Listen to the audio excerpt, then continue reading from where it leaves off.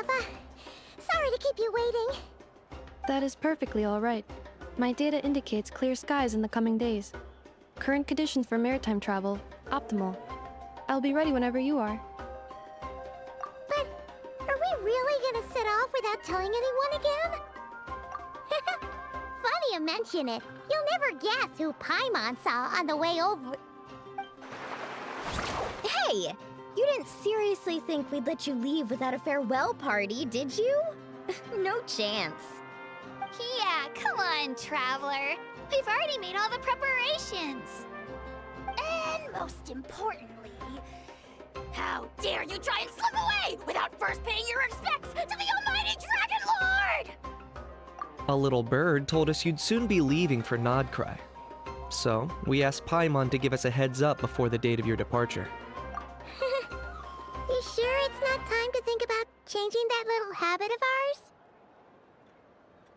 Don't worry, we won't keep you long. Besides, everyone's there already. Chaska, Ian-san, Auroron, even the Pyro Archon herself. You're invited too, Neffa. Shilonen has a special gift for you. Accompaniment request accepted. Shilonen demonstrates excellent massage technique. My impression of her is exceedingly positive.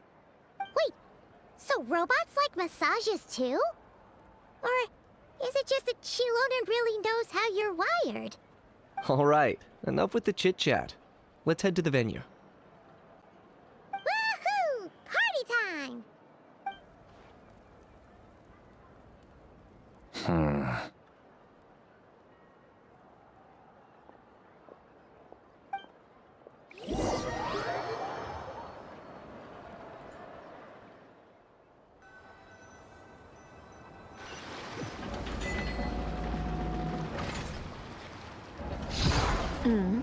Spit it out, then. They've set off. Just as my calculations projected. About time I met this variable in person.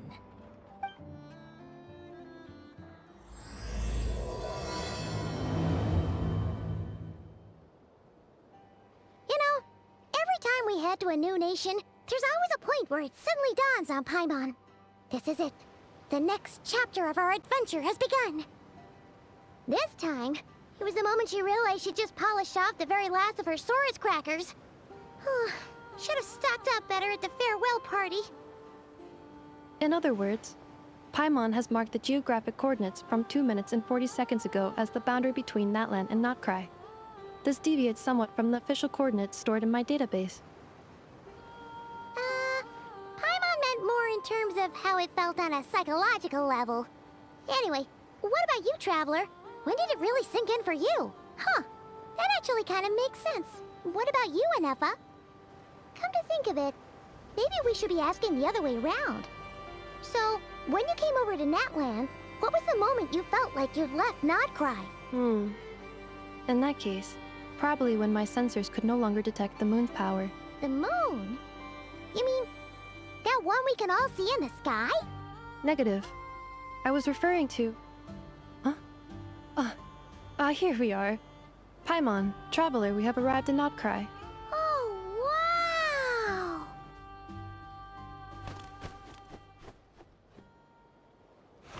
Paimon, Traveler, welcome to Krai.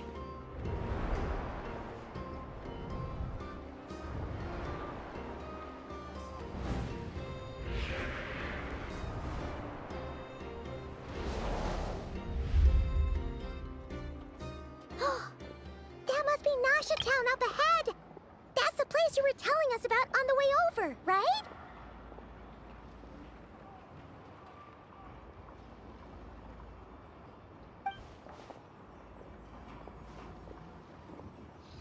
That is correct, Paimon. It is also the most bustling commercial hub in all of Krai.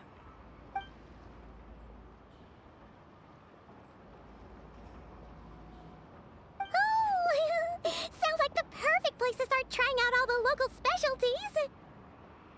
Huh? Is something up, Traveler?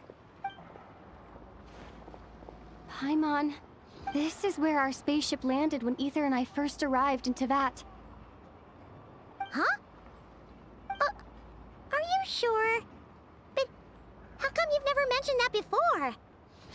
really important to Paimon?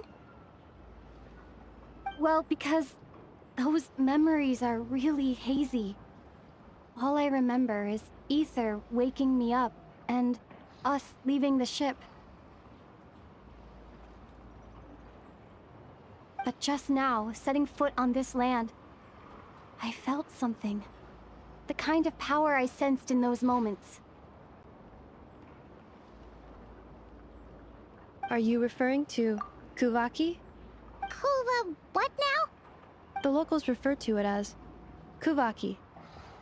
It is a unique elemental force found only in Krai, or rather, a pure, primordial form of elemental energy. That is correct. Another similar concept I have found in my database is the primordial sea. Legend has it that long, long ago, the moon that shines in the sky above us once rose from the land of Krai. Modern geological surveys and meteorite studies conducted in the region have since supported this claim. So, when you mentioned being able to detect the moon's power earlier, you were referring to Kuvaki?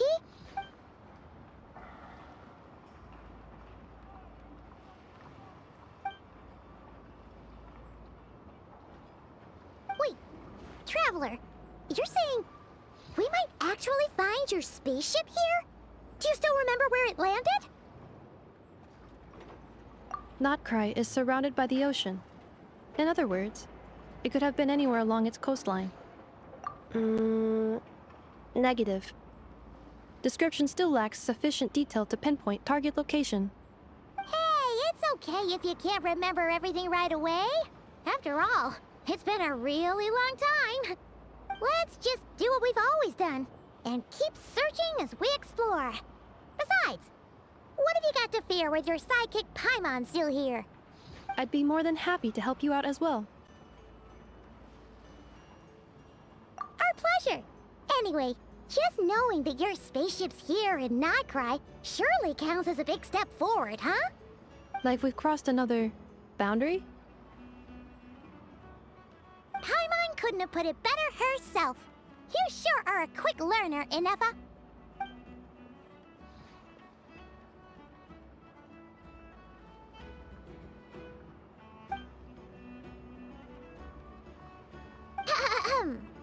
Well, as the best guide in the whole of Tivat, Paimon hereby does solemnly declare, Krai, here we come!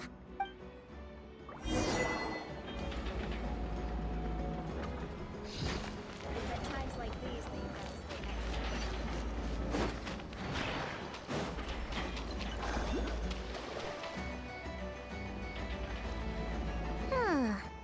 It just occurred to Paimon, if we were looking to put out a missing spaceship commission, or to learn more about Krai, wouldn't it make sense to drop by the Adventurers Guild? The guild is located in Nasha Town. Simply follow this road and you'll reach it.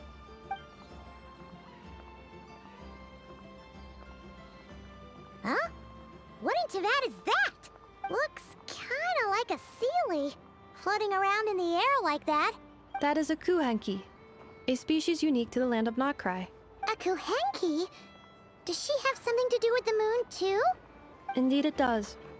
According to the Frost Moon Scions, the indigenous inhabitants of this land, the Kuhenki, are said to be familiars of the moon goddess, leading those who walk in the moonlight's glow to things of great importance. The moon goddess? Don't all people here worship the Tsaritsa? Although Krai lies on Snezhnaya's border regions, the people here have held their own unique beliefs since time immemorial.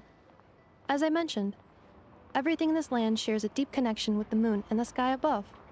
The beliefs of the Frostmoon Scions seem to date back to the civilization of the angels.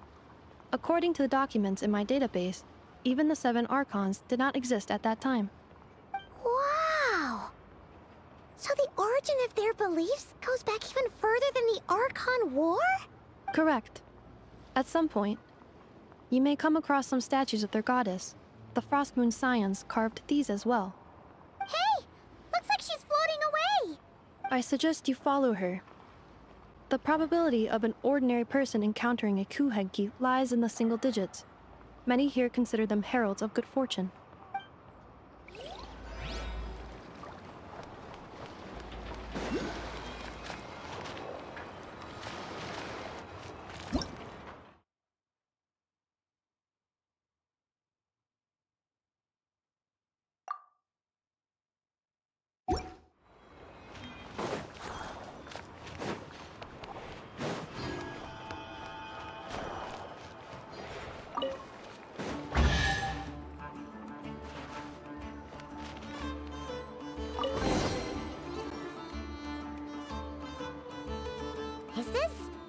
travel guide?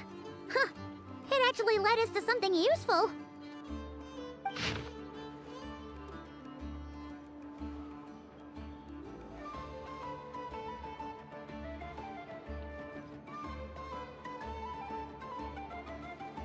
Are there any particular points of interest? Oh, it all looks pretty interesting to Paimon. If we have time, she'd love to see, pretty much everything. Recalibrating route. If we keep following the current path, we will arrive at an area of scenic beauty. From there, we will be able to identify both the Adventurers Guild and several must-visit specialty stores. Yikes! Why is Paimon suddenly getting the feeling that if she doesn't step it up soon, enough is gonna put her out of a job?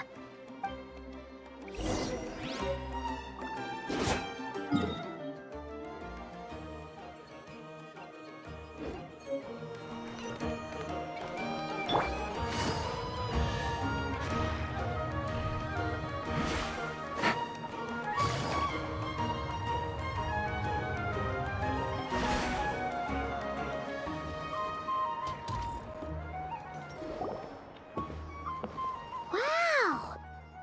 Nasha Town actually looks pretty big from here. Feels a bit different than Paimon imagined, though. Which aspects in particular deviated from your expectations? Well, Paimon keeps hearing people describe Krai as an adventurer's paradise.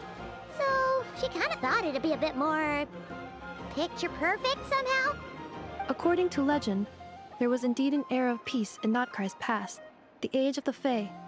Tales of those ancient heroes are still told today. One of the most well-known is that of the Lantern Fae. This individual performed many good deeds for Krai. The present-day Lightkeeper's nightly lantern patrols are, in part, a tribute to their memory. But then, one day, What happened? there came a devastating abyssal calamity that swept across Krai, and for a time it was left desolate. Heartbroken by what had become of the land they had so cherished, that Fae extinguished their light, just as the abyss had extinguished all hope. Nowadays, the paradise people speak of is more of an aspiration, or an irony, perhaps. An irony? Today, no official authority governs Krai. In theory, at least, it is somewhere a person can do whatever they wish, and become whoever they want to be. The Adventurers Guild is just over there, in Nasha Town's Central Plaza, and the flagship tavern is over that way. Hey, what's that building over there? You know, the biggest, tallest one. That is Aino's Boom and Blast Kuvaki energy cannon. It gets activated when the wild hunt threat level outside Nasha Town reaches a certain threshold. But according to the scan I just ran, the energy cannon appears to be malfunctioning, likely due to a recent discharge. The wild hunt? Isn't that the abyssal calamity you mentioned that's specific to Krai? It is a phenomenon that has been occurring for several centuries now. Yet the time and location of wild hunt attacks are seemingly random. At first, it was more of an old wives' tale that adults used to scare children. If you don't start behaving, kid, some night, the wild hunt's gonna come for you. Listen, do you hear that? That weeping in the fog? Those are the cries of a young woman being dragged away.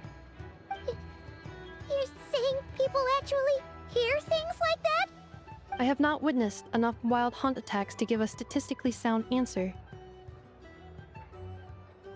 But the oldest legends say that all people saw was the ghostly shadow of a woman in the mist. It wasn't until later that it became a full-blown calamity. Abyssal monsters and all. Huh. When you put it like that, Paimon's really gotta hand it to Aino. Not only did she repair you, but she's even built a giant cannon to keep the wild hunt at bay. Absolutely. Aino is very impressive indeed. Anyway, according to my schedule, it is time I took you over to the flagship. Oh, sure. After all, we shouldn't keep Barca waiting. Well, Paimon's not sure if he'll actually show up at the bar this early.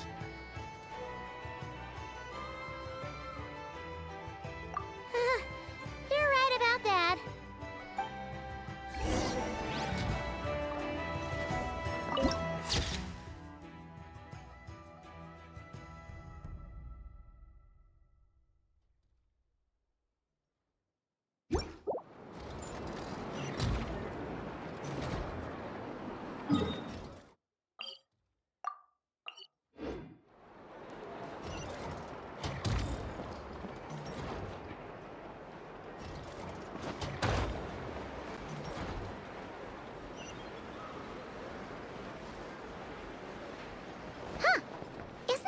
Adventurers Guild?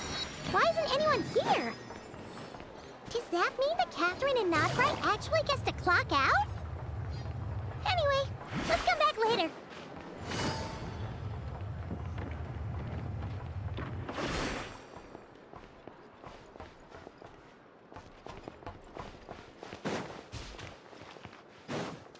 Take it easy.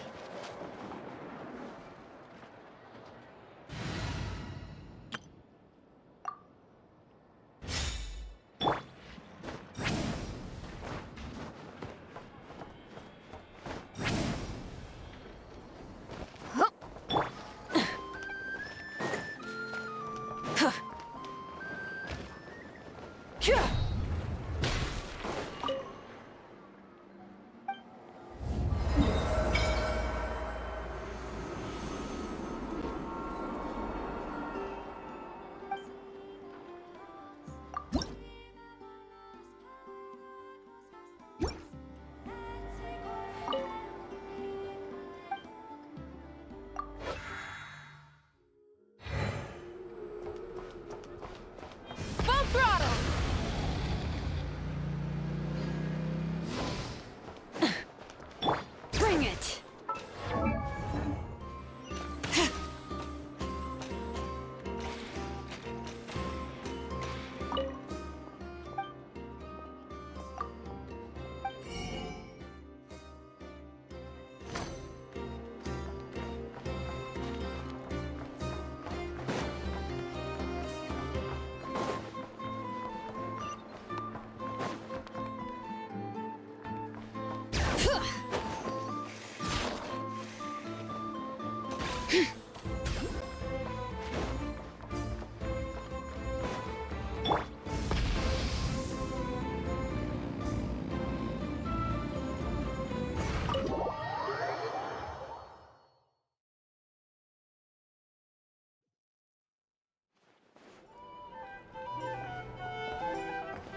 Here we are, the flagship. Varka told us to meet him here in his letter, right? Let's see. Varka? Varka! No matches, I identified. Huh. So he isn't here after all. Oh, guess we never did actually say we'd be arriving today. Hey, why don't we go ask the owner? If what they say is true, Varka's drinking prowess must have left quite the impression.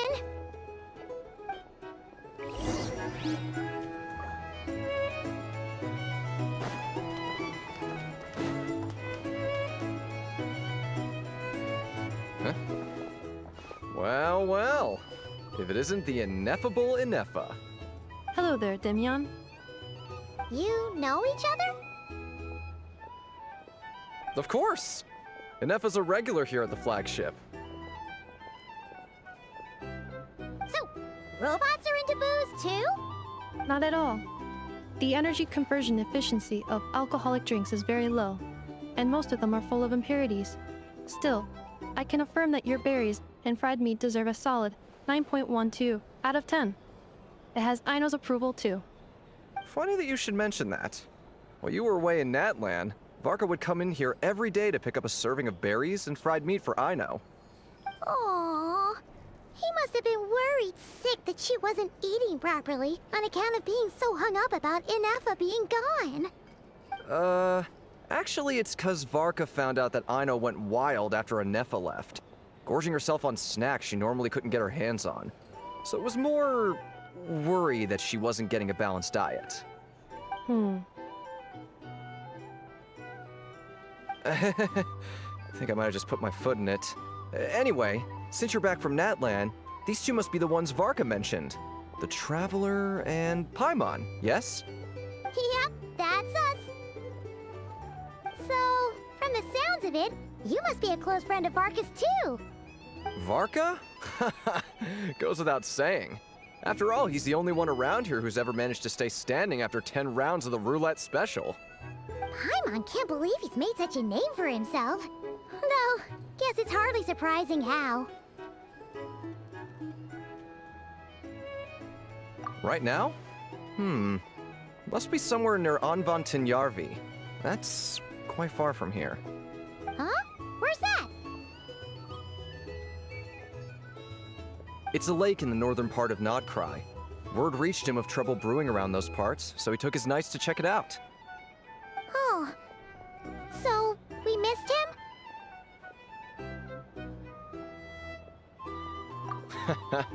Varka knew you'd say that.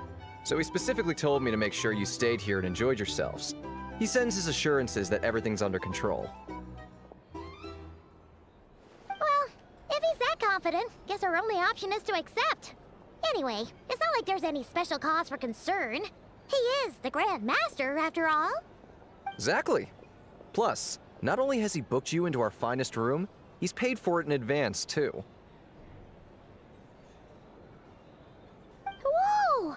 That's so generous of him!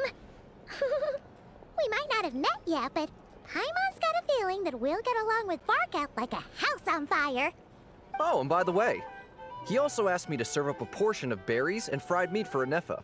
That was prepaid as well. Thank you. No, thank you. I'm the one who should be grateful for your business. Traveler, Paimon, why don't you go ahead and drop off your luggage? I can use this time to go pick up some components that Aino asked me to bring back. Sure thing. Besides, now that we've got ourselves a map, once we're done unpacking, we might as well go for a stroll ourselves. Why don't we meet up again later? Oh. So you no longer require navigational assistance? No worries, we should be fine. We've got a rough idea of our way around town, so Paimon's reasonably confident we shouldn't get too lost. Thank you. This translates into an approximate time saving of 30%, meaning I will be able to see Aino about 45 minutes earlier than previously projected. Oh, right. You must miss her a lot, too. In that case, we better get a move on.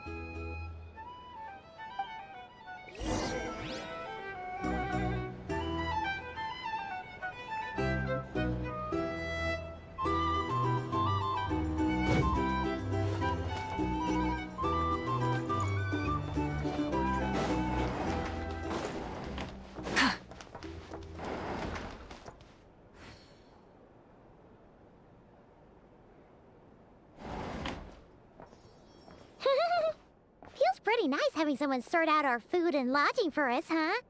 But is this really the flagship's best room? It's pretty big, make no mistake, but it looks a little worn out, right? Though, to be perfectly honest, that feels right at home with everything else we've seen of Nasha Town. You mean it's got something to do with Krai's history? Oh, that makes sense. But what exactly was this calamity?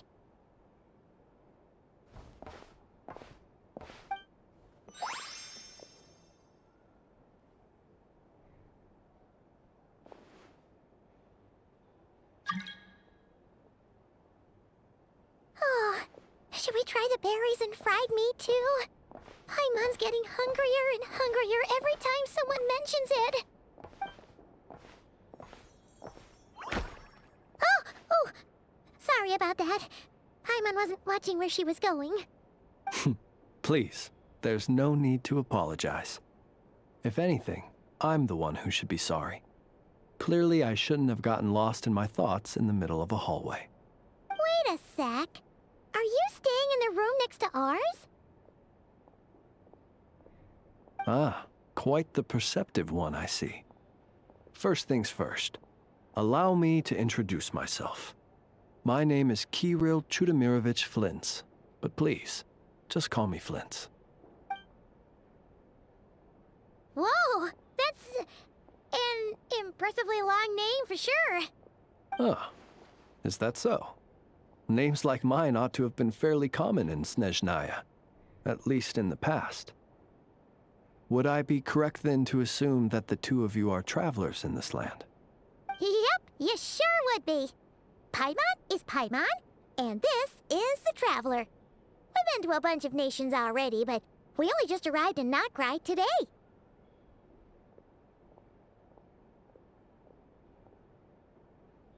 What a rare honor it is to meet such worldly travelers. too? If only I had the time to spare. No, I'm just staying the night. Oh, so you're here for business? That's certainly one way to put it. I'm a Ratnik of Krai, normally stationed near the burial grounds to the north. My sole cause for being here today was to repair this lantern of mine.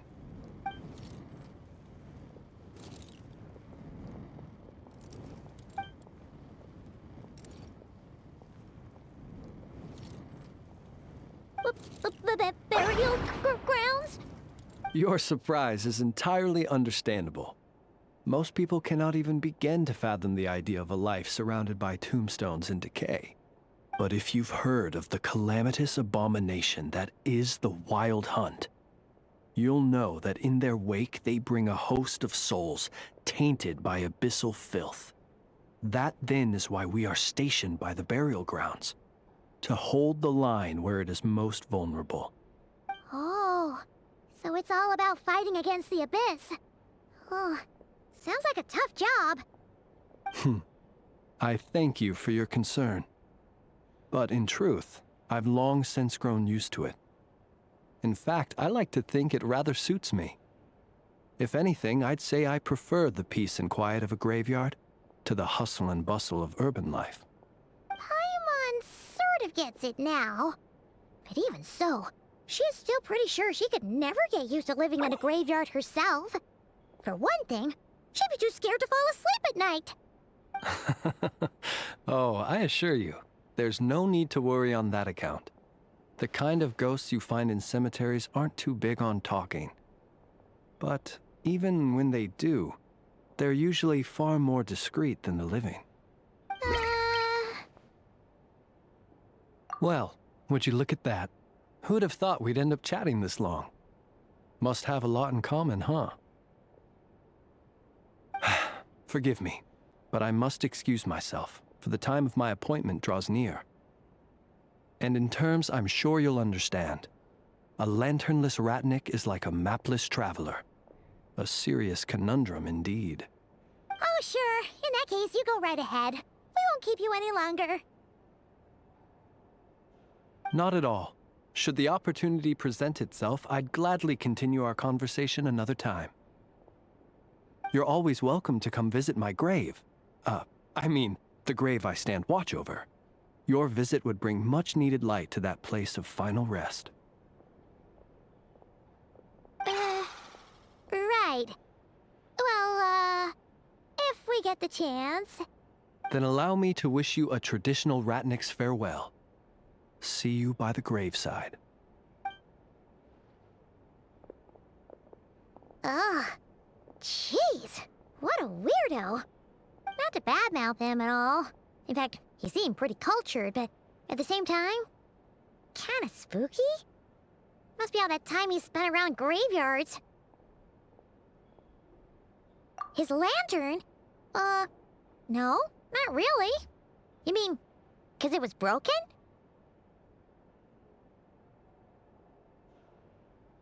Huh. Yes, you've always had a nose for stuff like this. If you're worried, you can always ask him the next time we cross paths.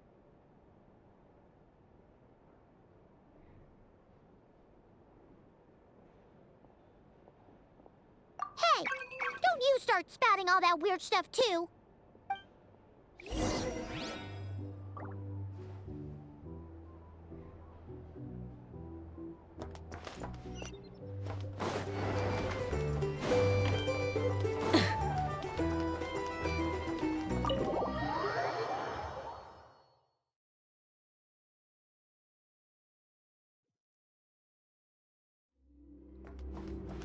Try and stop me!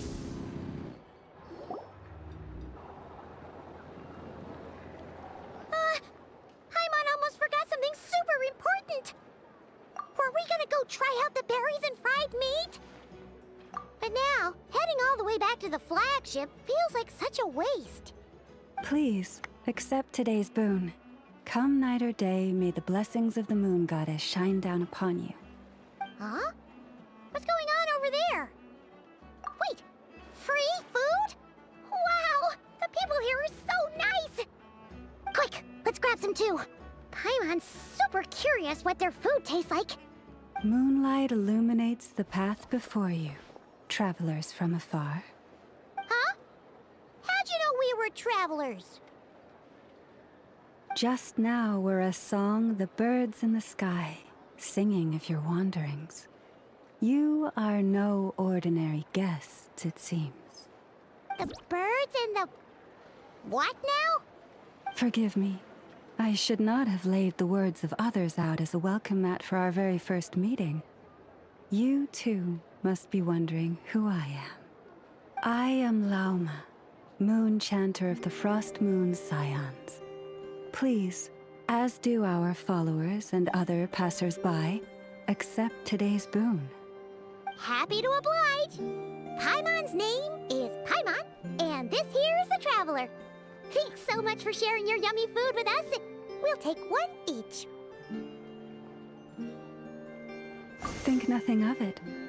These fruits were the finest we found, delicacies gathered in the wake of the morning dew. It is my hope that partaking of them may lift your spirits to heights anew. The finest you found? Wow!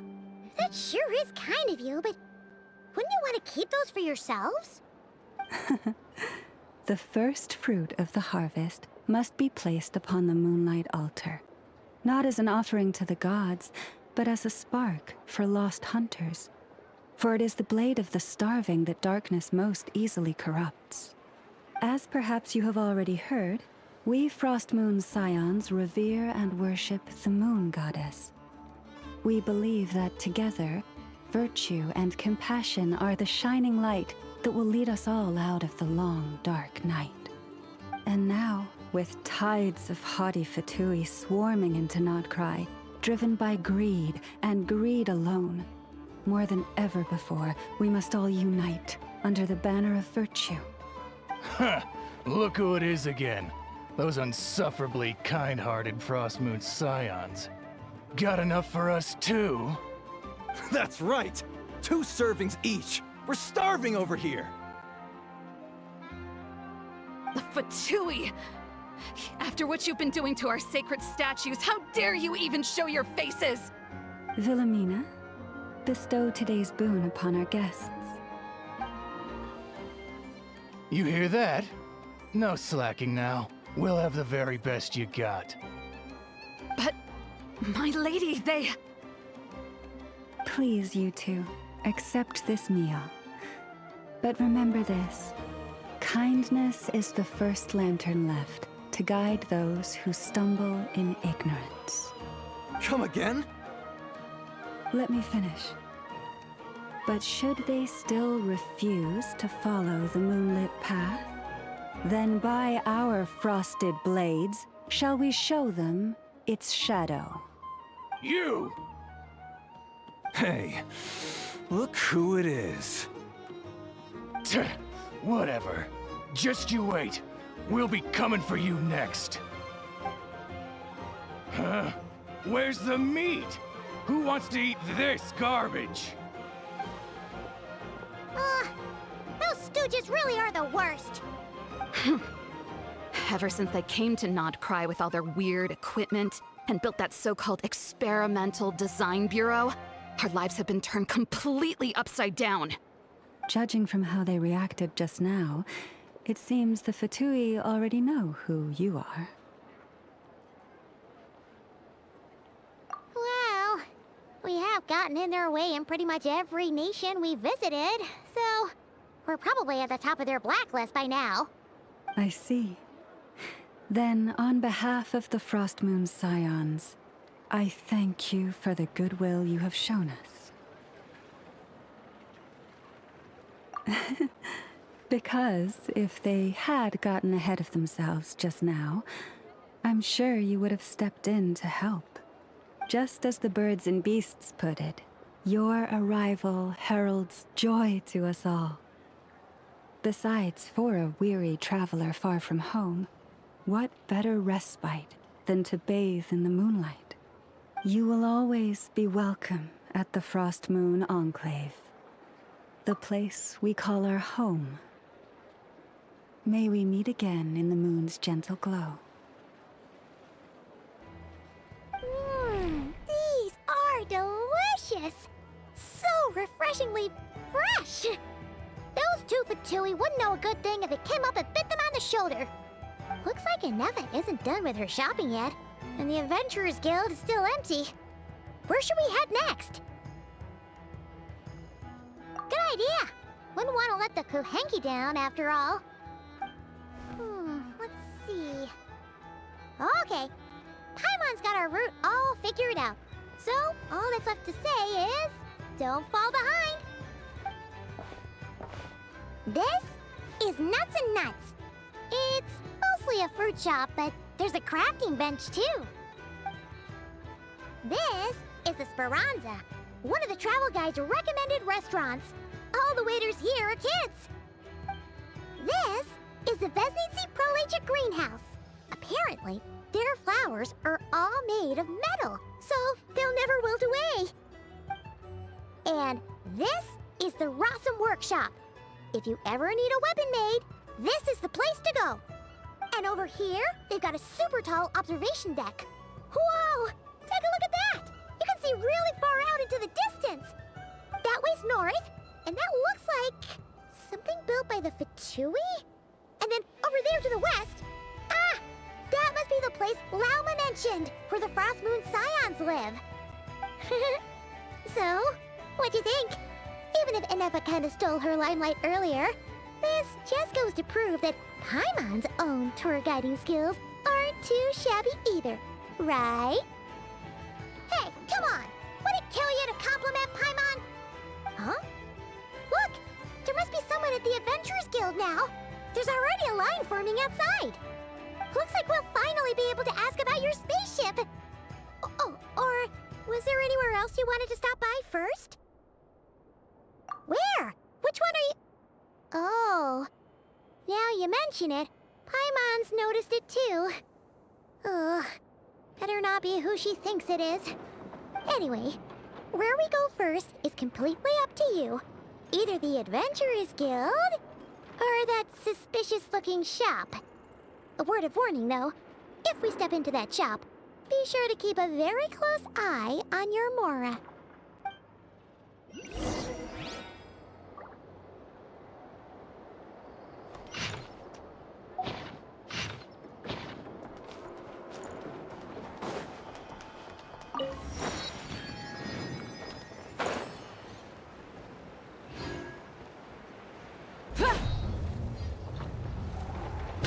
Light it up!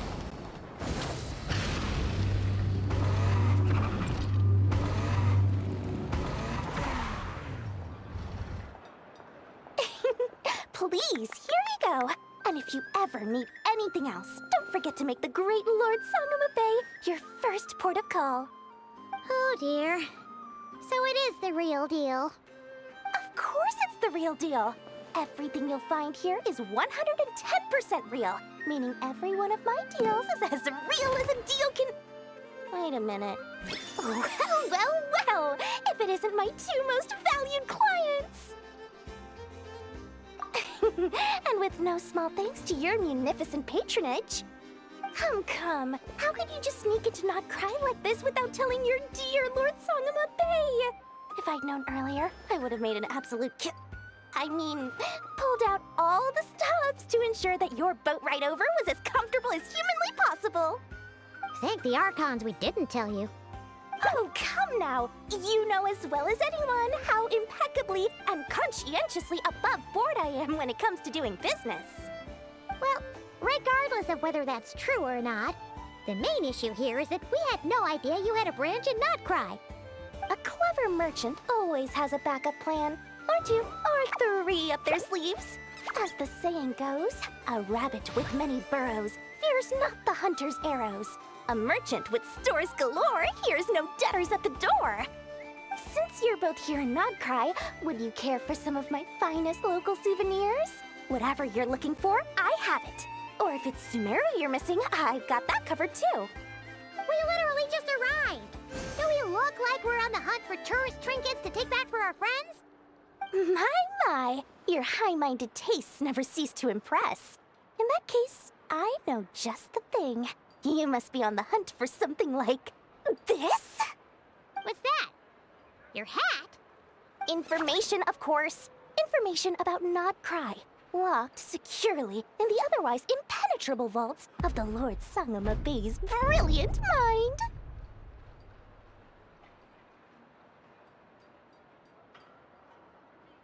I knew it! I just knew you'd appreciate the value of my wares.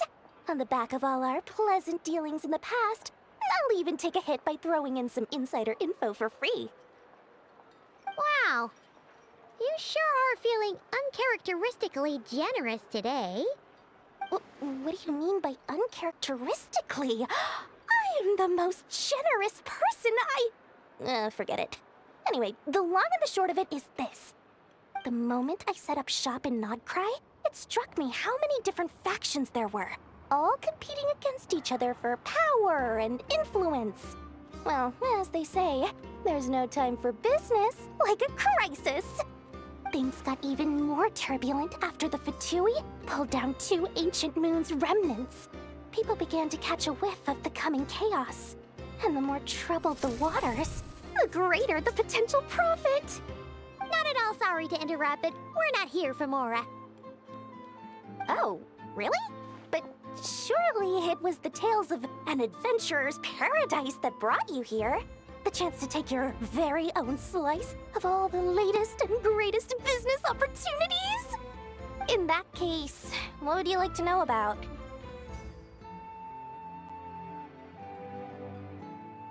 Everyone knows they're here for the Ancient Moon's remnants, but no one's sure why they pulled them down in Krai of all places.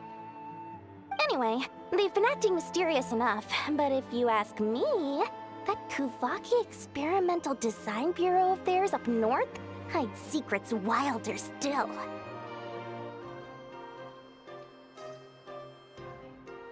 Oh, I almost forgot to mention. Sooner or later, you'll no doubt end up doing business with some other merchants in Krai. And someone's bound to mention a place called the Curatorium of Secrets. Listen to my advice. Do not, under any circumstances, go there, no matter how much trouble you're in. The Curatorium of Secrets? What do they get up to there? Just a place that handles all kinds of disputes. But the owner will charge you an absolute fortune, and she has a temper to match. Nothing like your friendly neighborhood, Lord Sangama Bey. You're not just saying that to stop your competition from undercutting you, right? When did that little pipsqueak get so sharp? And after I gave them all that info for free just to win them over. What do you mean? Of course not. I'm only thinking about your wallets. I mean, on behalf of your wallets. You're really not convincing anyone, you know. All right. Business is a cutthroat business. I won't argue with that. But I'm not lying about that boss lady. Not only did she make it into my top 3 people not to mess with in Krai, she's also in my top 3 people most eager to trade in favors. Seriously? It feels like you're just bad-mouthing your rival now. Fine. If you don't believe me, go see for yourselves. We might both be from Sumeru, but compared to hers, my conscience is so large, why, you could fill 3 whole palaces of Alcazar's array. But when you realize what I'm saying is true, don't say that good old Lord Sangama Bey didn't warn you.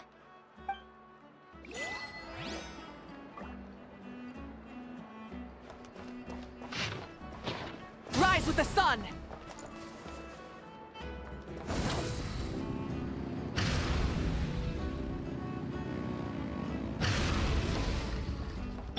Bring it!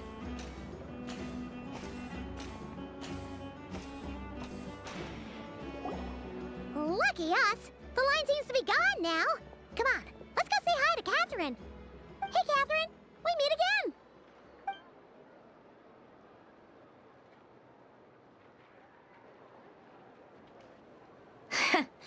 How ridiculous. Huh? They often say that mortals, shackled by their own flesh and blood, may fail to perceive the truth of this world, even when it is right beneath their very noses. Yet I had not expected to have the pleasure to witness such heights of absurdity firsthand. But Paimon must have gotten the wrong person? At second glance, you do seem a bit younger than Catherine. And you certainly sound a lot less friendly. A creator might forgive ignorance, but being mistaken for one of my own creations is beyond all pardon. Look very closely, for standing before you is none other than Marionette, 7th of the Fatui Harbingers. A harbinger? I told you already, I'm not Catherine. Just how obsessed are you with my machines?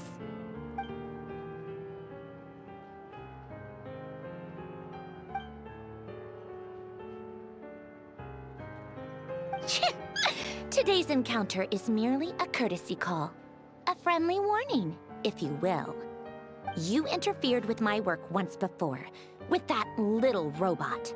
I let it slide. After all, it was nothing more than a distraction, a side project at best.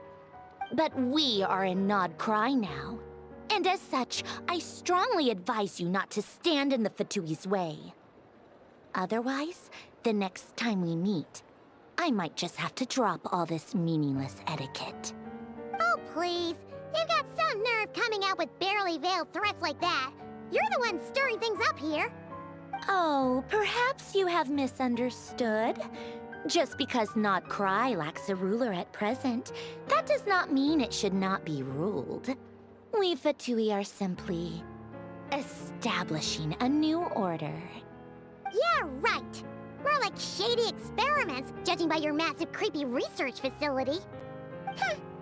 I've said what I came to say. What you do next, only you can decide. So why don't you start by using your already limited processing capacity to calculate your even more limited options? And, being the refined young lady that I am, I shall indulge you just this once. Ad Astra Abasask. Welcome to Nod Krai, Dominion of the Fatui.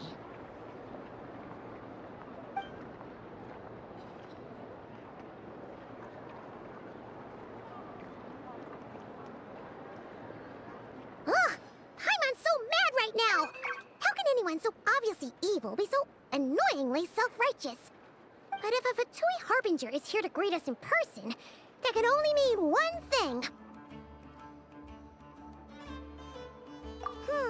We'll have to be extra careful from here on out. Paimon hates feeling like she's being watched. Hey! The real Catherine's back!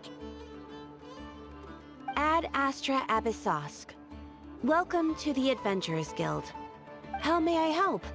I will do everything I can to assist you. You're so much nicer to talk to, Catherine. Please don't leave us again, okay? Hmm?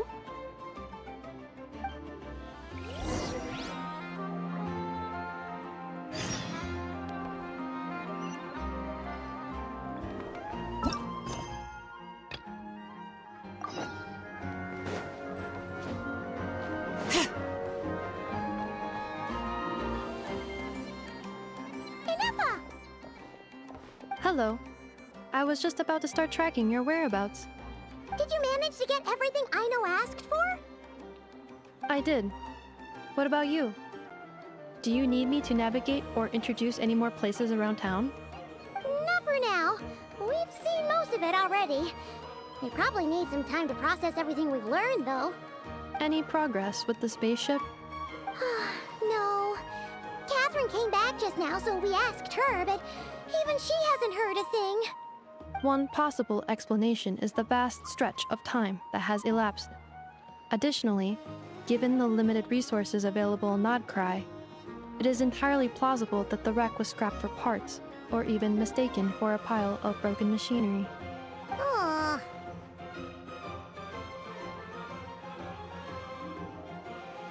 Understood. In that case, why don't we go ask Aino together? After all, she was the one who salvaged me. Ancient dragon technology and all. if there really are any unusual parts floating around Krai, there's a high chance they've passed through her hands at some point or another. Good point. And since you keep mentioning her, we're curious to meet this whiz-kid mechanic too. Understood. Then I'll handle navigation as before. ETA at the Clink Clank Krumkake craft shop. 34 minutes ahead of schedule.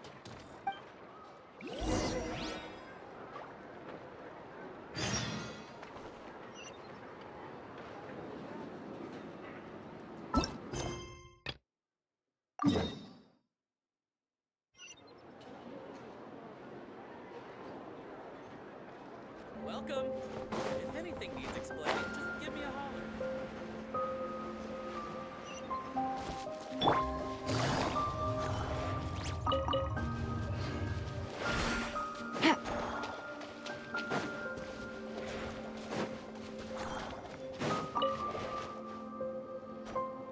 Oh no!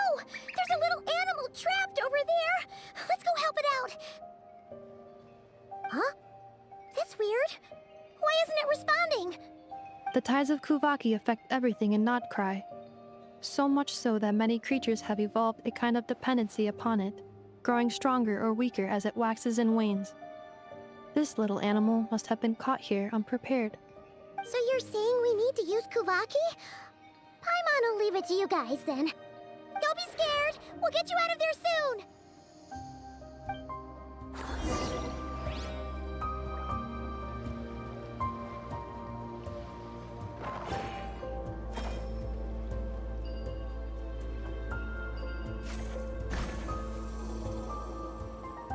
Oh, it worked!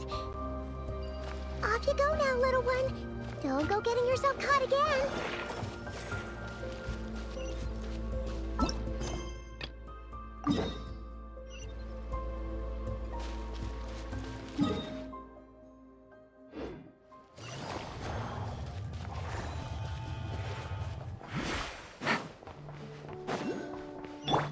Stand with me!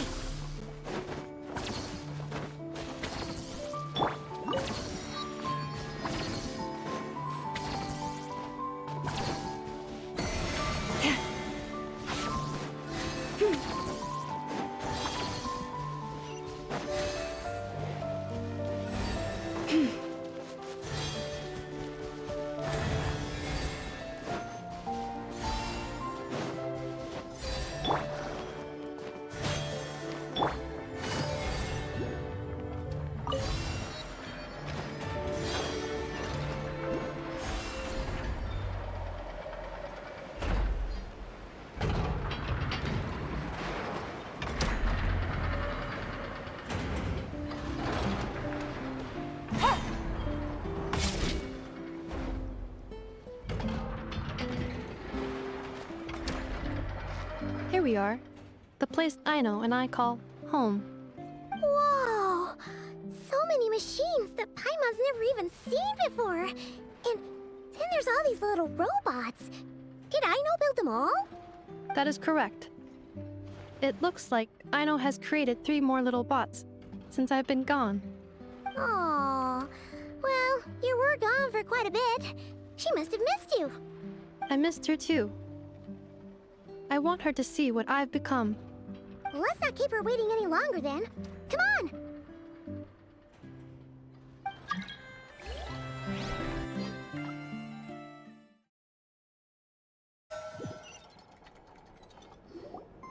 Aino, I'm back.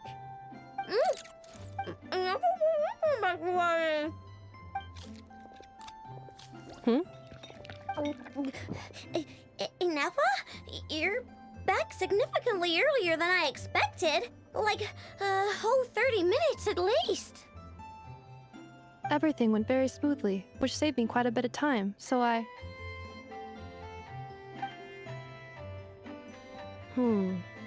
Aino. Could you turn around for a moment?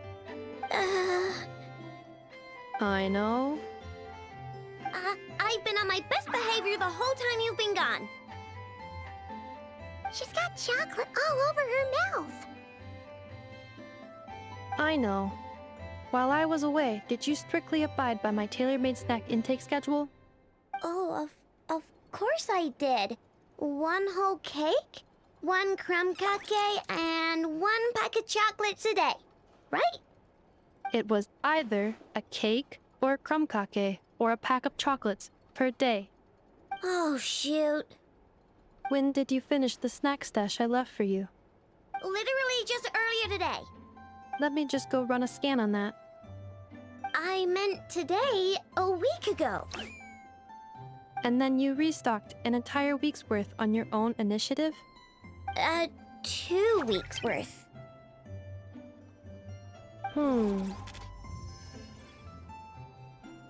Why does Paimon feel like the roles in this household are pretty much the opposite of what she imagined? Calculation complete. Aino's recommended snack calorie intake for the next 4 weeks. 0. Ah, no fair! You're a meanie, Nefa. This is what happens when you break an agreement. Oh, come on! Don't do this to me! I only ate a teeny bit extra every day. Just a teensy, eensy, weensy bit extra. That is objectively not a teensy bit extra. Oh, seriously? If you'd only arrived half an hour later, I would have had everything cleaned up and you wouldn't have noticed a thing. But now that I think about it, you even said you'd come back a bit earlier than you did, so I wouldn't have to worry. But then, you were away so long, and I was so worried about you. And that's the only reason I even... Oh. I know. I am very sorry to have kept you waiting. I'm back now. Welcome home. So, will I be able to keep eating snacks as usual now? Negative. Aw. Okay. Well, given that I am later than I initially projected, I'll let it slide. But just this once. Thanks, Nefa! You're the best! I know. Allow me to introduce. It's the honorary knight and Paimon! I know. Uncle Varka talks about you guys all the time. Nice to meet you, I know. And Nefa's told us all about you, too. Huh? Really? She actually said that about me? Well, she's not wrong. Oh yeah, so, you're here to see Uncle Varka, right? A couple of days ago, he suddenly said he had to head out on business, and that he might not be back for a while. He asked me to let you know if I saw you. Yeah, we heard about that at the flagship. Did he say what he was doing? Nope. Just told me to take good care of you guys and make sure you feel right at home. Oh, shoot. Please, take a seat.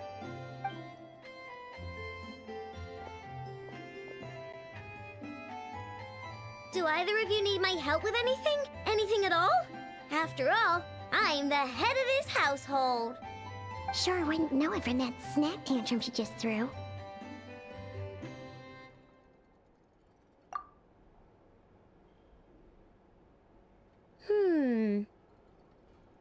A spaceship, huh? From outside to that? Exactly. So, ring any bells? No. Oh. You sure? Nope means nope. Never seen the slightest trace of it. More specifically, by nope, I mean, I've never seen a single piece of tech in all of Krai that might have come from out of this world. Not in any new machines or in any old ones either. Huh. What Aino means is that your spaceship almost certainly has not been disassembled nor repurposed as parts for other machines. Oh, so that's what she was getting at. Yep. I've taken apart pretty much all the fun stuff in this city at one point or another, but I don't recall ever seeing any components that were anywhere near that special. So, either your spaceship crashed somewhere it's never been found, or someone did find it and then hid it really, really well. But Who would even do something like that? Beats me. Maybe someone who thought they could stash it away for a rainy day. Just like how I sometimes hide snacks in the...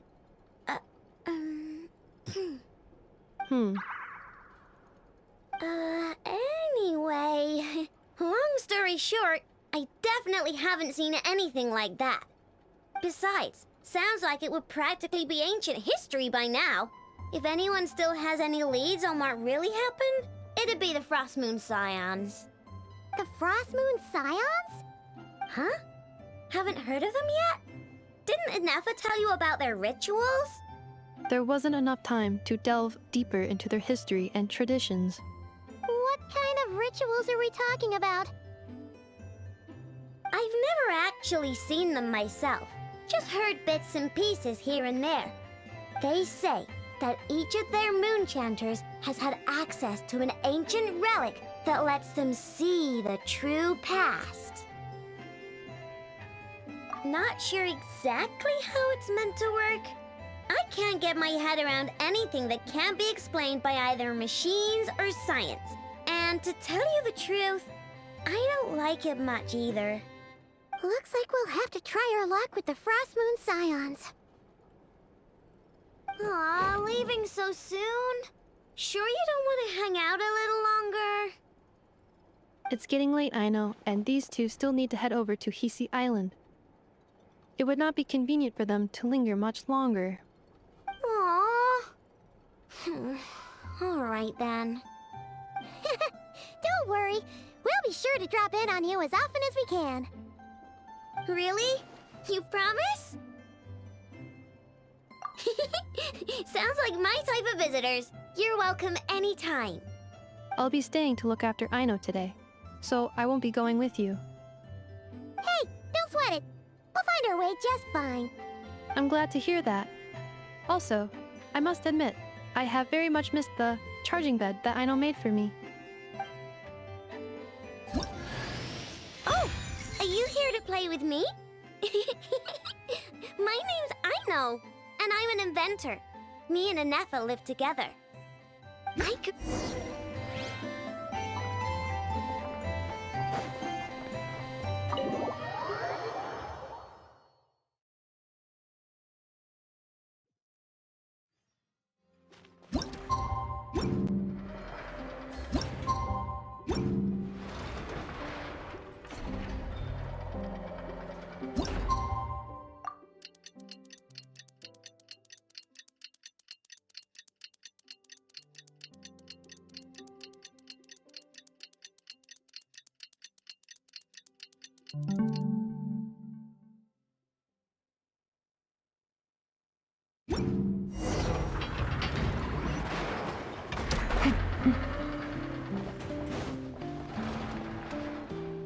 Nothing's going right lately. Is a good night's sleep too much to ask for? There, Aino. If nothing is going right, then nothing is the problem. And if nothing is the problem, everything is going to be alright. You really think so? You know, Inefa, you've gotten a lot better at comforting people since you went away. I bet it's the Traveler's influence. I could not say, but thank you. Please get some rest. I will inspect these sorting robots for you. I'm gonna give each one a hit on the head with my wrench. I gotta see for myself which one is going haywire. Oh, Traveler! Paimon! It's you! Hi, Aino. Hi, Inefa. It feels like it's been ages since I last saw you two. Or, wait, maybe not. I don't know. It's all a blur. Sorry. I didn't sleep too good last night. My head's a mess. But anyway, seeing you makes me feel a bit better. I know. It appears my analysis was correct. Huh? You were getting upset over nothing, but now that the Traveler and Paimon are here, your mood has improved. Conclusion. Everything is going to be alright. Huh. Well, I can't fault that logic. Oh, what's the matter, Aino? You can tell us. Whatever's going on, we'll help you out.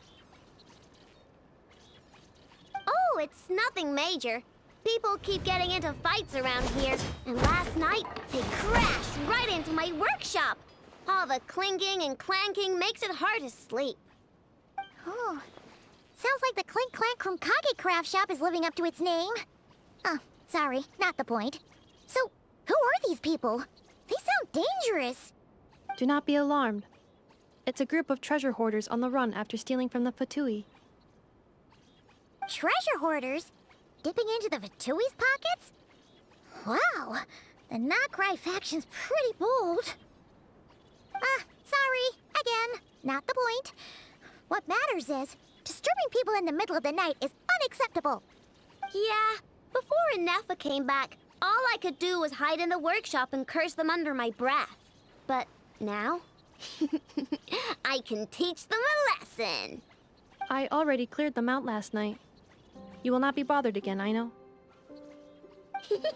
You're the best, Nefa. Wow, so problem solved, right? Well, the sleeping problem is solved, but now there's an issue with my prospector bots. They're supposed to sort out the useful treasure from the junk. Nice! Sounds impressive. No, not impressive. There's a traitor among them.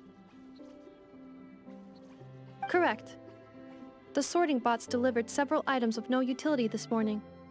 The ratio of useful to non-useful items suggests that one of the bots has malfunctioned. My bots don't just break down for no reason. You know what I think? It was sabotage. And it must have been one of those people from last night.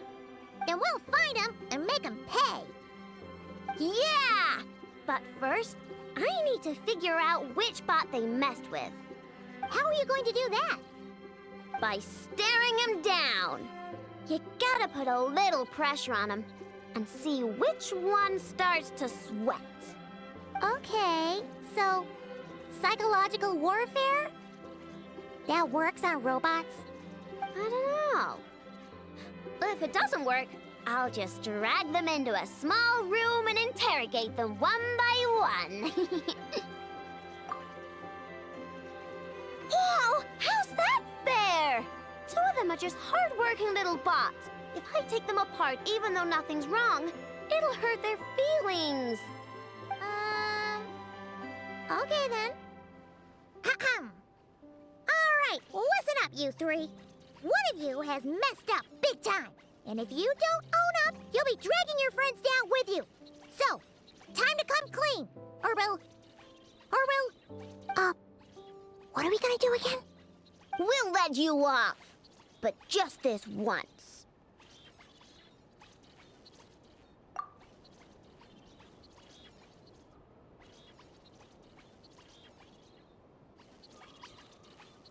You stared them down all right, Traveler. Notice anything off? Come on! It's clearly the one on the right! Yep, that's it. What did I say? A little psychological pressure does the trick. Come on, help me catch him.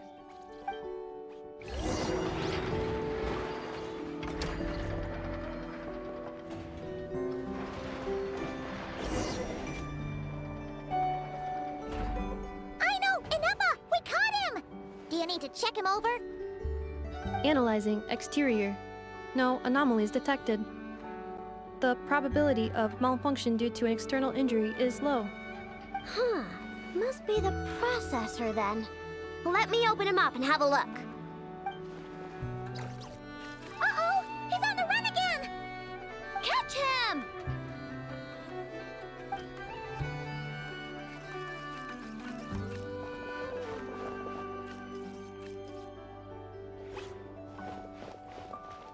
What? Is that him? How did he get so big?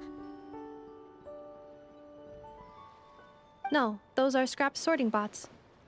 It appears he can still connect to them. Okay, well now I'm getting curious. There's more going on here than a simple malfunction. But we need to catch him first. Try sucking him out.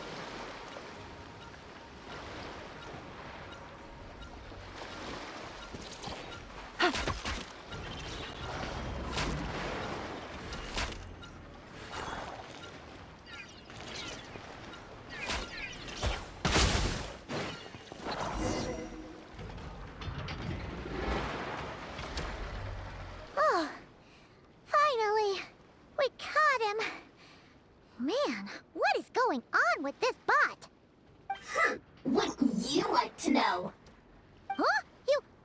You can talk? I know. Is he supposed to do that? No, it's not possible. I mean, my prospector bots do have a voice function, but it's all preset phrases. There's no way they have awareness like a Nepha. Their cores aren't even a fraction as advanced as hers. But it seems like he can communicate. Could his core have been... Can you mind your own business? Jeez, why is this bot so aggressive? It's like we're the ones being interrogated. Oh, just you wait. If you don't get out of my sight, I'll round you all up and send you straight to the Fortress of Marrowseed. The Fortress of Marrowseed? What kind of place is that?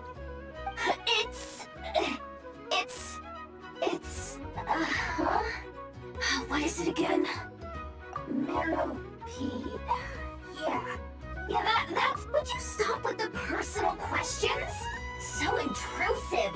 Leave a girl alone. Whoa! What do you mean, girl? You're a junk-sorting robot. I'm a girl. Okay, well, I'm not sure what happened, but something is definitely wrong here. This isn't the prospector bot I know, that's for sure. Well, guess the only way to find out is to open you up and see what's going on. Don't come any closer! Somebody help! It's okay. I'm a girl too. That doesn't change anything!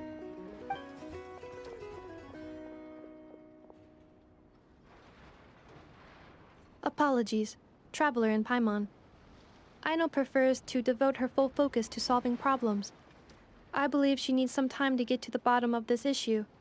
Perhaps it would be best to follow up tomorrow.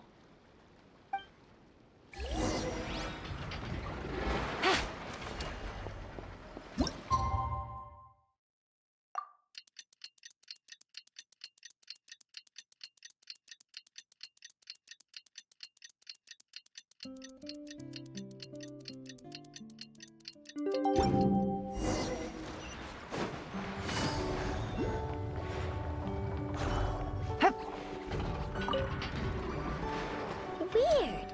I know I only installed an average Krai machine core. I know! Inepa! We're here! Greetings.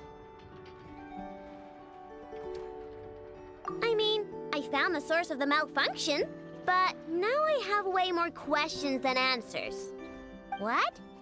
Why? The bot has the wrong core. It is not the one Aino installed originally, but the core of a clockwork mecha from Fontaine. It has the wrong core? Oh, so now we have to hunt down the original one? Yeah, it's no big deal. The original core was just something I salvaged from a pile of junk. Believe me, it's nothing special. The problem is, this new core is really advanced. I don't even understand half of its functions. Really? Is that why it can talk like an Inepa? No idea. What I can tell is that this core went through a massive explosion at some point. Almost all the modules are damaged, but I can't fix any of them. Wow! If even I know stumped, it must be really complicated. The core originates from Fontaine, but little is known about this technology. Without relevant knowledge, a breakthrough will take time. Yeah, but it's not all bad news. I managed to extract a useful bit of information from the data I could salvage. One word. Charred. Charred? Is that its name? I doubt it, but I'm sure it's important. It was stored in the deepest part of the core. That's the best protected part, which is why I was able to salvage something from there. The best protected part? In the event that my core sustained damage, that's where I would move all Aino-related data to keep it intact. Ah! Knock on wood, knock on wood! Your core is gonna be just fine, Inepa. Don't jinx yourself like that. I was engaging in a hypothetical discussion. Doesn't matter, you still gotta say it. Say knock on wood. Knock on wood. Like that? Yeah! Whew, that was a close one. Huh? Anyway, I bet there's other data preserved deep in the core too. Otherwise, this thing wouldn't be able to talk. And I'm gonna extract it all. Here, data, come to Ino. Man, this core is so mysterious. But if it's so high-tech, how did it end up inside a random prospector bot? Bingo! That's the question, isn't it? Who replaced the original core with this one and why? I mean, even though it's damaged, the research value is off the charts. Bingo! That has to be the answer. You know what happened the day before it started malfunctioning? The Fatui chased a group of treasure hoarders straight into my workshop. I'm thinking the treasure hoarders stole the core from the Fatui and needed a place to hide it. So, they stuffed it in my prospector bot and handed the original core over to the Fatui to smooth things over. Makes sense, don't you think? I'm pretty clever, right, Anefa? Of course. In fact, intel from the Curatorium appears to corroborate this hypothesis. Several of Marinette's subordinates were robbed on their way back to Snezhnaya. Although it is unclear what was stolen, the culprits were identified as a group of 3 treasure hoarders. Their leader is a silver-haired woman wearing a hood. As for the remaining 2 members, there is a man with pink hair and a man with purple hair. Wow! So Paimon was right. The local treasure hoarders around here aren't bold. Actually, this group has only been active recently. The Curatorium suspects them to be outsiders not local to this area. Who cares? Yehoda said they're just a bunch of small fry anyway. Yeah. If those treasure hoarders really did mean to hide the core in this bot, they're probably gonna come back for it. Let them come. If they're nice, I'll even share my crankakes with them. And if they're mean, Inefa will give them a good old knuckle sandwich. And if they try to take back the core? I already thought of that. I'm just gonna hide it. Inefa, can you get Little Chard and the others to come over here?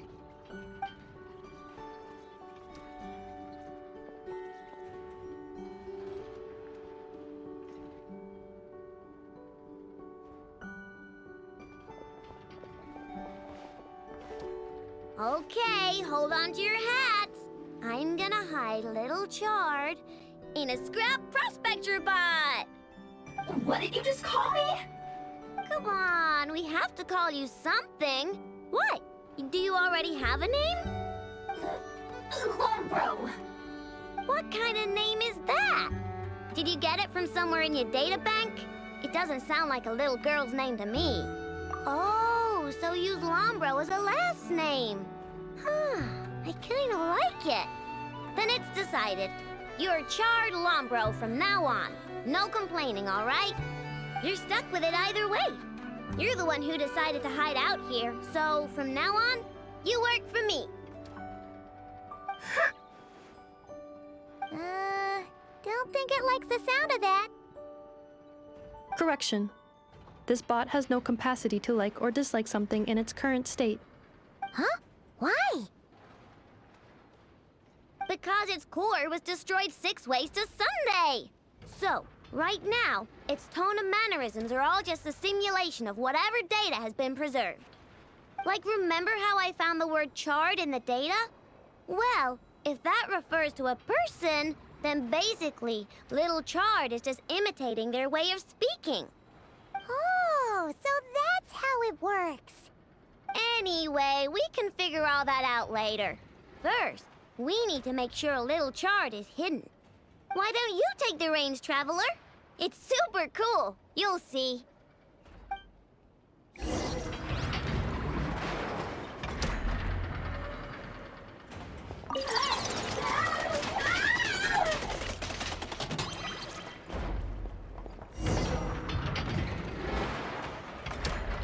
Nice job! You've got some engineering chops, that's for sure. And thanks to you, I'm now the proud owner of the most advanced prospector bot in town. I expect good work out of you, little Chard. But don't worry, you'll be compensated. Like I care. We gotta do something about that temper of yours. Maybe a little flour on your head will soften you up a bit.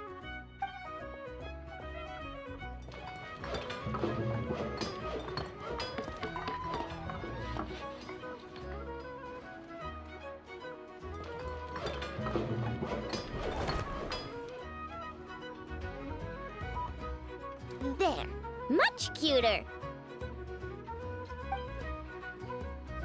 Oh, that reminds me. Traveler, Paimon, if you ever pick up stuff you have no use for, like screws and nuts and things, just bring them to me. I can make them into flowers or use them to upgrade my console. Oh, and I don't expect you to hand them over for free. I pay good prices for scrap. You're gonna want to stop by every day.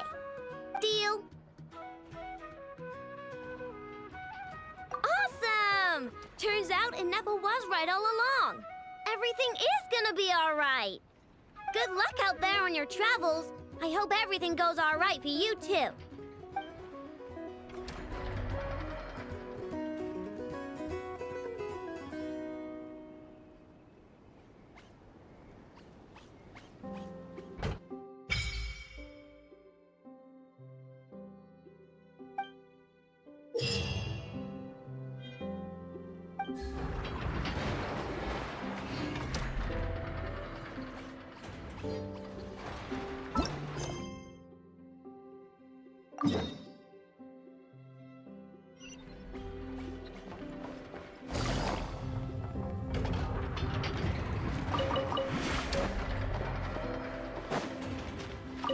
Take it easy.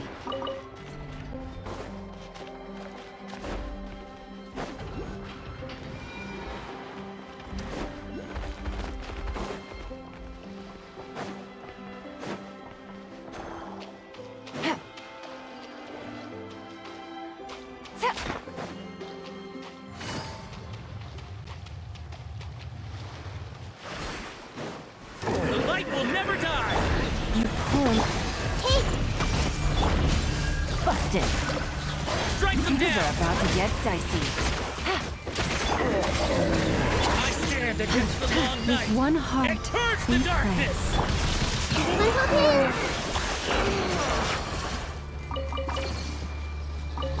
The Temple of Wisdom!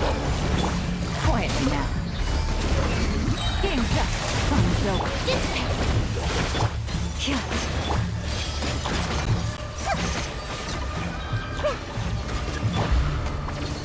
I stand against the long night and purge the darkness!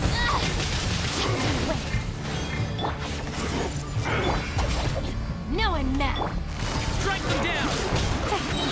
Things are about to get dicey. Forest, Win!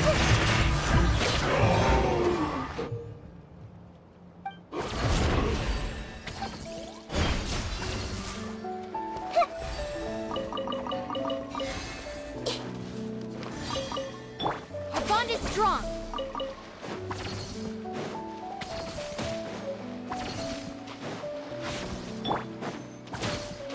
Receive my blessing.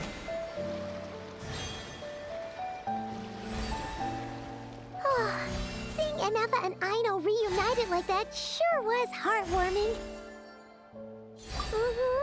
We should definitely hang out with them more in the future.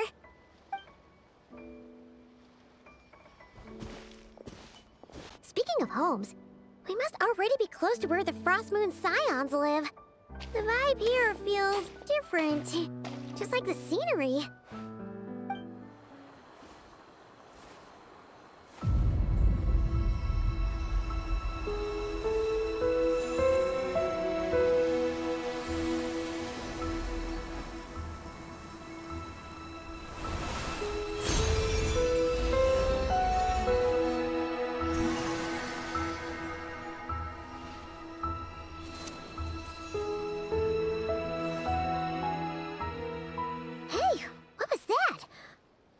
Some sort of breeze blew by, and then the petals suddenly turned into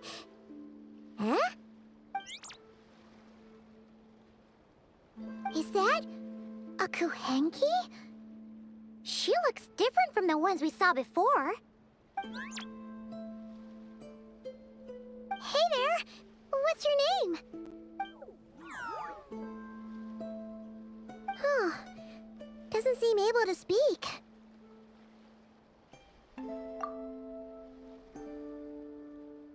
No idea what she wants. Unless you want to stop, maybe we should just keep moving?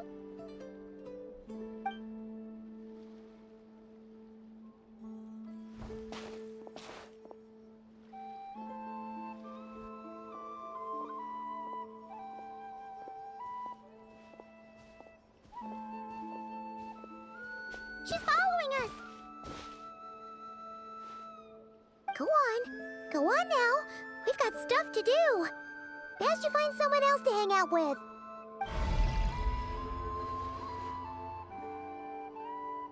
Hey! Don't make it sound like Paimon's some kind of meanie. Paimon had no idea what she wanted, okay? Ugh. Anyway, next time Paimon sees her, Paimon promises she'll be nicer. Seeing as we're on our way over to meet Lauma anyway, we can ask her about it while we're there.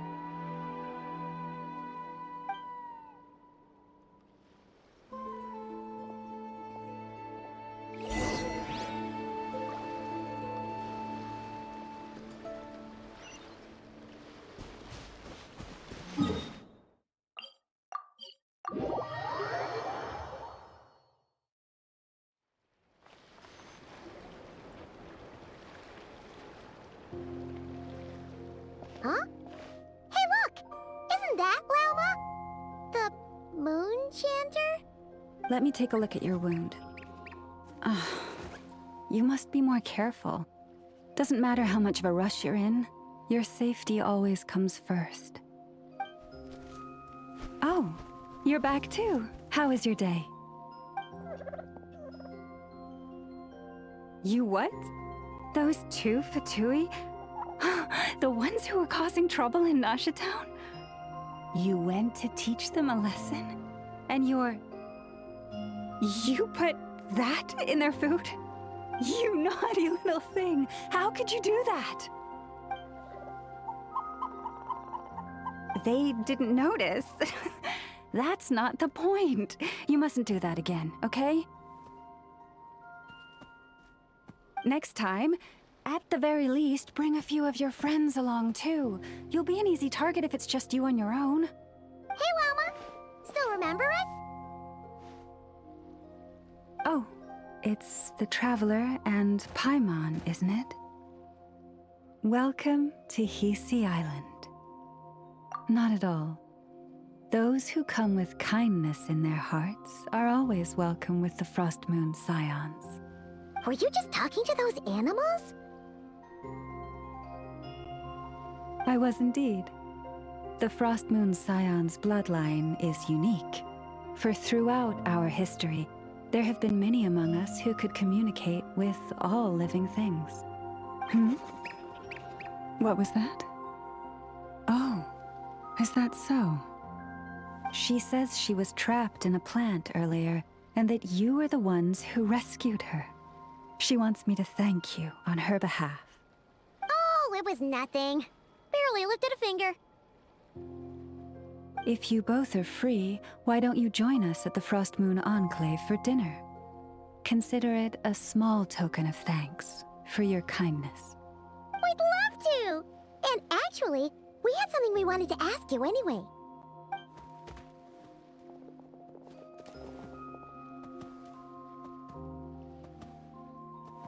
Oh. You're interested in the story of Kutar? Kutar? Yes. Kutar is our moon goddess. The moon maiden who guides us.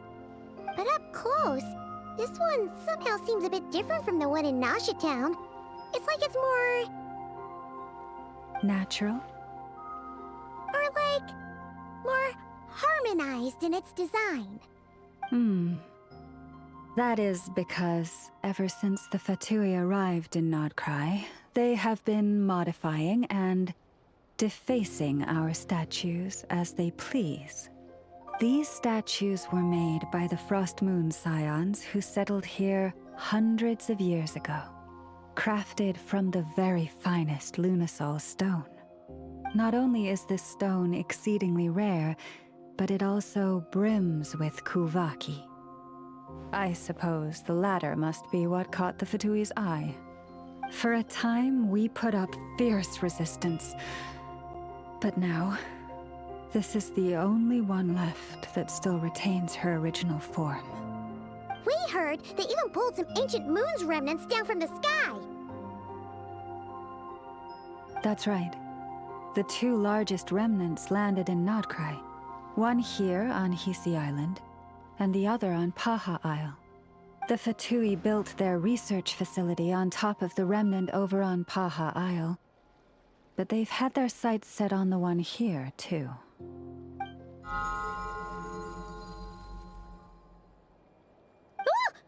Oh! It's that little Kuhenki again! Surely that can't be. Hey! We've been wondering what was up with it, too. It just appeared out of some petals and hasn't stopped following us since. No, that is no ordinary Kuhenki. These we name Luonnotar, beings born from the moon goddess's blessing. Can you understand what it's saying? We honestly haven't got the slightest idea why it's been following us. I'm afraid not. I cannot fathom its thinking any better than you can. Sometimes a long time must elapse before the moon goddess's blessings turn into Luonnotar. Perhaps you two were simply there to witness that transformation. Oh, maybe. Legend has it that the Luonnotar bring good fortune. Given that it seems to have taken a liking to you both, why don't you let it come along with you? Really? Then you can start by helping us find some more treasure chests along the way. Capiche?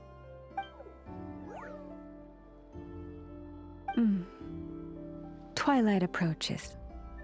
If you would hear more of the moon's story, then let us make our way to the Frost Moon Enclave. Beneath the gentle moonlight, I shall share this tale in full.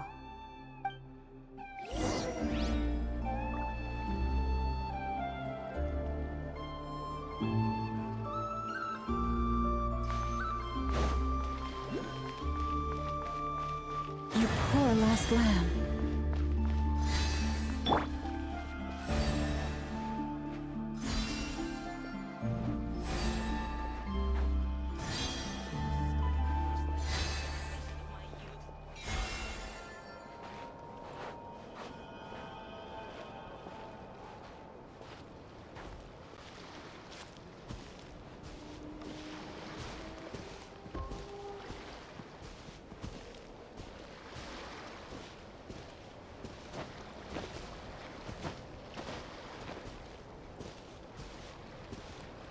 Oh, Lady Lauma, you're back.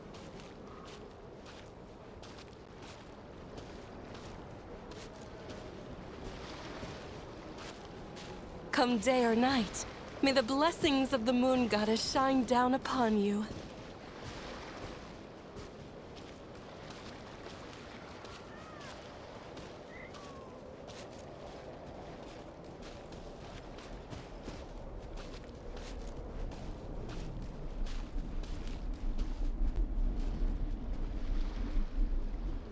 Lauma, you have returned.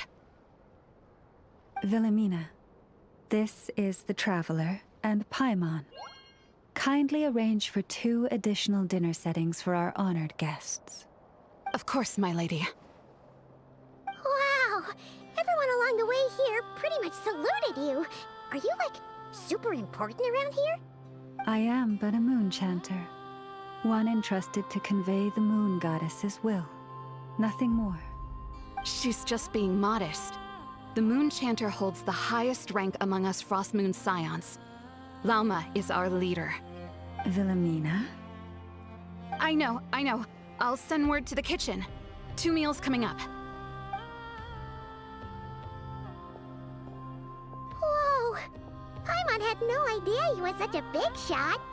It is merely that the unique traits of our bloodline have manifested themselves especially strongly in my person. That is no accomplishment of my own. Please, follow me this way.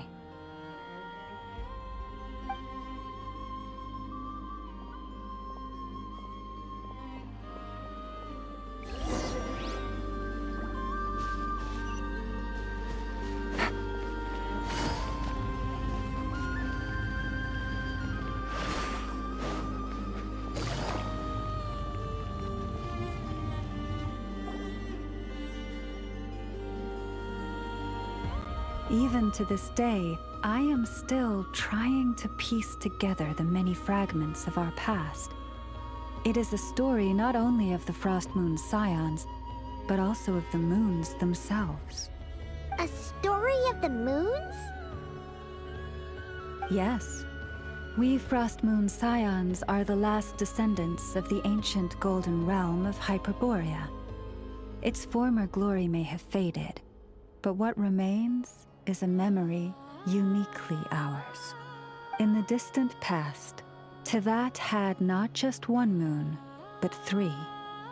It is said that they were created by the primordial master of this world, cast into the firmament to keep peace in the land below. Firstborn was the eternal moon, largest of the 3.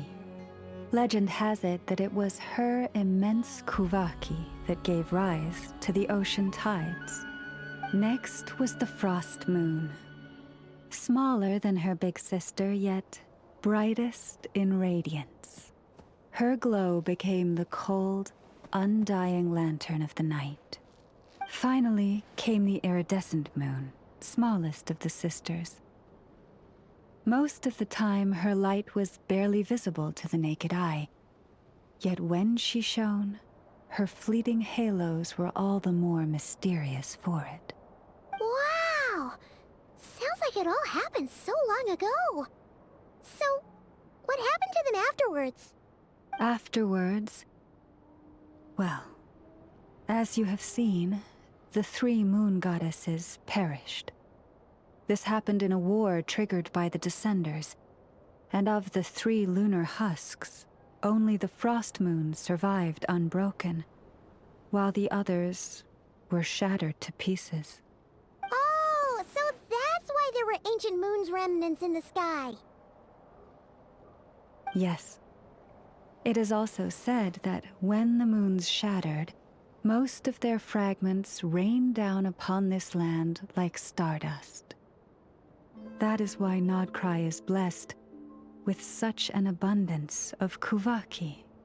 As for the remnant that the Fatui recently pulled down, that belonged to the Eternal Moon. Wait a sec. But you just said that 2 of the moons were shattered, so where are the remnants of the iridescent moon? The iridescent moon's remnants were never found. What happened to her after the war remains a mystery. Some say she vanished in an instant, while others believe that her remnants are simply too delicate to leave a trace.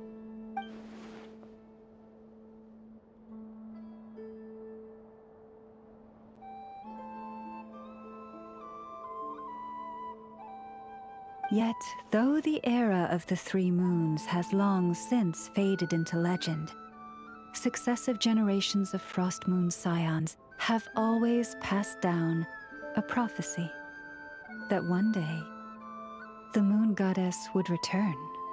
And in the end, that prophecy did indeed come to pass, though not quite. Lady Lauma! Lady Lauma, are you there? Cappy, what is the matter? Lady Lauma, it's my daughter, Karina. Her illness. Take me to her, right away.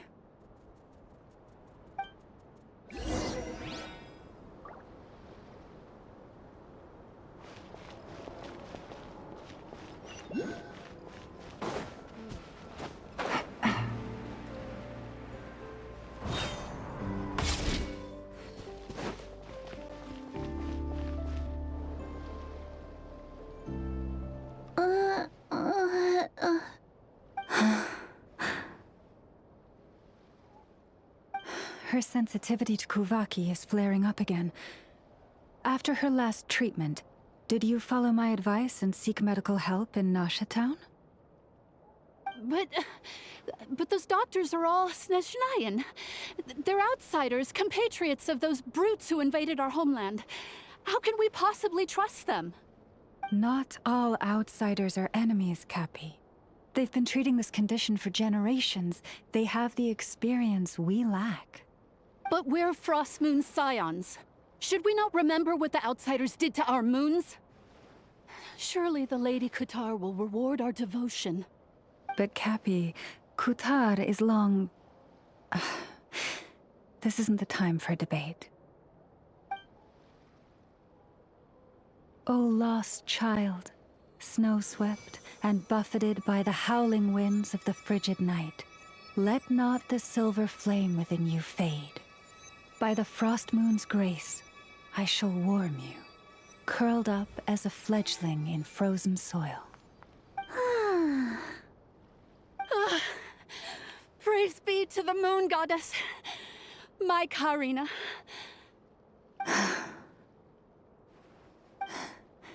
Remember, she must take powdered laka berries daily. It will ease her symptoms.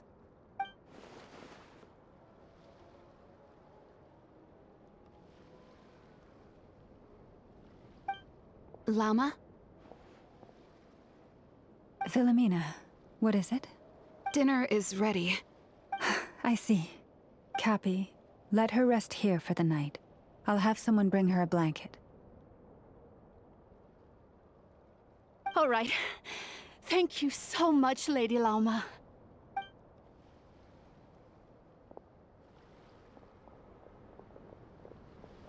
Will she be all right?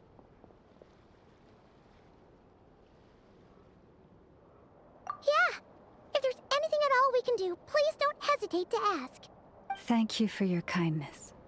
For now, though, Karina should be fine. She'll be feeling a lot better tomorrow.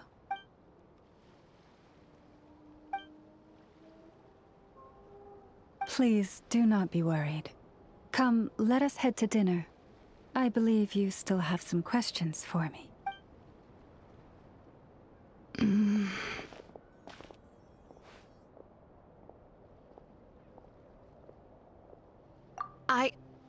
Oh, sorry. Yes, I'll be coming too.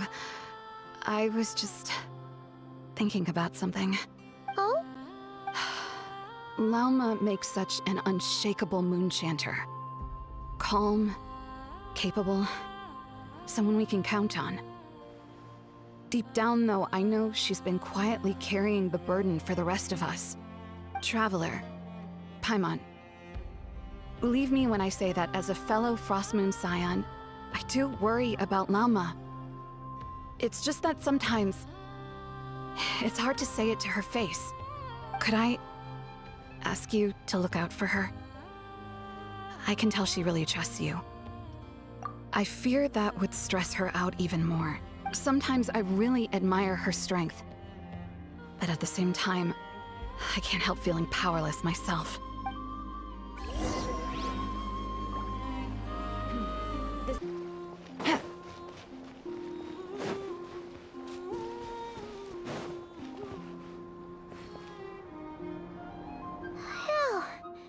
Paimon's so full.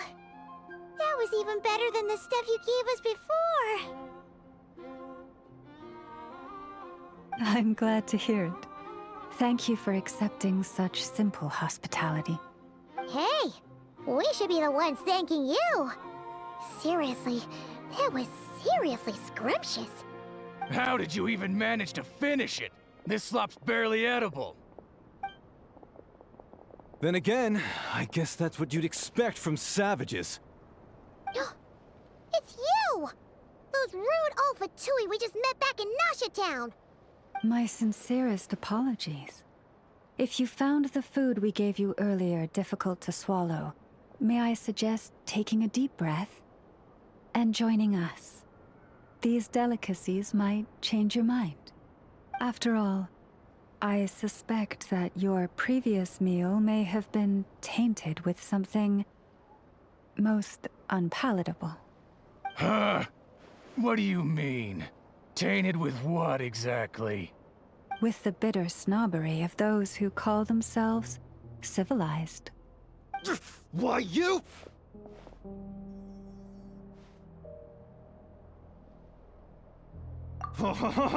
Looking for a fight? Sure, I'd be more than... Hold it! We're not here to brawl. Yet. We're here on official business. Orders from above. We're here to deliver the Frostmoon Scions a warning. Or rather, a final ultimatum. You have 3 days to hand over the relic and reveal the whereabouts of your so-called Kutar. If you fail to do so, the Fatui will immediately begin the cleansing of Hisi Island. Which, by the way, is the sovereign territory of the Tsaritsa of Snezhnaya. What insolence! Your demands are outrageous! For generations, this land has belonged to the... Dear guests, allow me to save you both time and trouble with a speedy reply. The Frostmoon Scions will never hand over anything to the Fatui. And to those who set foot on our land with ill intent, I say this. With your blood, we shall draw an inviolable line in the snow. That applies to you, too. Stubborn savages, the lot of you. Now hold back this time. Forest? Game's up. Fun's over. Get with me! Busted. You'll pay for this. Mark my words.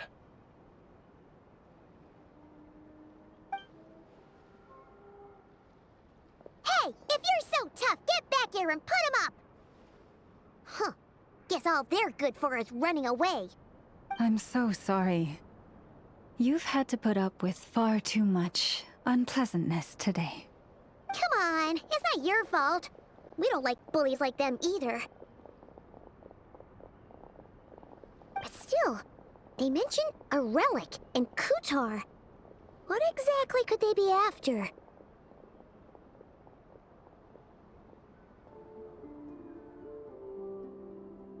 Oh yeah, so this might not be the best time to bring this up, but we kinda have a favor to ask of you, Lama.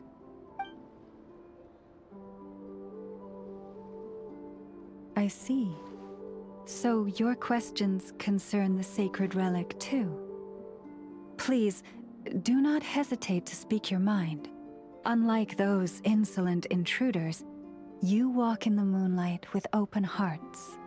You stood by us when we needed your help, so it's only right that I return the favor.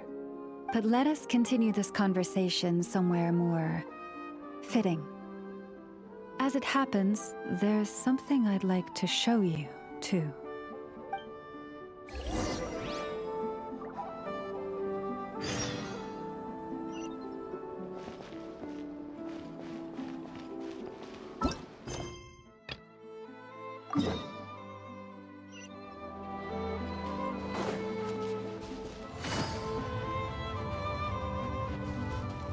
Whoa! Now that's one huge statue. This is the statue of our goddess, the Moon Maiden Kutar.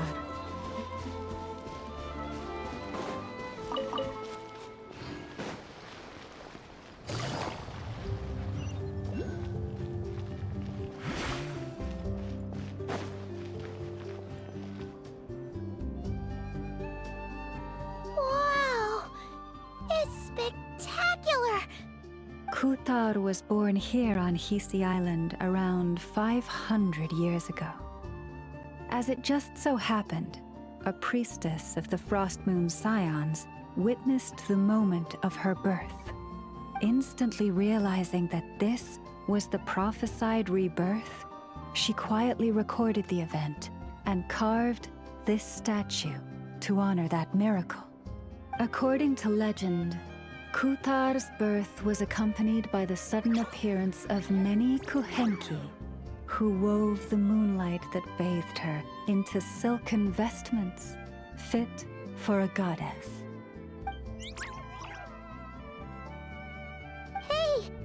It's like it knows we're talking about it. From that day forth, the Kuhenki have been regarded as Kutar's familiars. Some believe that their habit of guiding travelers to hidden treasure stems from an instinct. The same one that not only drives them to protect the moon goddess, but also to make her smile. After all, according to the records, Kutar always looked lonely as she gazed up at the distant moon.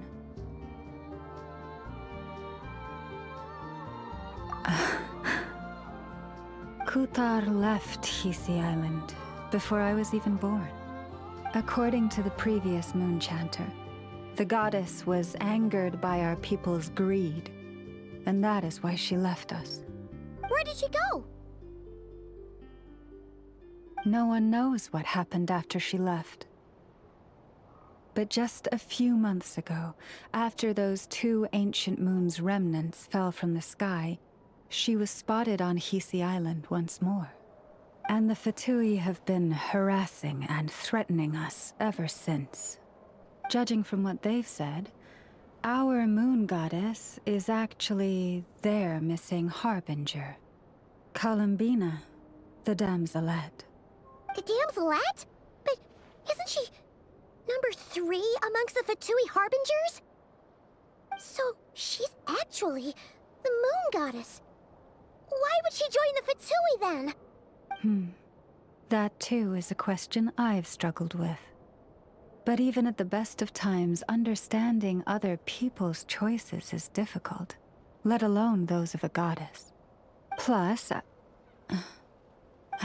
forgive me, there I go again, rambling on about our history. But you came here to ask about the sacred relic, didn't you? Honestly, Paimon's not sure which part she's more curious about now. Since ancient times, the Frost Moon Scions have had in our possession a special fragment of the ancient moon's remnants. A piece in which I sense a power unlike any other. Successive generations of moon chanters have all detected a divine presence within it. We call this unique remnant the Moon Marrow. We heard you can use it to see what happened in the past. What is it in particular that you seek from the past? Well, basically, to cut a long story short, the traveler here is actually from outside of Tibet. Oh.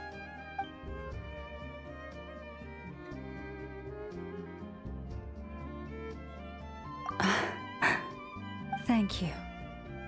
Your honesty is a sign of your trust, both in me and the Frost Moon Scions.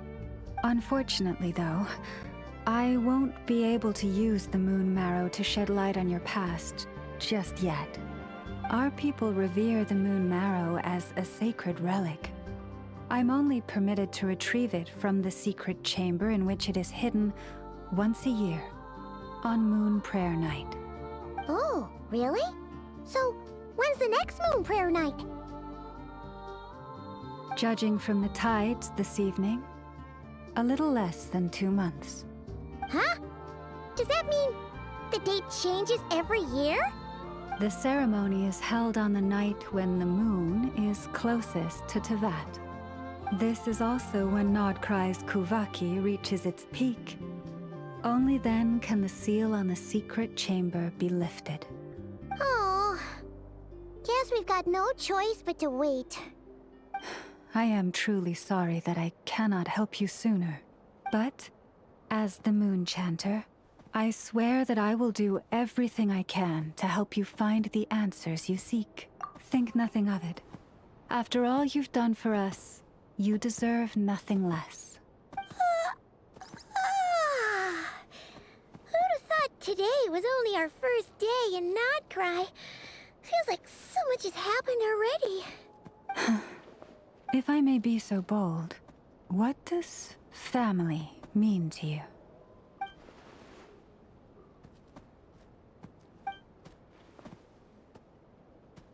If you are aware of something, a secret that could hurt your family, would you be honest with them?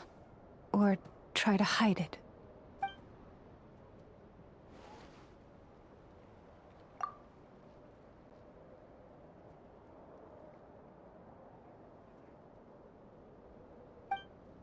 Oh, I'm so sorry.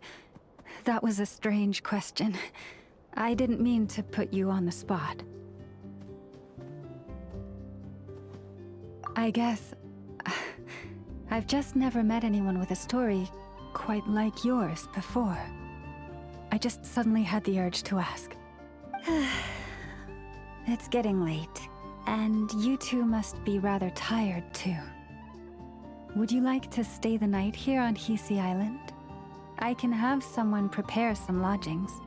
Oh, that's all right. We've already got a room back at the flagship as it happens. Speaking of which, if you ever need us, feel free to come knocking. Do you need me to show you the way back? No worries. It's quite a way, and you should get some rest too, Lauma. We'll make sure to be careful. Understood. Then I won't keep you. May your first night in Krai pass in stillness and peace.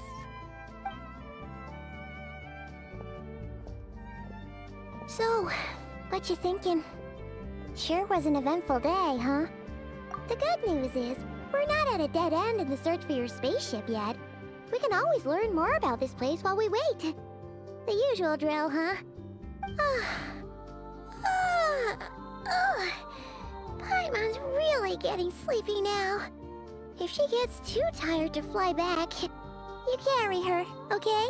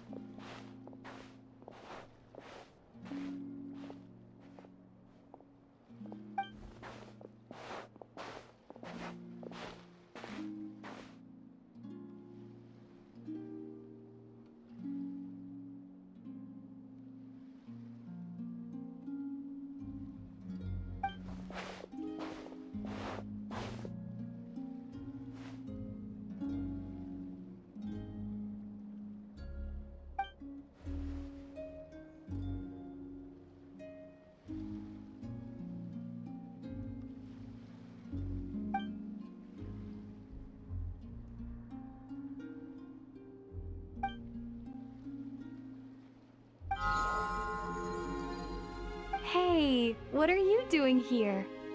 Oh, these flowers. I remember. When you first appeared, there were flowers like this all around you.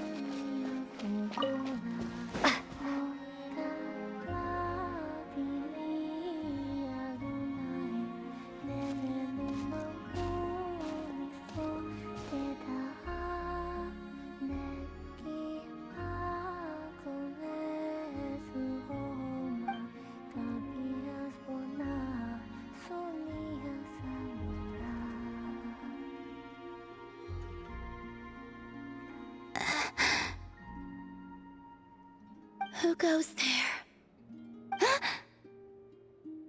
How did you get in here?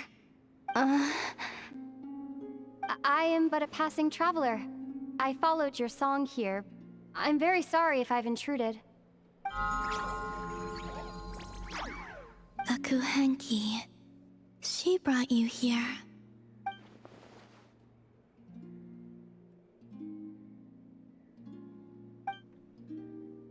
May I ask, are you the one they call Kutar?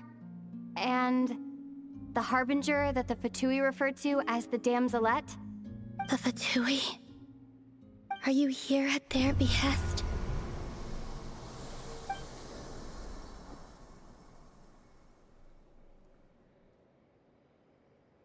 Please don't get me wrong. I have no intention of doing anything for the Fatui. I just wanted to ask you about Krai. And the moons. The moons? Do not believe in what you can see. What truly matters is what you cannot.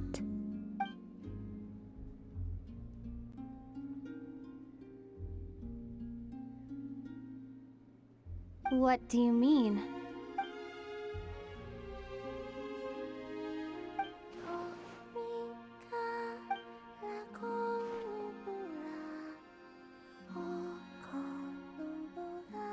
Listen, I'm the Traveler. I'm on a journey through the nations of Teyvat. Hello.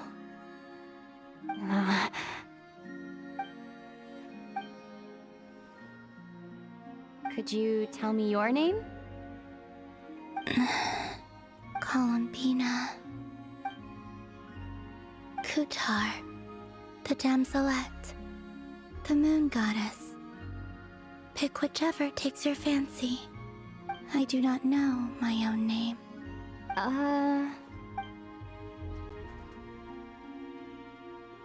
Then... Columbina. Hmm?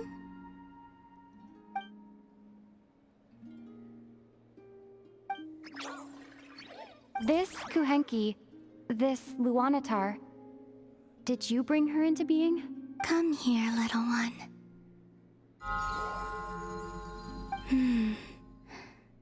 The trace of a blessing, but not one of mine. People always assume I can do many things. Assume I have done many things. But I haven't. All I ever wanted was to.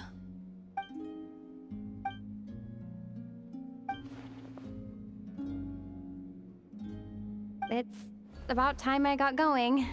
I'm very sorry for disturbing you today.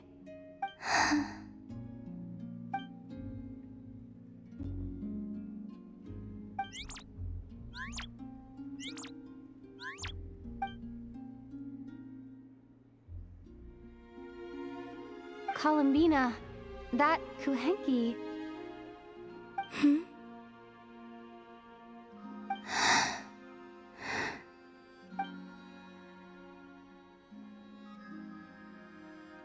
Go then.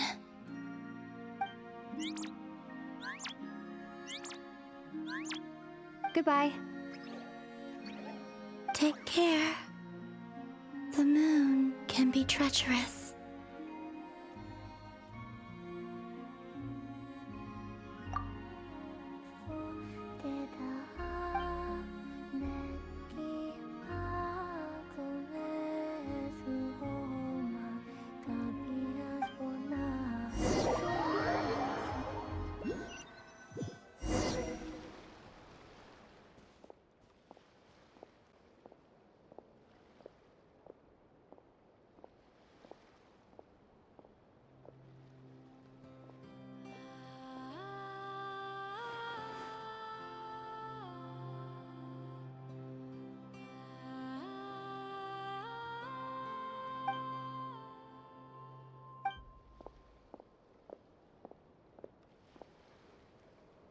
Wait, is that Ether?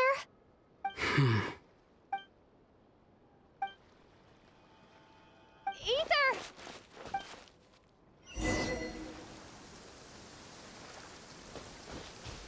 Ether!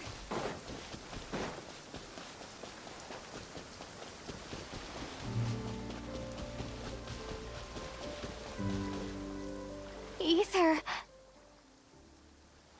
Lumine, it's you.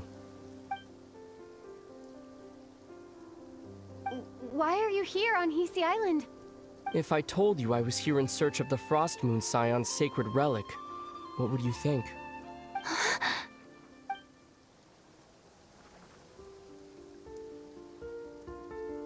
Are you also here to uncover the truth about our past? That's right. What happened to us in the past? How we came to Tevat? Why our spaceship crashed here? There are things I want to know too.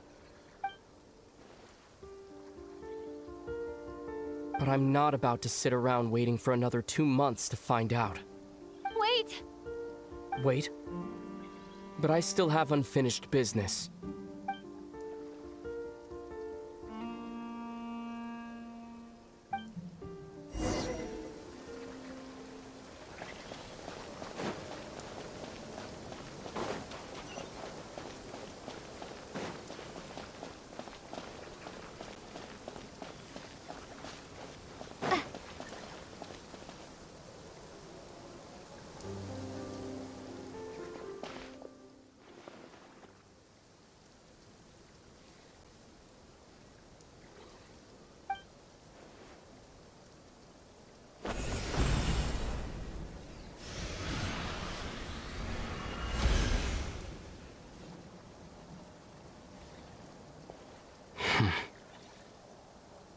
Hold on a second.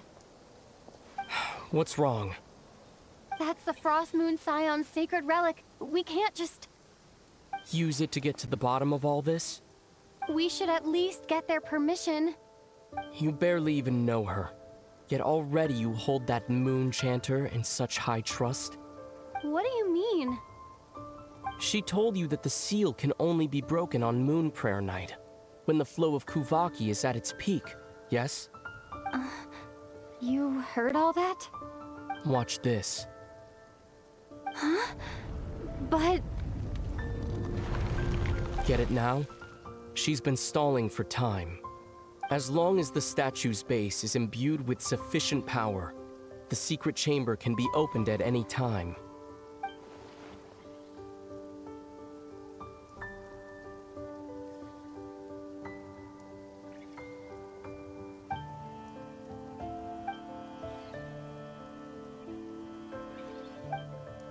Is it such a sin when I don't put all my cards on the table for you, but not when someone else is doing it? It's not like that. Is it? Ether, you've got it all wrong. This whole time I've wanted to ask you, what happened to make you like this? I admit, I've been having trouble accepting it. But after all this time apart, I've finally come to terms with who you are. Willful side and all. I trust you. I still do. Through all the worlds we've traveled, you've always been there by my side. If there are things you can't explain yet, I can wait while the journey goes on. I'll wait as long as it takes, until the day you're ready to talk. Lumine.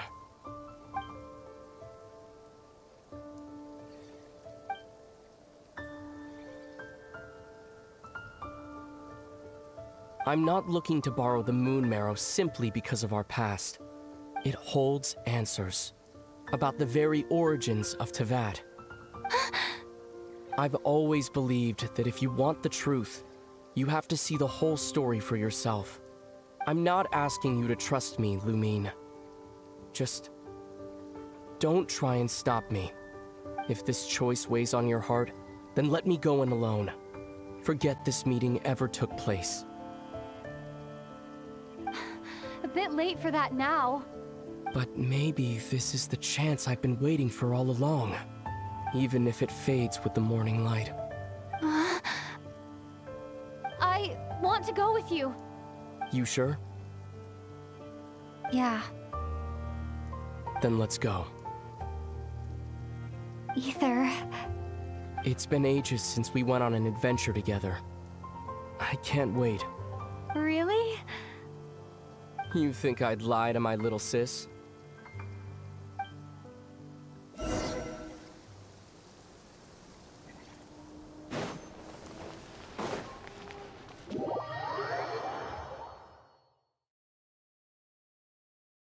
From what I understand, the path ahead is likely to be full of trials and challenges. A deterrence against intruders, and a test for those who truly seek entrance. Nah, I doubt the two of us will have any problems. I agree.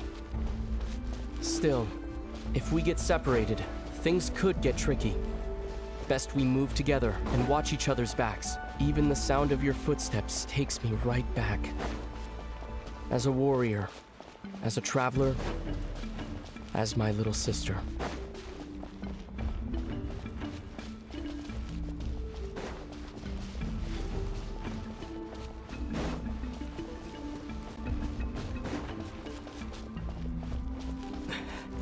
Looks like this is the first trial.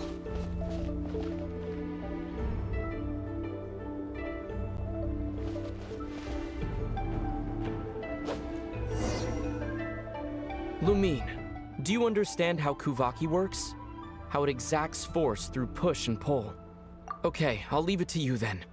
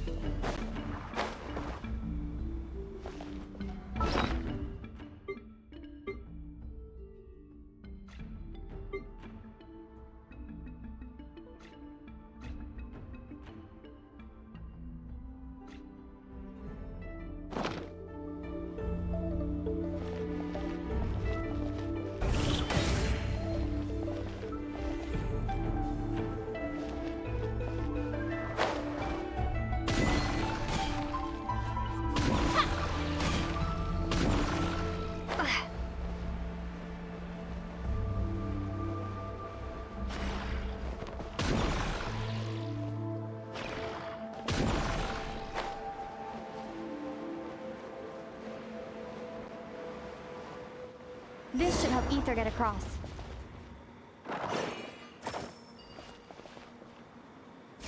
Ether!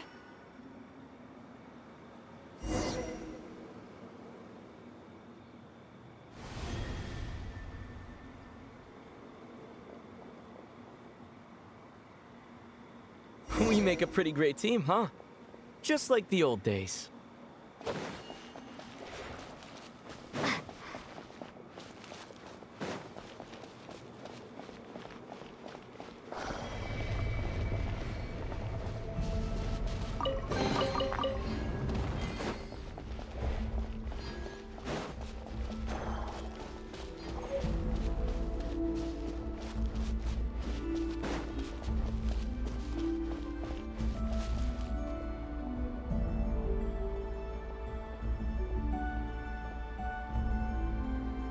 A wide open space. Must be in for a fight.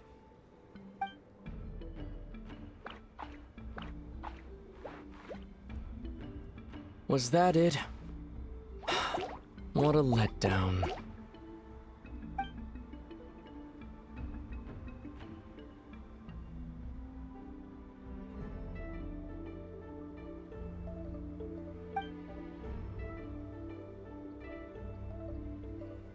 Lumine, What is it? why are you looking at me like that? Those enemies were weak, were they not? Maybe it's because the trial's only just begun. Actually, I've got an idea. Why don't we have ourselves a little friendly competition? Let's see if your journey has made you rusty. You're on.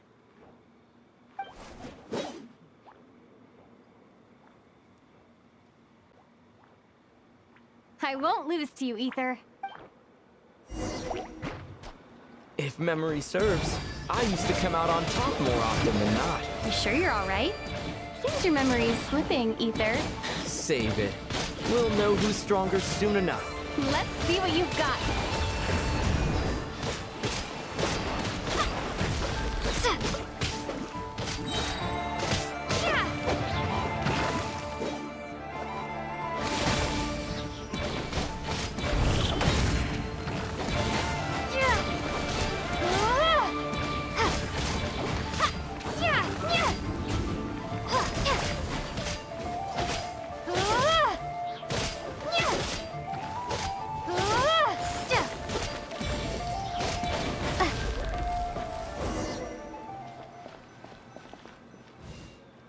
Been slacking off on your combat training? Or has no one been around to keep you in shape? No, I just wanted to let you win. Been too busy practicing your excuses instead, huh?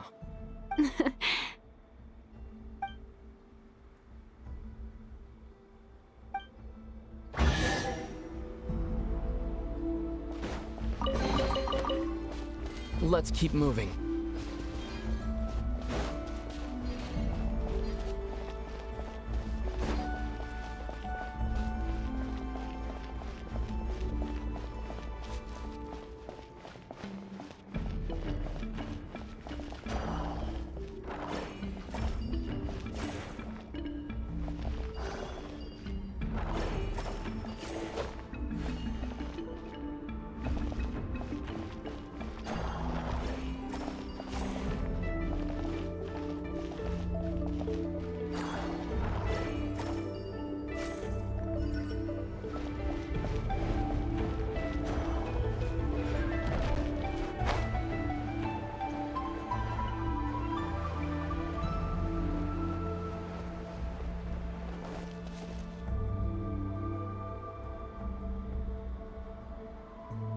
What is this place?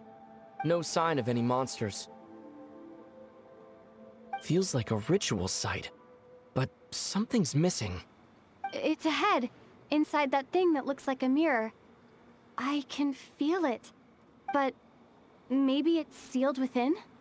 Can you open it using Kuvaki? Apparently not. Do you think it might have something to do with the Frost Moon Scion's bloodline? Ether? If this is about strength of blood, what could possibly stop us? Let me give it a try. Why don't you check around for other clues? Sure.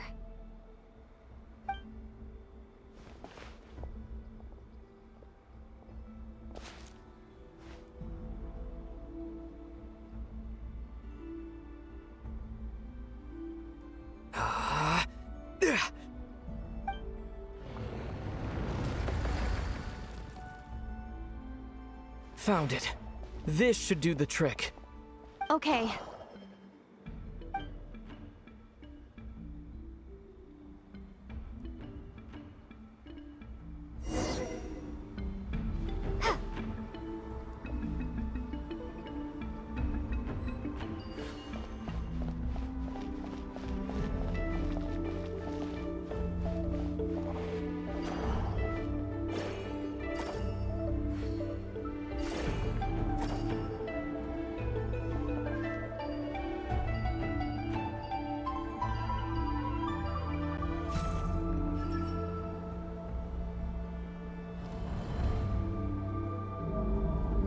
Yep, that got a reaction. That's one down.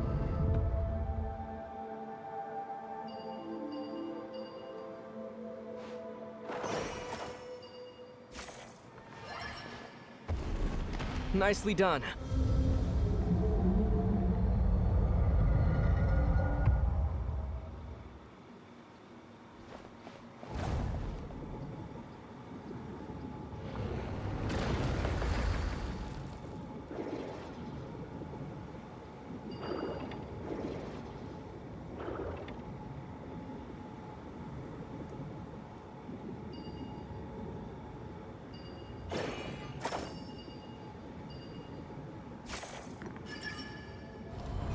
You've got this. One more to go.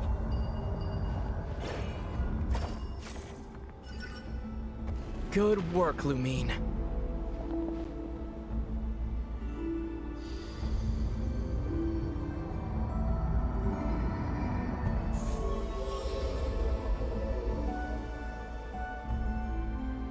The door's open. Come, we must be close.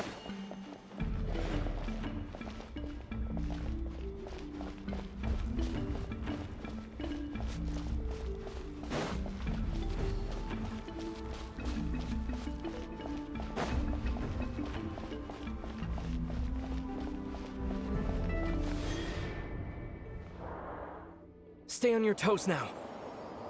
Have you considered that I might be the more experienced between us? Is that so?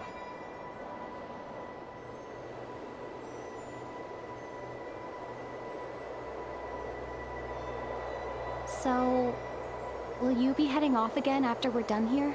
Maybe. Maybe not. Another cryptic response.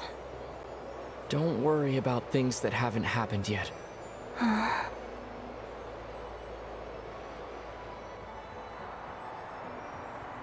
At the end of all this, what do you think we'll find? Whatever it is, we can handle it. What about the end of our journey? That's not something we need to worry about right now.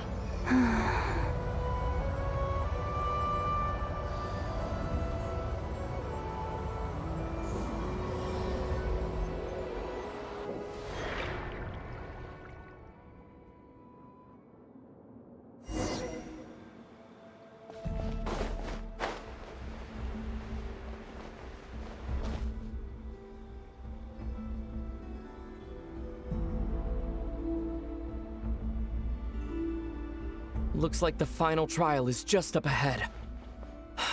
Ready for battle? When have I ever not been? What's wrong? Going on an adventure with you side by side, it's been so exciting. But at the same time, it just feels surreal, I guess. Maybe because it's been so long. You know, this is only the second time we fought together since the day we both woke up in Teyvat. Maybe that's it. Lumine, let the light of our blades come together once more, just like they did in the past. Ether. This is a night of miracles, an adventure that belongs to us. Let's not weigh it down with worries and regrets. This is our adventure.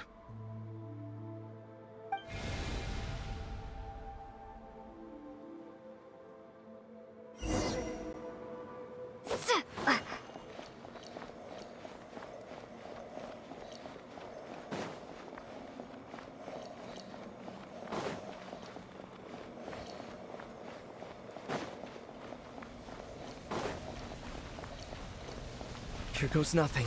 Prepare for battle. Stay focused! Dodge its attacks!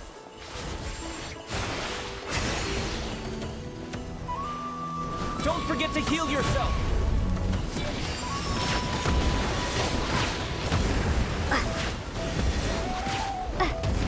Watch out! This is bad.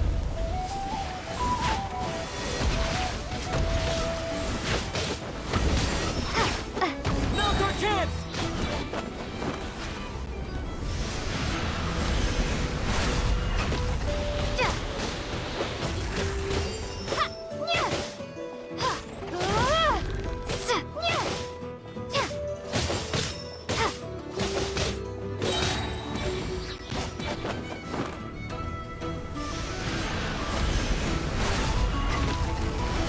Time for the finishing blow!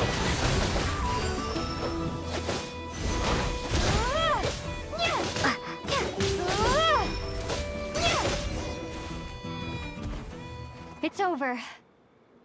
Nicely done. Flawless execution. Couldn't have pulled it off without your backup. Not too shabby at all. As for what you were saying, yes, I should have come to see you earlier. Or at the very least, Spent more time with me, going on adventures like this? something like that. Instead of just running off and expecting you to follow my trail. Wait a sec. That's not an official apology, is it? That goes without saying. Come on, time to claim the treasure we came for.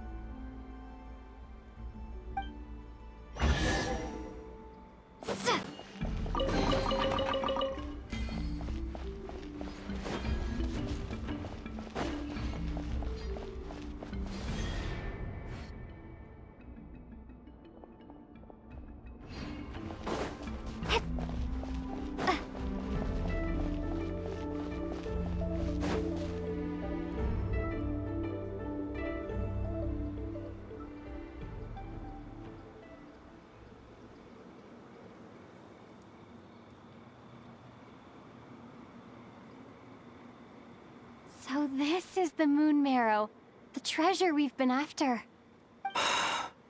All right, go get it for me, Lumine. It belongs to me. What's wrong, Lumine?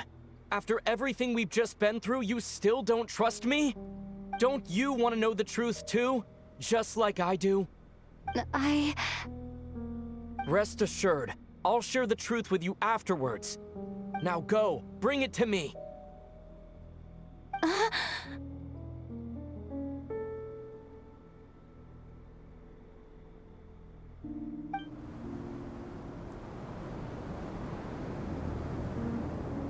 What's going on? Where did this fog come from? Ether!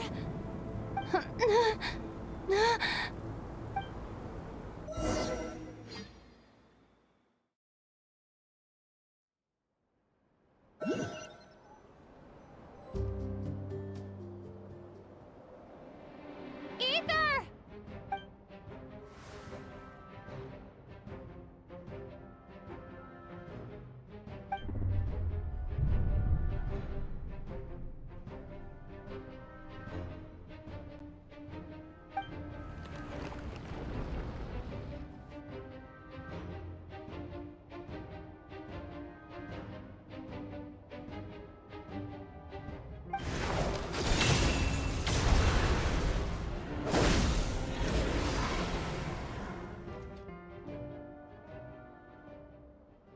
Ether! Huh? Huh? What are you doing here? Yes, we ran into each other at the flagship this afternoon. I'm honored you still remember.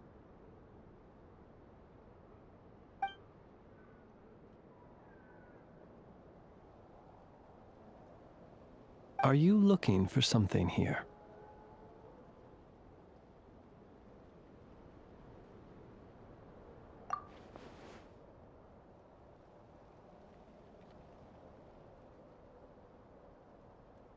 And you just happen to end up surrounded by the Wild Hunt.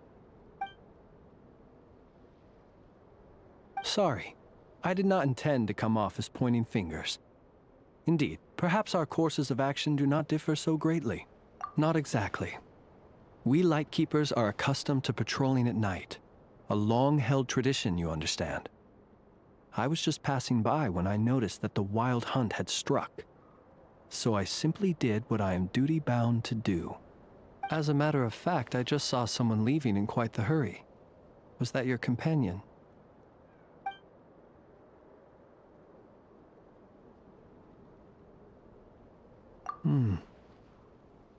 Perhaps I should take my leave now. After all, my patrol isn't over yet. Krai is a dangerous place to be at night. I'd advise that you head back soon as well.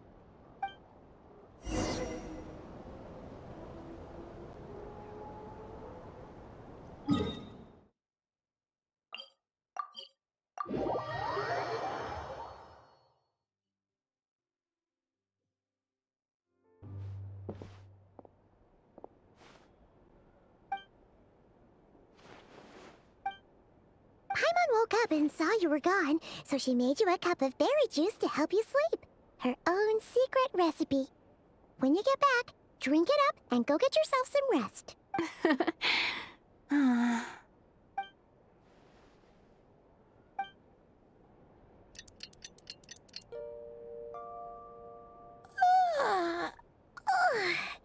Good morning?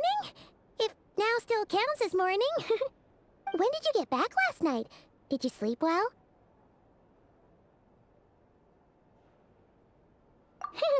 Good to hear.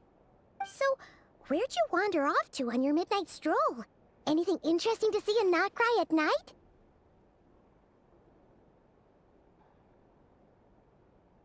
Oh, really? Come on, don't leave Paimon hanging.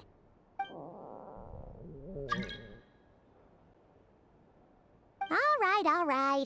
Guess we'll have to feed your stomach before we feed Paimon's curiosity. Let's go grab something to eat while we talk.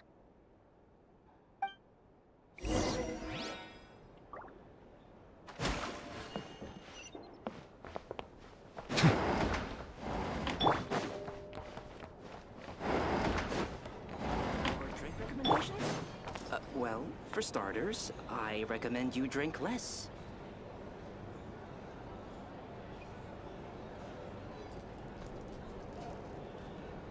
Phew!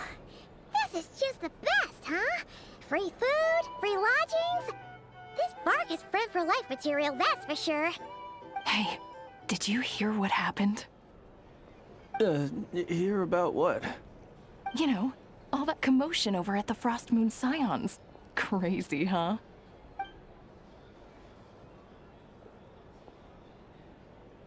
Huh? What happened? See what I mean? Completely oblivious to what's going on around you. The sacred relic of theirs. It's been stolen. Hey, slow down. Paimon knows you're hungry, but you don't have to worry about her stealing your food. At least, not today. What? Was it those Fatui? No idea, but the news has already spread right through Nasha Town. What did their high priestess what did they call her again? The moon something? Anyway, what did she say about it? What could she say? She's the one who discovered it was missing.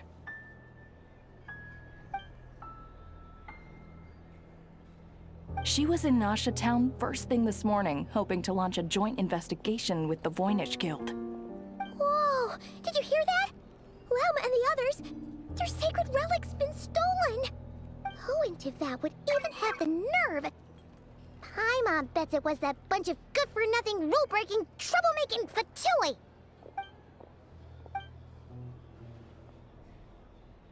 Huh? What's wrong? You feeling okay? A joint investigation? Good luck getting any takers. Unless there's some reward or business opportunity to sweeten the deal. Same thoughts here. So just a few minutes back, she switched gears and headed over to the one place that might actually be able to solve this. The Curatorium of Secrets. Ah! You scared, Paimon! What is it? Huh? Okay, just... Hey! Paimon's not a baby, you know! Quit pulling her arm!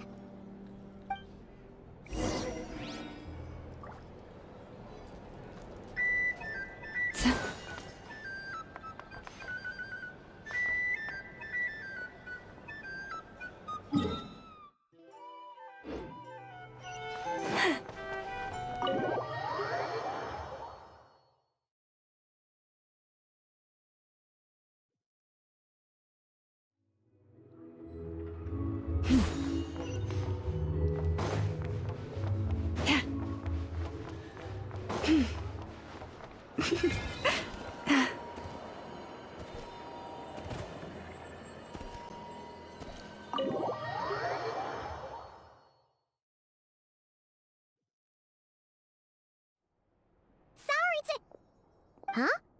There's no one here. But didn't they just say Lauma came this way a few minutes ago?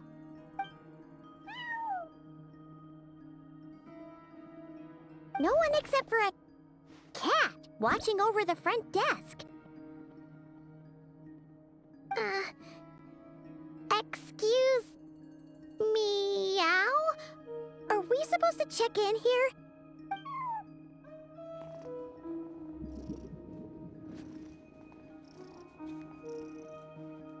No idea what that means. Is this Lauma's personal receptionist or something? Pretty sure she'd be the only person who could actually understand it.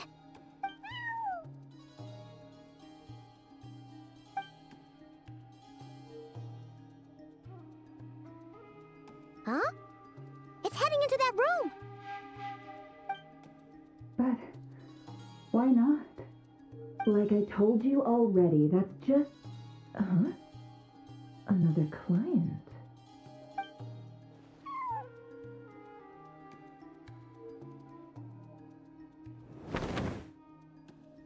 Ah! So, you were in this room the whole time? Something I can do for you? Traveler. Paimon. Oh, you're acquainted then? Yes. They visited Hisi Island yesterday. We had dinner together. Allow me to introduce you. Traveler, Paimon. This is Nefer, boss of the Curatorium of Secrets. Pleasure to meet you. They are travelers who arrived in Krai just yesterday. Greeted by the birds and beasts of this land, they are kind-hearted souls who walk in the moonlight's glow.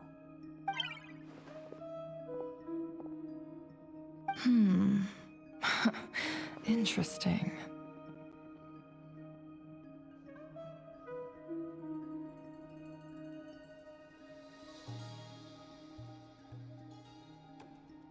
Thank you, Lauma, but you need not have introduced them. They are great heroes, renowned throughout the nations beyond our borders. Oh, really? Do not forget, I deal in information. Just because most people in Krai pay scant attention to foreign affairs, that does not mean the same goes for the Curatorium of Secrets. They're the heroes everyone was talking about before. The ones who saved Natlan during the Abyss crisis.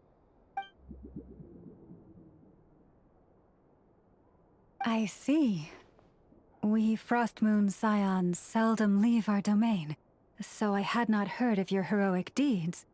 Please, forgive my ignorance. It's no big deal. We were hoping to keep a low profile anyway. If we had to list all of our titles and good deeds, we'd be talking till sundown, and then some. Huh? What's wrong? Still not feeling great? So, what brings you both to the curatorium today? Oh, so basically, we were just eating when we overheard people talking about how the Frost Moon Scion's relic had been stolen, and then she dragged Paimon over here. I see. Ah, I see. So you came over here because you were worried about Lauma. A combination truly befitting of great heroes. Strong at arms and pure of heart.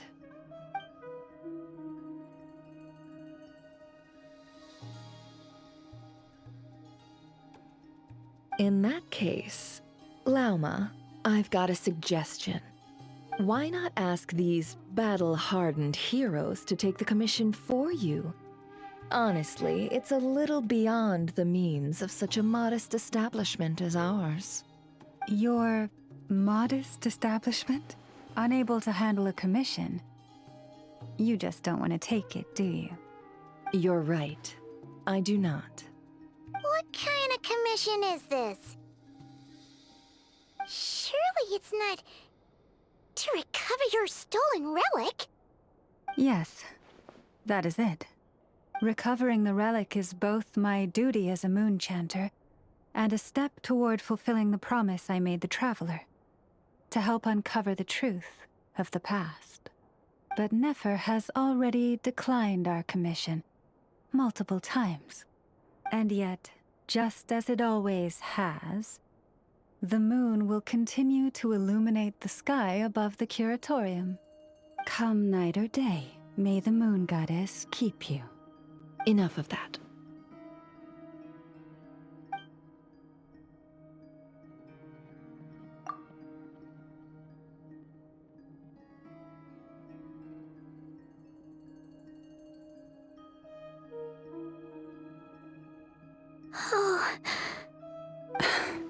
So, according to her, she never came into contact with the relic. So she suspects her brother may have taken it. I understand. The Frost Moon Scion's secret chamber has remained hidden from the world for generations. But the reason outsiders are forbidden entry is not only to prevent theft. Within the chamber lie ancient trials, challenges designed to test the worthiness of those who enter. To intrude without rightful cause is a most perilous act indeed. So please, don't be too hard on yourself. The fact that you made it through those trials proves your right to stand before the relic. To put it simply, the Moon Marrow itself has deemed you worthy.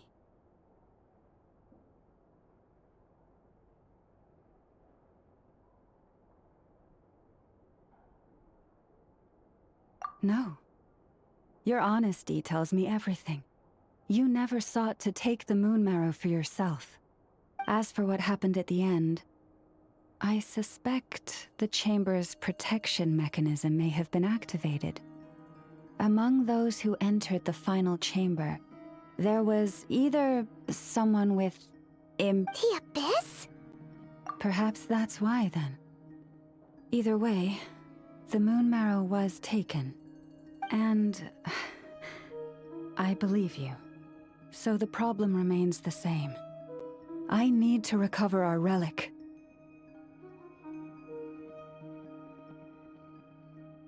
See? Didn't I tell you it would all work out in the end?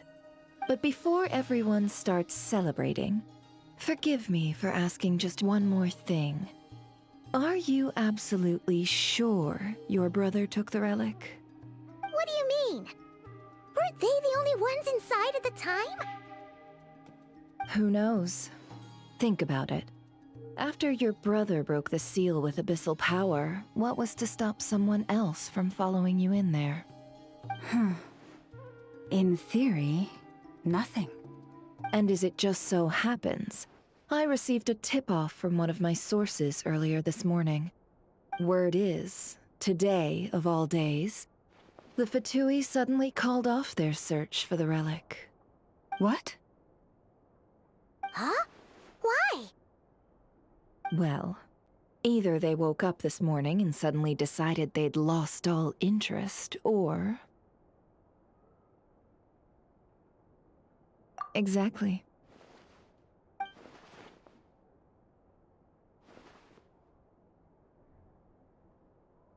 Are you wondering if your brother might be in cahoots with the Fatui? Which is why I asked, are you absolutely sure your brother took the relic? Or to put it another way, do you really know your brother?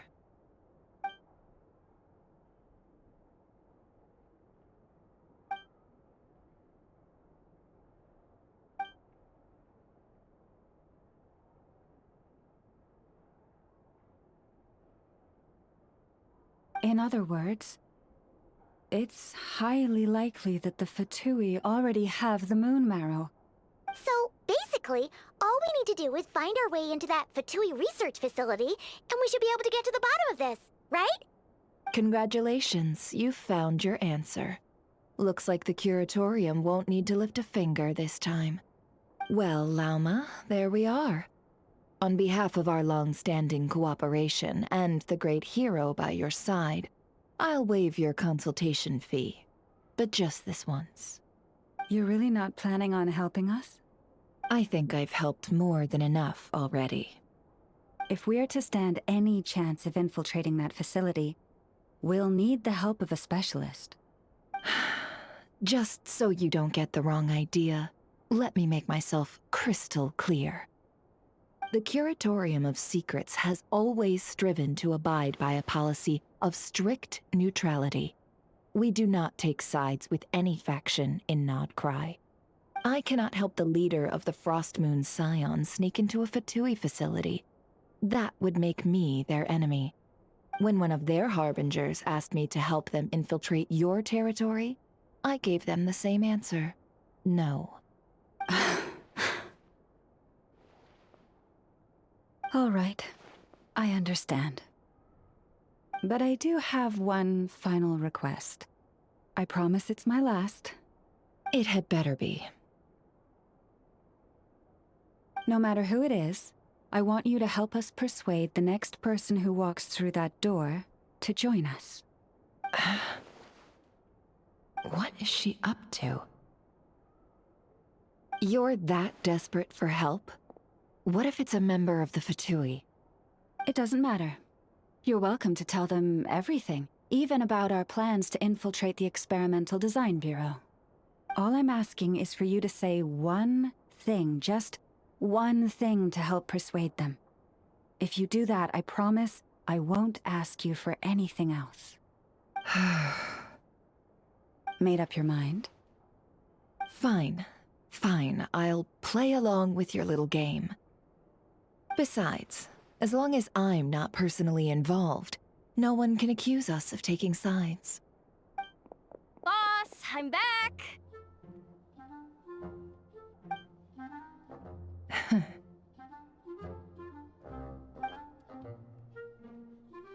You won't believe the luck I've been having today. Remember you sent me to find that runaway cat, yeah? And you said I'd only be back after dark? Well, guess what? Right after I left the house, this big ibis flew over and the missing cat was right in its claws. And once it got close, it loosened its grip and... Boss, you're meeting clients. I'm so sorry. I'll get out of your way.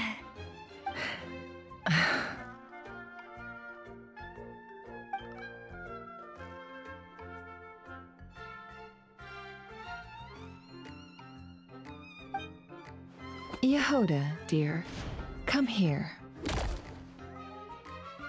Huh? Me? Is something the matter? Oh, hi there.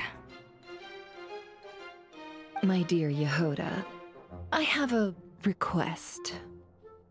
Yikes! Why does the boss sound so scary? Did I do something wrong? Would you be so kind as to accompany these 3 delightful clients of ours and help them infiltrate the Fatui's Kuvaki Experimental Design Bureau? What is going on here? Boss usually just says things like, hey, go do this, or you, go take care of that. Why is she being so scarily polite? And wait a sec. The Fatui's research facility? That's basically a death sentence. Made your mind up yet, my dear?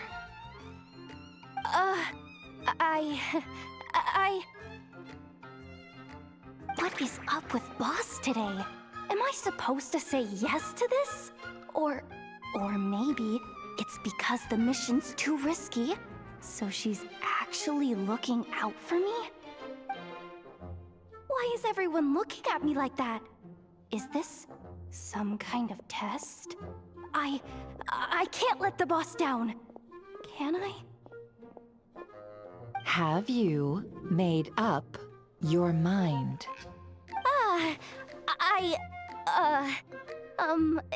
That's... Sure, why not? Really? You really don't mind helping us? Huh? Oh, yes. I mean, no. Of course, I guess I do. Oh, thanks so much! We owe you big time! On behalf of the Frost Moon Scions, too, thank you, Yehoda, for your help. What the? Seriously, what just happened? Why does the boss look so fed up?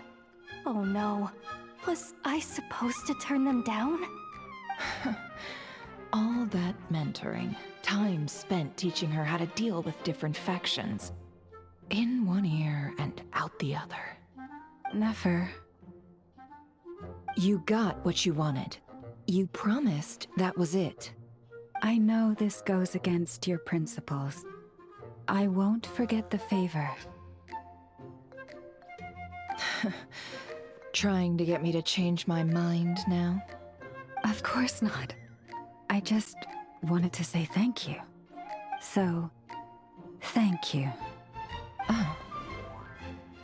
Yehoda, we'll leave the planning to you. Let's discuss the details elsewhere. Huh? Oh, okay. Oh, what have I gotten myself into? Oh, by the way, Yehoda, before you go... What is it, boss? You're fired. Huh? Effective immediately. As in, this exact moment. The curatorium will take you back, of course, but only once you've completed this commission for our 3 clients. What? Is there some issue? Well, here's the upside. Without me taking a cut from your commission, you'll earn more. Seriously? Can someone explain what's going on here?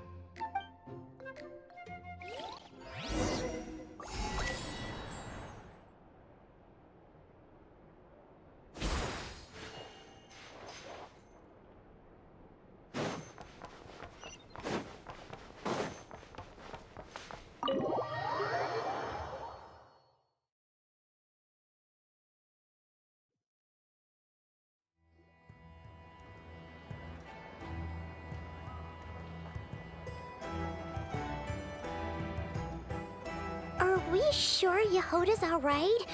She looked totally crushed just now. She'll be fine. She's just in shock. But one thing's for sure. The Curatorium's professional standards are beyond question. The fact that she only requested 1 day to prepare says it all. As an apology, I'll ask my animal friends to help her out more often in the future. Also, thank you for being honest with me. It means a lot.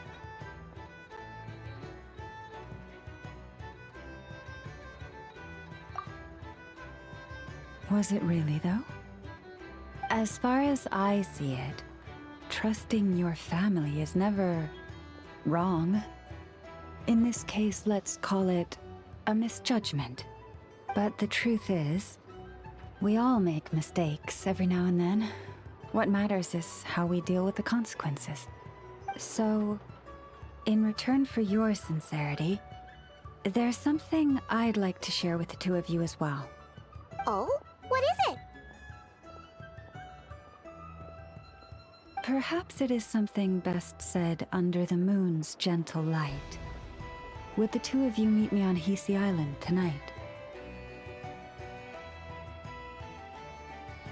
Oh, it does sound important. You're right. There's too many people here.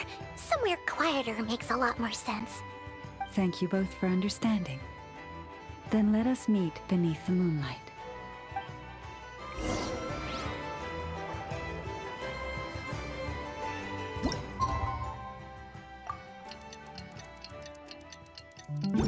It's about time, and the moon's already up. Let's head over to the place we...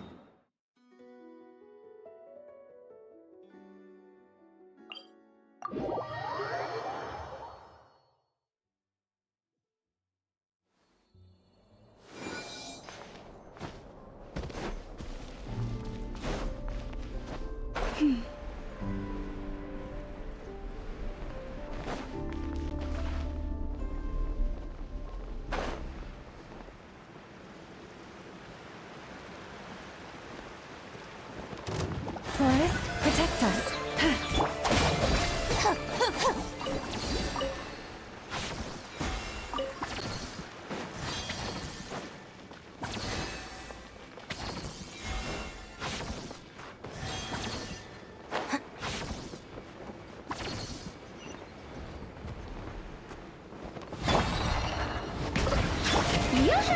Let the world collide! Leave this place.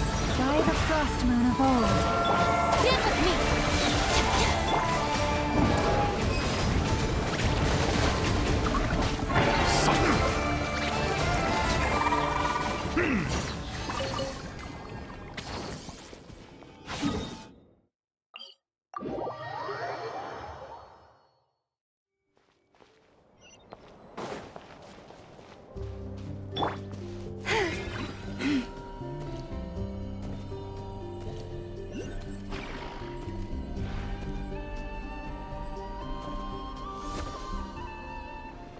The ebb and flow is over.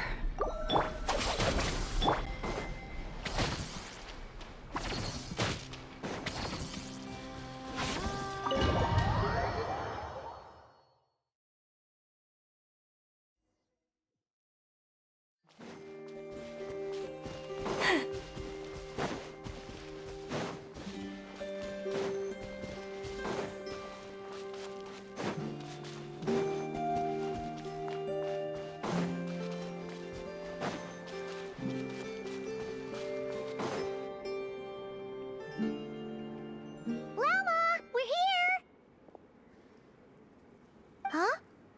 Lalma, are you... praying? I am indeed. For the moment I was born, my people exclaimed, "Behold, eyes like the moonlit tide, antlers like the crescent moon, and blood that glimmers silver as the moon's reflection." From as far back as I can remember, I was revered as the Frost Moon's emissary and the Moontide Maiden. The first words I ever learned were prayers to the Frost Moon. The first gestures, those of our sacred rites. Wow, that must have been tough. Back then, I didn't know any better. It all just seemed so natural. The Frost Moon Scion's bloodline has long since begun to run thin.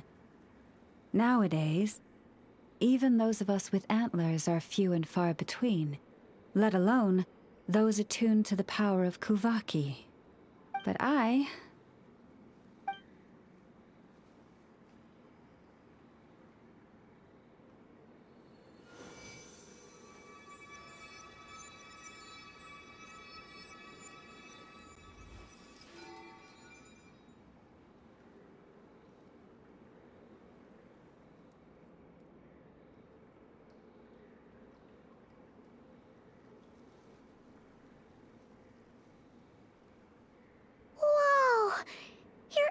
flowers are so pretty. They say it's an extraordinarily rare condition. Once in a century, if that. I am unusually sensitive to the moonlight, as well as to the Kuvaki's ebb and flow. As a child, I could barely sleep because of it. Oh no! It was that serious? To others, fluctuations in Kuvaki are something you easily get used to, like a gentle tide lapping away at the shore. But to me, that same tide is a towering tsunami, a surging swell crashing against me. Of course, as the years went by, I learned how to suppress my senses and my power, enough to keep it all from overwhelming me. But because of that, I also had to walk the path of concealment. Concealment? From the moment I was first taught to pray, my kin would point up to the night sky telling me, "That, Lauma, is the frost moon, the last of the moons, the sole surviving truth."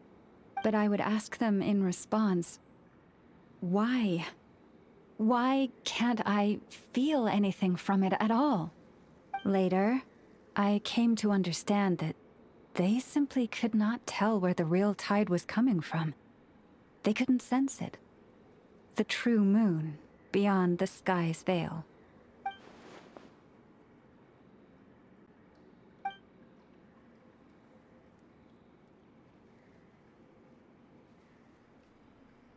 The moon is false.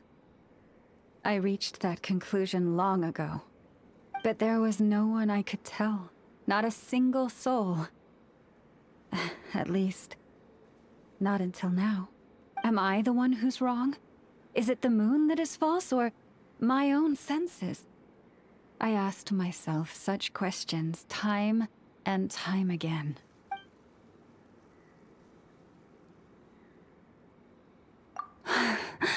Thank you.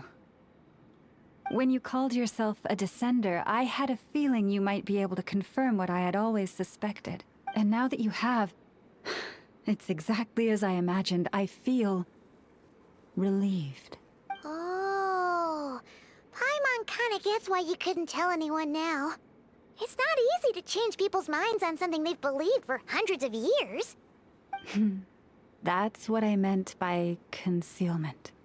I knew too much, so I had no choice but to keep my people in the dark. Every prayer I offer feels like a lie to keep myself going.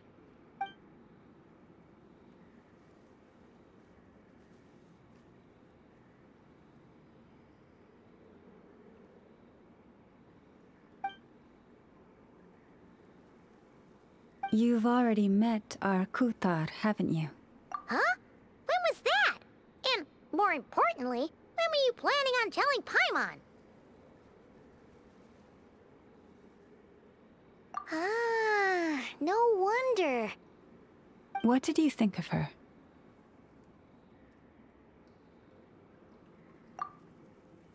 What exactly do you mean by up in the clouds? I understand what you mean. She is quite indifferent to the world outside herself. But I find it hard to hold that against her. Yes. It was shortly after the fall of the ancient moon's remnants. I asked her what the Frost Moon Scions meant to her, and why she left in the first place. Yeah? So, why did she? Perhaps it's better if you ask her yourselves. Things tend to get lost in translation when you speak on someone's behalf. What I can say for certain is this. Even when I had no one to confide in, I still had a family. I still had the Frost Moon Scions. But that girl, born beneath the moonlight, perhaps she's never felt she had either. The truth is, though, she might have had it all. If only the Frost Moon Scions hadn't let her down.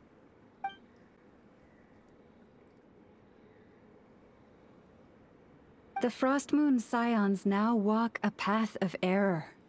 They offer their prayers to a false moon, and to a goddess who can no longer answer them. I want to change all that. But with the Fatui closing in on us day by day, the Frost Moon Scions must stand united, now more than ever. I just need to wait for the right moment. Lady Lauma! Lady Lauma! Cappy? Has Karina's condition deteriorated again? Traveler, Paimon, we'll have to continue this conversation later. We'll come too!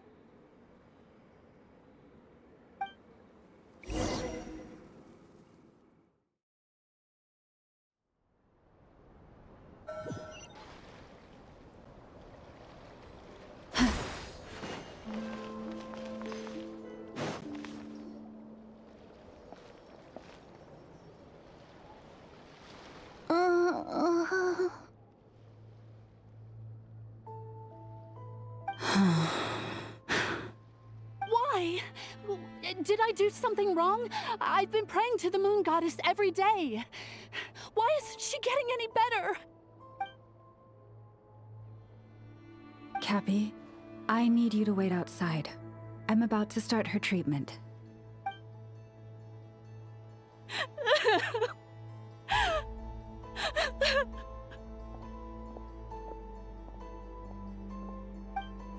Is there anything we can do to help?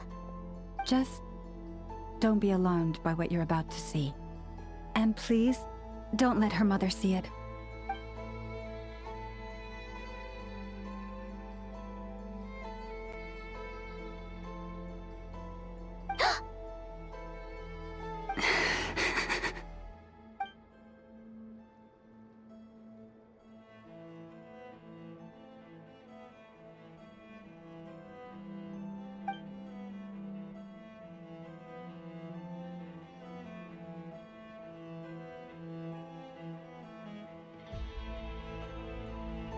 Shh.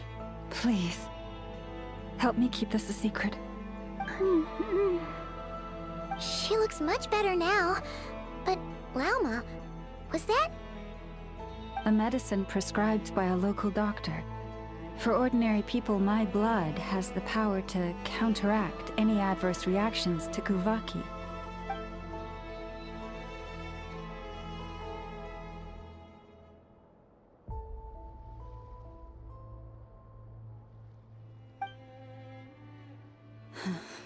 So, now you know another of my little secrets. I had hoped to guide the Scions out of error before Karina's illness reached this stage, but clearly, I was too late.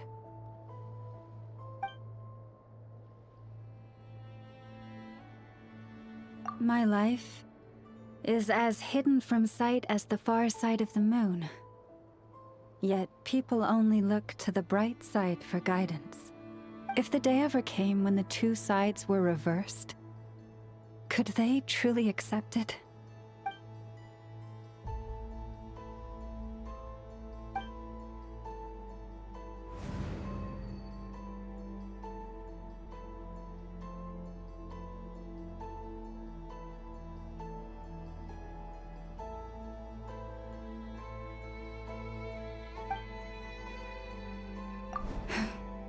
Hearing you say that puts my heart at ease.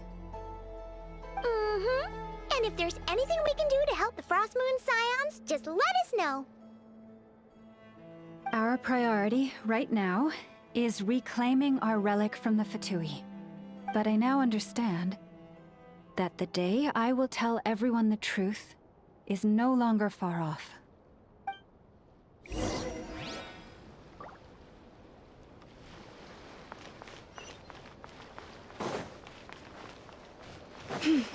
Dissipate!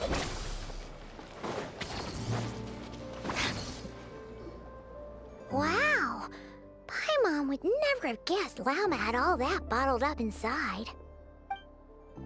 Hey! Watch your step! Ah! What's wrong? Oh, you scared Paimon. You scared me there too. Almost stepped right into one of my traps. A trap? Why would you leave a trap somewhere like this? Well, it's not like this is a main path. And besides, we Frostmoon Scions would recognize it instantly.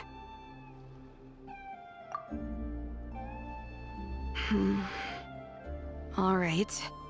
You don't seem like you're with the Fatui, so I guess there's no harm telling you. Lauma asked me to set up these traps to keep the Fatui at bay.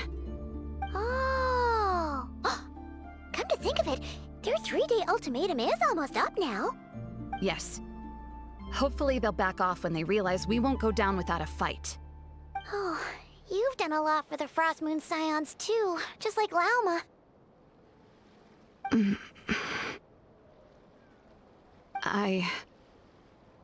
Philomena?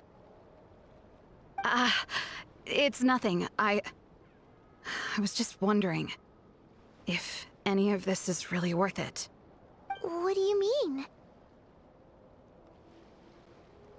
Our people. So many are stubborn, stuck in their ways, clinging to a truth they refuse to even question. Do they really deserve everything Lauma's doing for them? Well, yes, but even so, no. I shouldn't be saying this. Just forget it, okay? Bye. Huh? Why did I say all that? Or really, why am I still doing any of this? Either way, this will be my final night with the Frostmoon Scions. Wow, she sure took off fast. So, are we heading back to the flagship for a break, or what?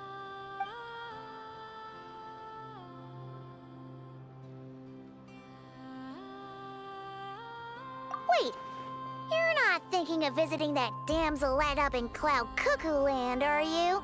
Huh, given who she is, pushing her won't get us anywhere. Hey!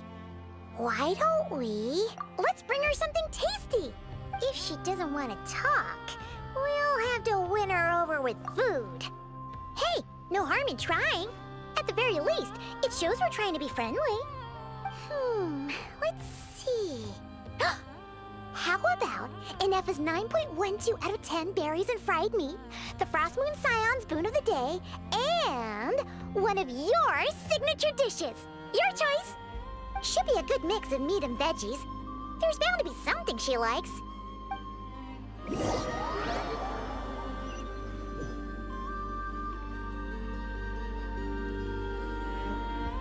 Alright, food's packed and ready. This is the place, right? Why does it feel like we're going to visit a patient? Oh, no. Take this seriously, Paimon.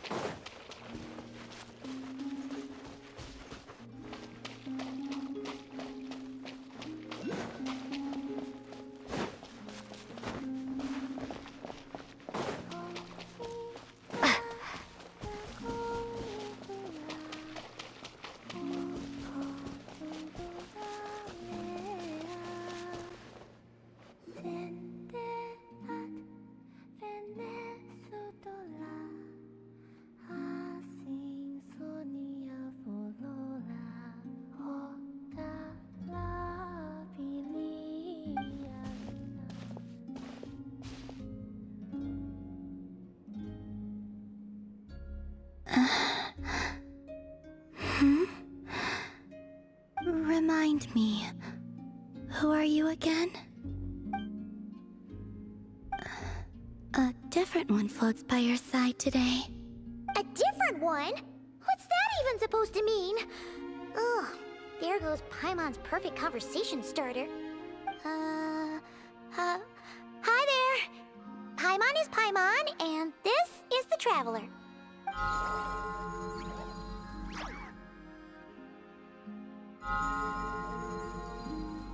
Oh, there you are. Between the two, I suppose you're cuter. Wait, what do you mean Paimon's less cute than that floaty thing? Columbina. What is it? What's your favorite kind of food? Is this a treat? Or an offering? Let's go with treat. Anyway, this is all the Traveler's cooking, so please, help yourself.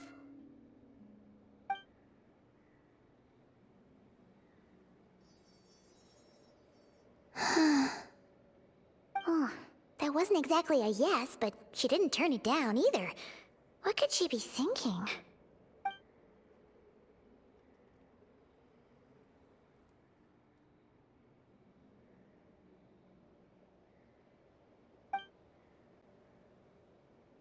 So, what do you want to ask? Hey, she's actually playing along! Quick, now's our shot. You know the moon in the sky isn't real, don't you? I know there is only one moon in the sky. It is simply that some can see it, and some cannot. What does it mean to you?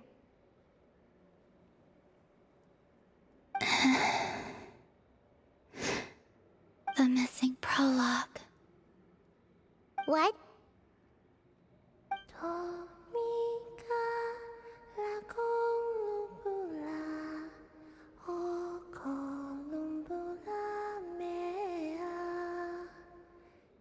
Huh? What does that mean? Isn't she going to explain herself? Can you tell me more about that melody? You were humming it last time too. It must be important to you.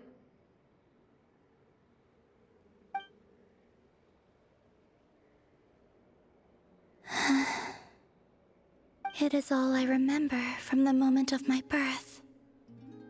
A melody. A few lines of lyrics. Like a lullaby from a foggy dream. Oh, so who was singing it? I do not know. I have nothing else. Just that song. Huh? And the Frost Moon Scions who found me. They had nothing either, but hope. Before I even knew what was happening, they were already calling me their goddess. And I had no reason to decline. Like two lost infants unknowingly exchanged, I adopted their faith. And in return, they adopted me. But my adoption drops you into the story halfway through. What came before was scribbled onto the wrong pages, never even bound into the book. That sense of something missing only served to nurture their greed and doubt. And thus, I came to realize that this place was never truly my home. Greed and doubt? O Moon Goddess, forge weapons for us, drive out our enemies, and expand our lands. O Moon Goddess, heal our wounds, ease our suffering, grant us strength. They asked for everything, and I obliged. Until the day came when no answer could be given. If mortals can turn to the gods when they are powerless, then who do the gods turn to when they have nothing left to give? You've got Paimon there. In those days, the Frost Moon Scions cared more for faith than for truth.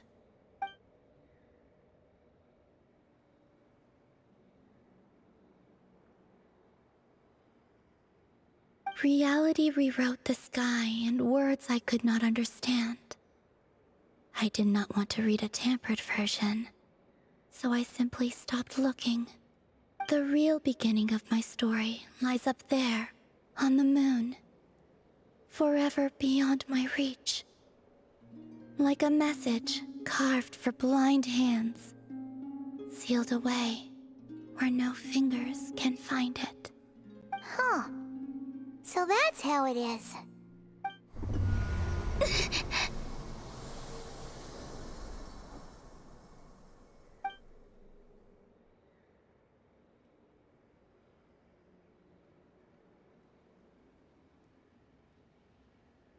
What's wrong?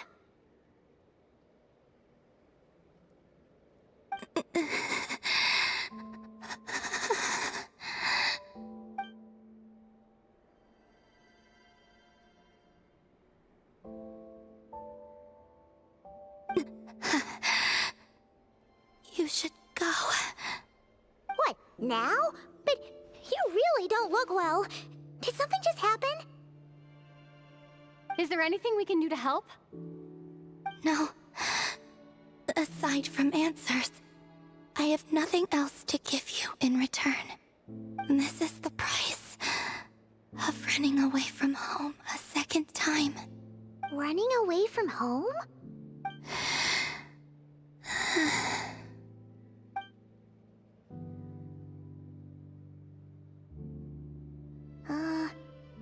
Is she heading towards the food? Did all of Paimon's questions make her hungry? Do you still have many questions? I know I should offer more in return for your kindness, but I'm feeling a little worn out. Oh, we're so sorry about that.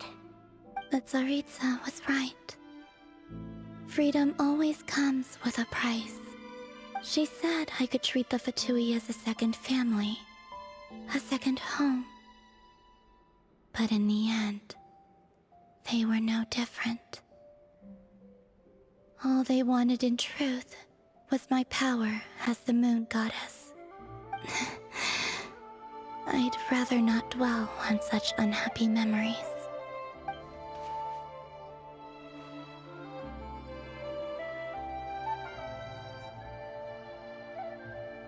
I have fulfilled my promise to the Tsaritsa, though it has used up much of my power.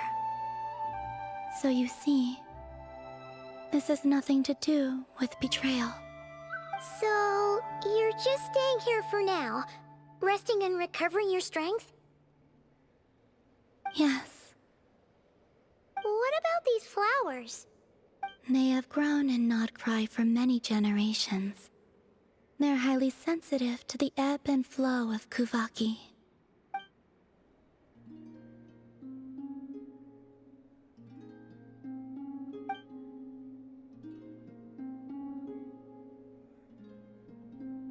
At times, I thought about using that relic the Frost Moon Scions had hidden away. I could sense the power within it.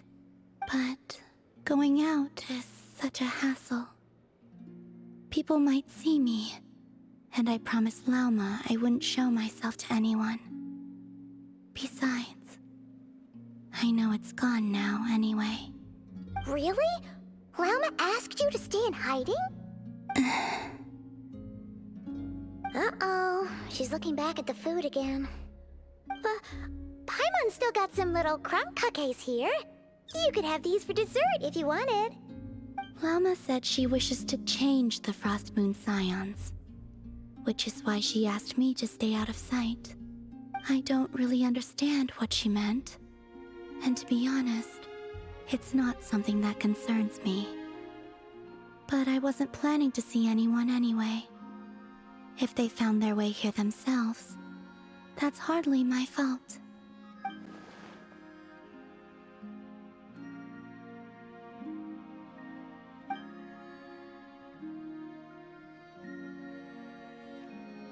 Lauma, the Maiden of the Grove. She is quite unlike any Frost Moon Scion I have ever met before. After hearing my story, She actually apologized for how the Frost Moon Scions treated me back then. She told us she feels like she's been living on the far side of the moon. Is that so? I actually got the opposite impression. She's been keeping her true power hidden away, afraid that people might be dazzled by its brilliance, and that they'd no longer be willing to look her way.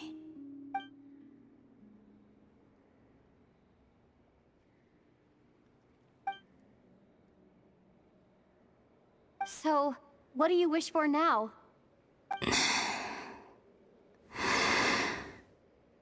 I wish to return to the moon, to the home where my story is written. Right now, that is all I wish for.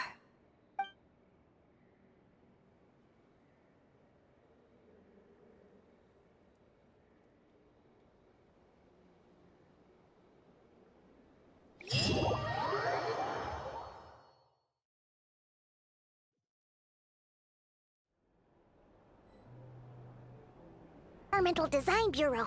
Come on, we better go meet up with the others.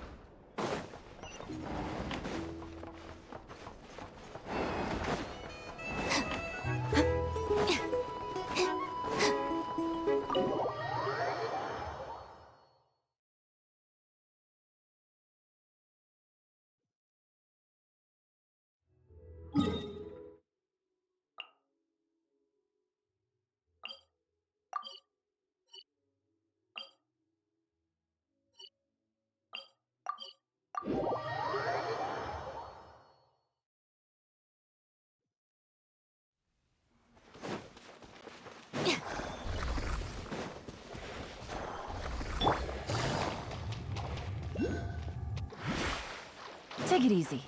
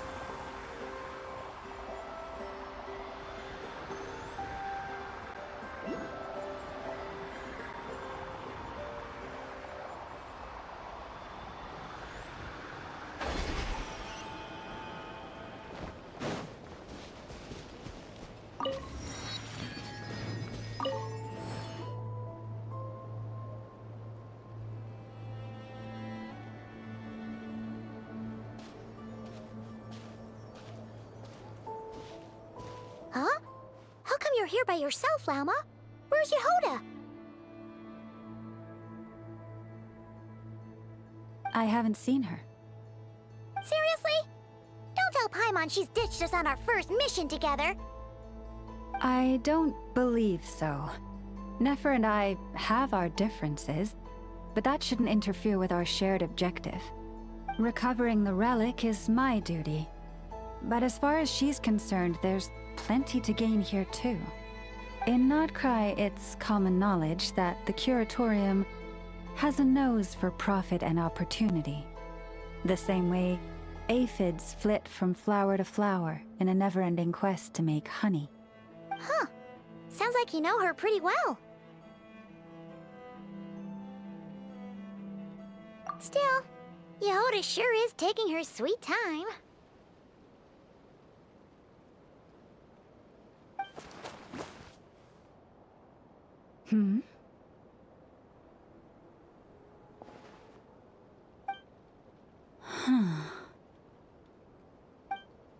I believe we may have misjudged and underestimated Miss Yehoda.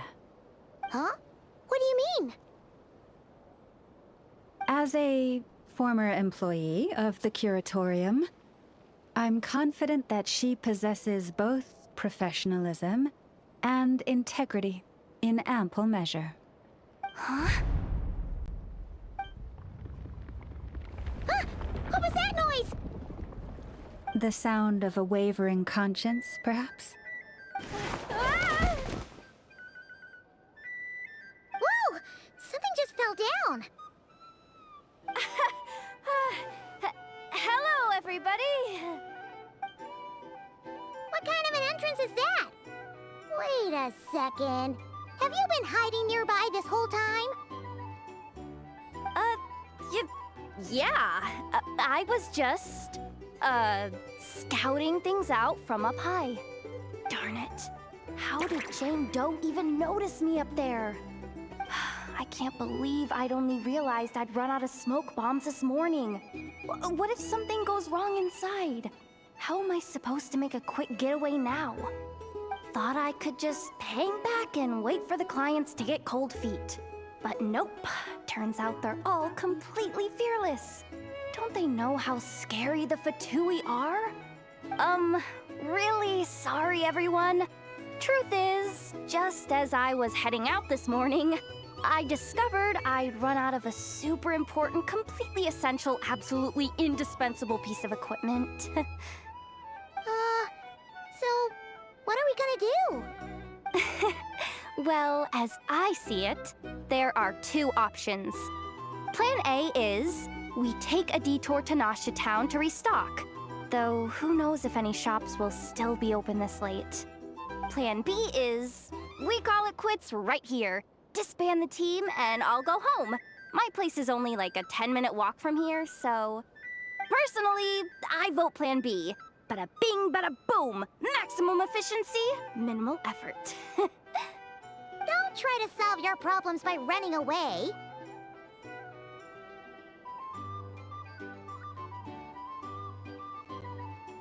Not a fan of either? Then I guess our only option is to fall back on Plan J. That's J for Yehoda, by the way. Why didn't you just tell us that was an option in the first place? Come on, that would have totally ruined the surprise. Boss pulls this trick all the time, and it's always the clueless ones who end up praising her to the skies. Feels like you just threw shade at a whole lot of people. I have faith in your professionalism, Yehoda. You don't need those flashy tricks. Your abilities alone are more than enough to earn our respect. Huh. This Jane Doe sure has an eye for talent. Speaking of which, maybe it's time I started calling her something nicer? You really mean that, Jane? Laumado? I do. I'll tell you what, it's not every day you get to work alongside such considerate clients. I have a feeling we're gonna make a great team. Plan J is this. We find our way in through the freight access on the facility's east side. It's tucked away from view, and security's lighter at night. I've prepared some special gadgets too, so we should be ready for anything. If we want this to go without a hitch, we'll need to work together every step of the way. So everyone, stick close behind me. Now that finally sounds like a real pro talking. Hey, you saying I didn't before? Kinda, yeah. You... Ugh. Never mind. A top-tier treasure hunter like me never lets the naysayers get to her. All right, let's go over what we agreed on yesterday. The goal of infiltrating the Kuvaki Experimental Design Bureau is to locate and, if possible, recover the relic that the Fatui stole. We also need to figure out why they built the facility in the first place. I'm worried that they've set their sights on the ancient moon's remnants on Hisi Island too. Well, now that we've got a plan, time to get this show on the road.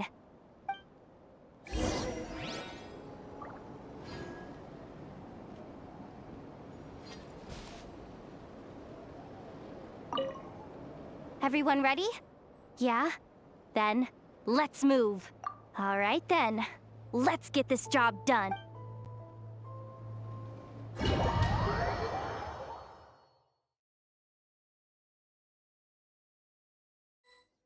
Go, go, go! But make sure you stick to the side.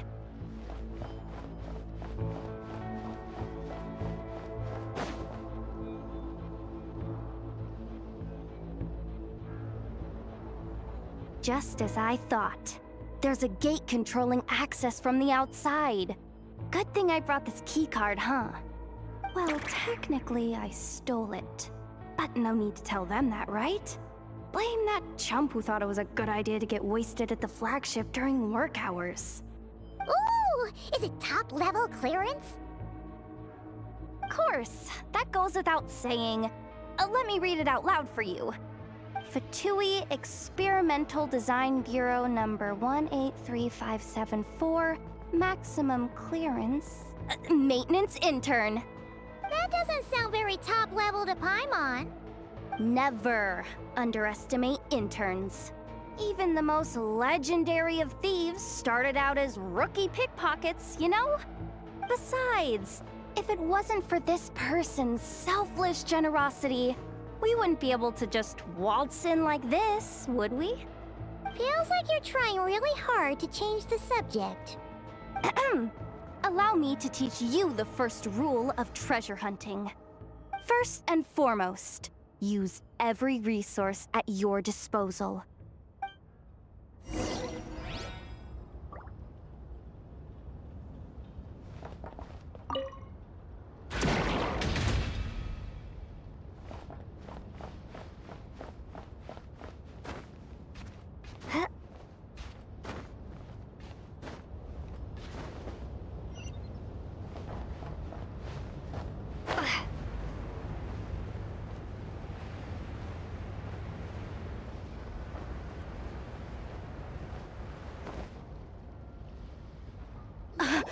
I get it now. It's like a pair of light bulbs just lit up in my head. What did you just get? The blue light, aka Plan A, is telling me to take the path along the left side. It'll be a lot stealthier, but that might mean a bit of a detour. The red light, aka Plan B, is saying, just charge straight in. But that'll mean dealing with, like, a dozen sentry bots already powering up. Although, I might be able to switch them to training mode. Their attacks will be weaker, but we'll still be in for a fight. Can't you just put them in sleep mode? Hey, I told you, I'm just a maintenance intern. Give the new recruits some time and space to blossom, will ya? We're still pretty close to the entrance. Surely they'll call the whole thing off once they see what these bots can do. Anyway, I say we go with Plan B. Either way, I won't be doing any of the fighting, so the shorter route sounds good to me. If we can avoid fighting at this stage, we should. Plan J is to call it a night so we can all make it back to bed before sunrise. After all, the deeper we go, the more dangerous this is gonna get. So we might as well give up while we still can. Well, all right then. Just don't forget, whatever you do, don't let those recon bots spot you. Let's see. No kidding. Anefa told me about something like this before. I can't believe that dumb robot actually helped me out for once. All you gotta do is this, and the recon bots will be reassigned to another position. That way, when it's time to move forward, the path will be clear. Which reminds me, it's about time I taught you the third rule of treasure hunting. Go with the flow. What about the second one? You skipped that one. Huh? Did I? Oh geez, must have gotten them muddled again. I mean, the second rule is exactly the same as the first. Guess that's what you meant by going with the flow, huh?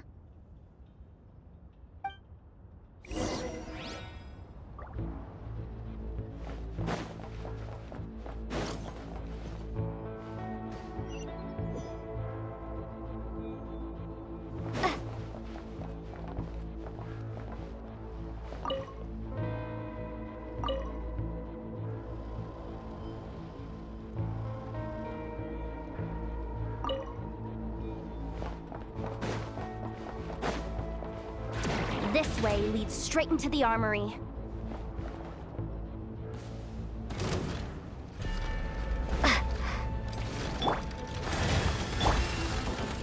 Water jet!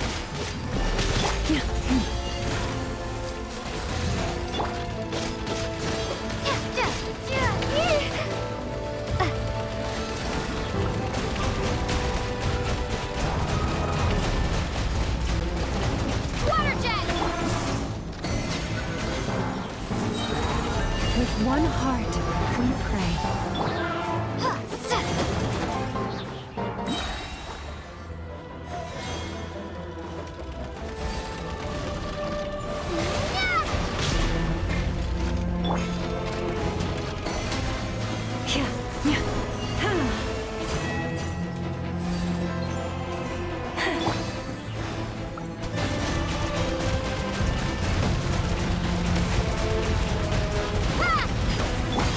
By the frost moon of old.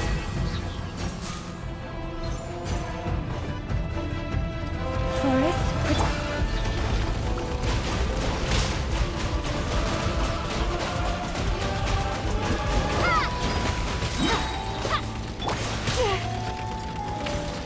lush as the moonlight. With one heart, we pray. Wipe out! Ah!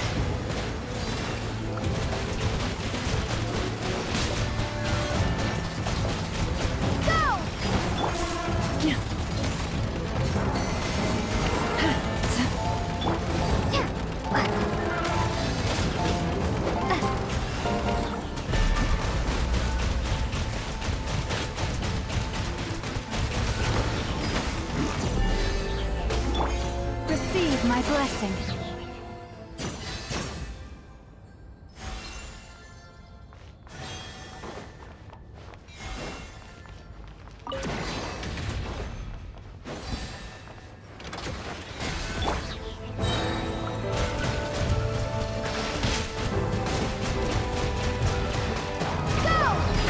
For the everlasting forest.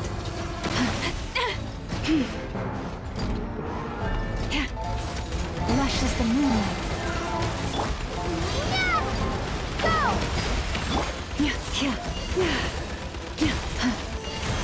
Have I brought this on myself?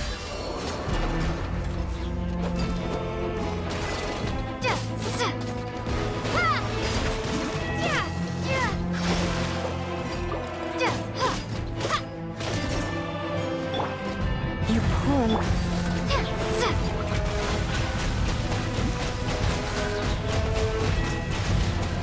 Water jet! Wipe out!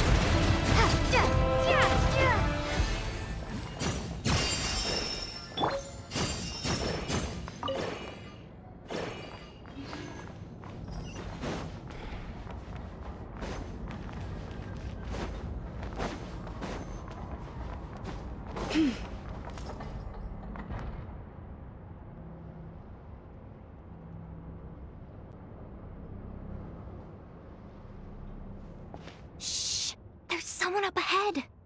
Has the lockdown been initiated? Move it, soldier! The cargo has already been transferred. The lockdown procedure is complete, Commander. That sector is now fully sealed. The night shift. Just our luck. Don't they usually handle deliveries during the daytime? There's not supposed to be anyone here. We've come this far already, and they're really trying their best. If I suggest backing out again, it's not gonna look good. Come on, brain. Think!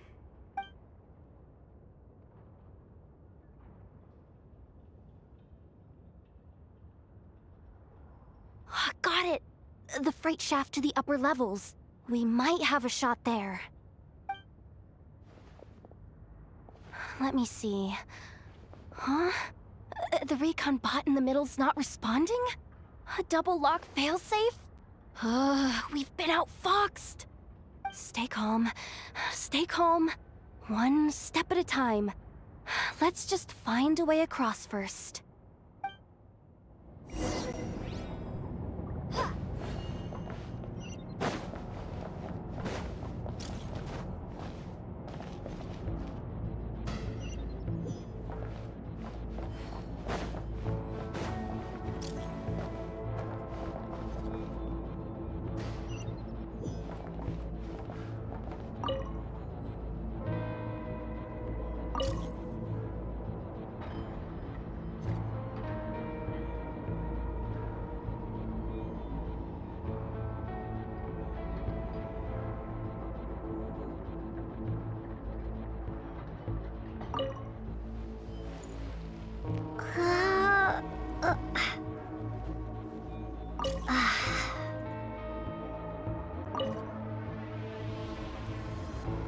All set.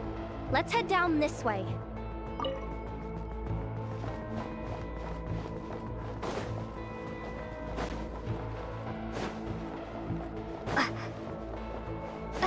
Hey!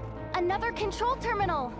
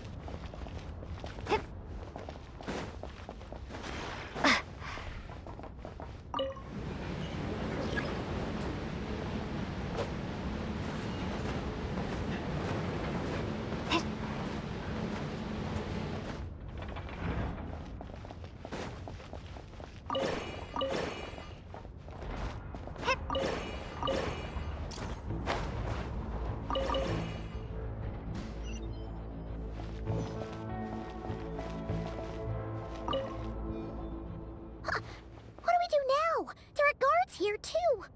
Don't worry. Bots are way easier to deal with than people. At least their behavior is predictable. First, let's find a safe spot to land. Good. That spot shouldn't draw their attention. Let's go. Let me just try something. Maybe I can use the terminal to command them to move out of our way. Security verification? With 10 questions? Are you kidding me? You really trust me that much? Fine. I'll do my best. But just to be clear, if I can't answer a question, I'm backing straight out of the terminal. No way I'm risking triggering any sort of alarm. Come on, Yehoda. You can't give up now. Question 1. What is our motto? Oh, I know this one.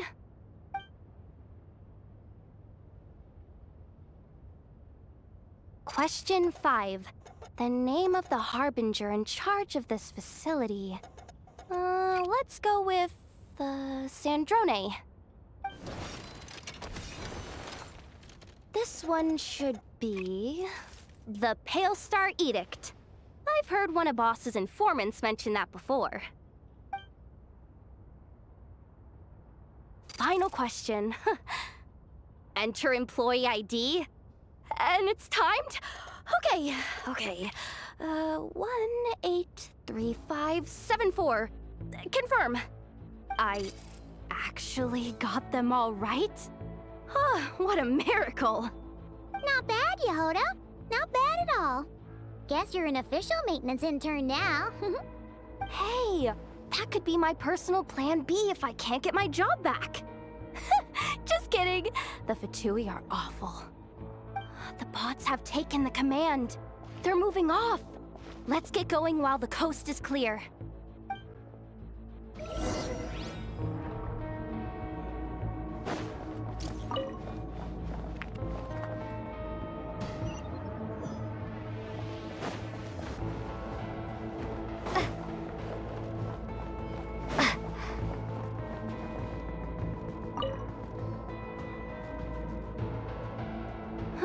Didn't think they'd even cut off the supply of Kuvaki. They're being really cautious. If we can somehow divert some emergency power into the system, we might be able to force boot this thing. What do you mean by force boot? How do I explain this? It's like dumping a whole bucket of water into an empty pool so that the little ducky gets to swim around again. You should probably just ask Aino instead. So, we just need to find that bucket of water, right? Huh. Paimon thought your explanation was great. Kinda adorable. In a childish sort of way. Hey, you could have just skipped that last part. Is this what you were looking for? That's right! That's exactly what we needed. Where did you find that? I sensed Kuvaki inside it during the fight just now. They must have been using it as backup energy for their armor. I honestly had no idea that fighting could solve so many problems. Oh, darn it. Why am I so weak? Oops. Did I say that out loud? Just, ignore me.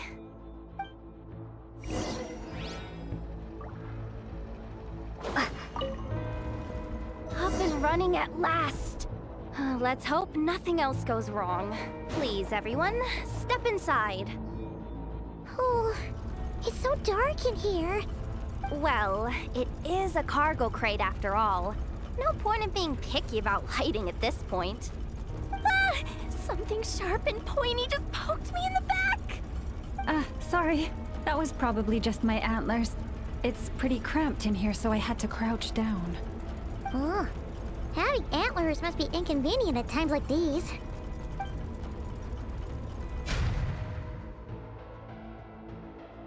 Ah! What's going on? Don't tell me something's gone wrong already. Looks like there was only enough juice in the emergency power supply to lift us this far up. Ugh. Awkward. Am I gonna get docked for this? Based on the boss's policy of docking pay for every screw-up, No, wait a sec. I've already been fired. Doesn't look like it's moving again anytime soon. I think we can get through if we follow the ventilation duct along the outer wall. The entrance has gotta be somewhere. Don't worry, this was totally part of the plan.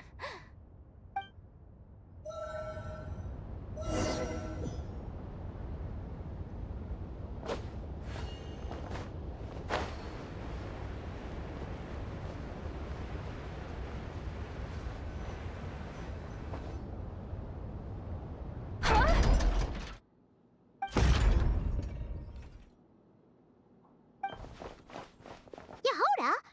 How'd you end up outside? Looks like she slipped out at the very last second, just before the gate shut. Impressive reflexes, I must say. Though I'd expect nothing less from a former employee of the Curatorium. I'm so sorry. That was pure survival instinct. I didn't mean to ditch you. Anyway, you guys just stay where you are. I'll figure something out.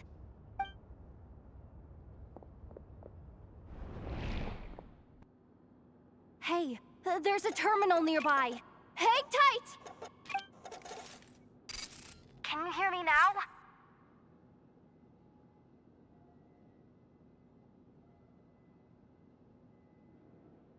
The duct security protocol has been triggered. The gate must have dropped when it detected a living presence. Wait, so we're trapped in here? I'm checking what I can do from this end. Watch out for the laser up ahead. What laser?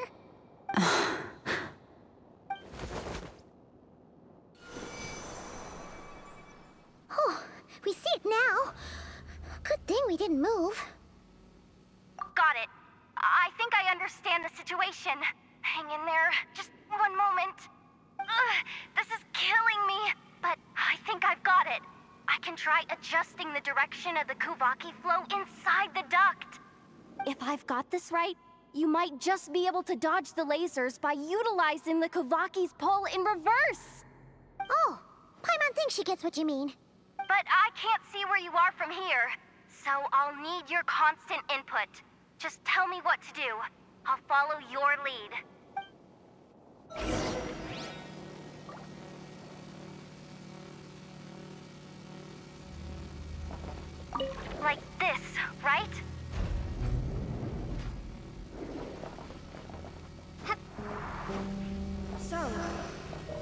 dinner after our shift?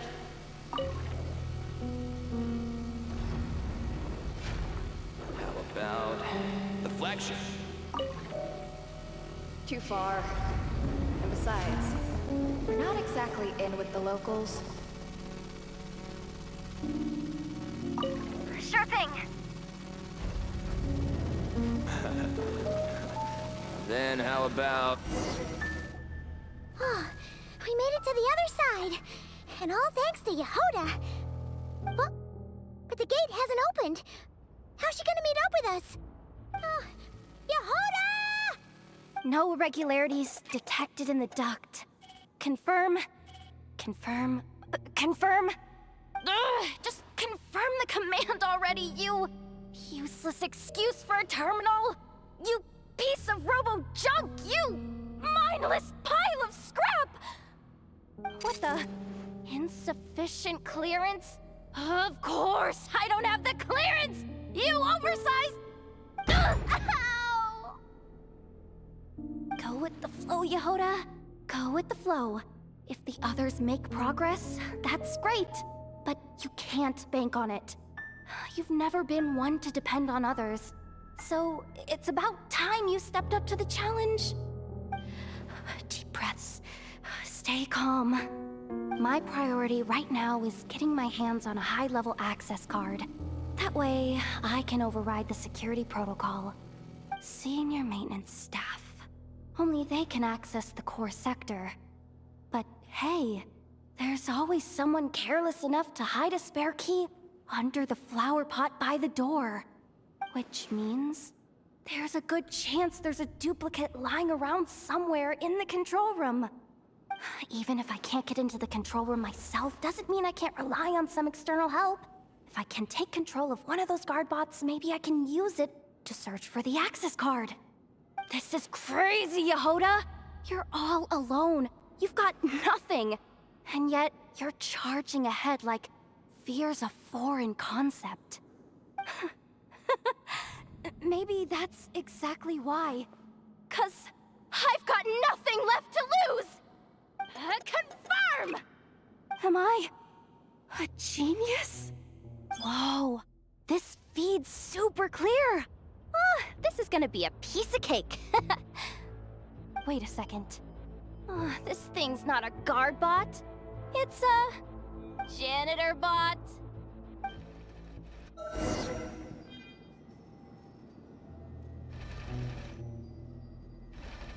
You think Marionette even knows what we do down here? She seems to spend all day either holed up in her lab or out doing the rounds. It's still a mess over there. Go clean it up. Why? Planning to skim a little off the top? No, nothing like that. Just wondering if anyone would actually notice if we didn't show up from time to time.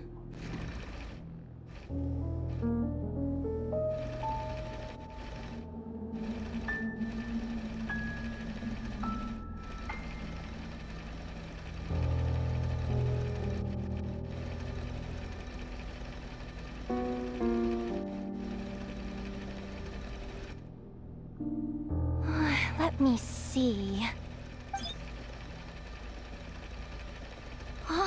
There it is! Hey! Why'd you stop? You haven't finished sweeping that corner. But, I can see the card from here. Guess I have no choice but to swallow my pride and stay in character for now. Sweep up the crumbs by my feet. Yeah, good luck with that. What are you gonna do when they ask for a progress report?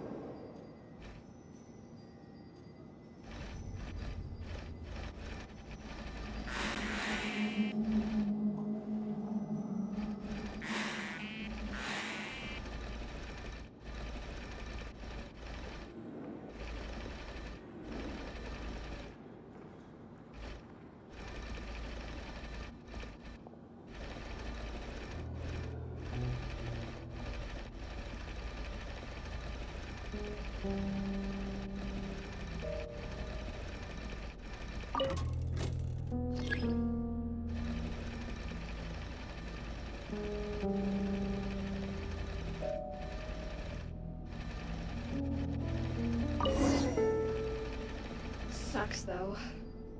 Finally sent somewhere warmer than Snezhnaya, yet we barely get to see the outside world.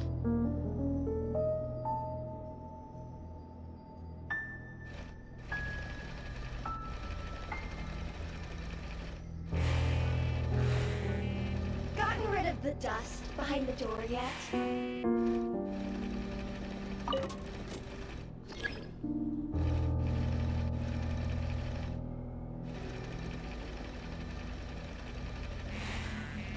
Clean this spot too. I saw you skipping.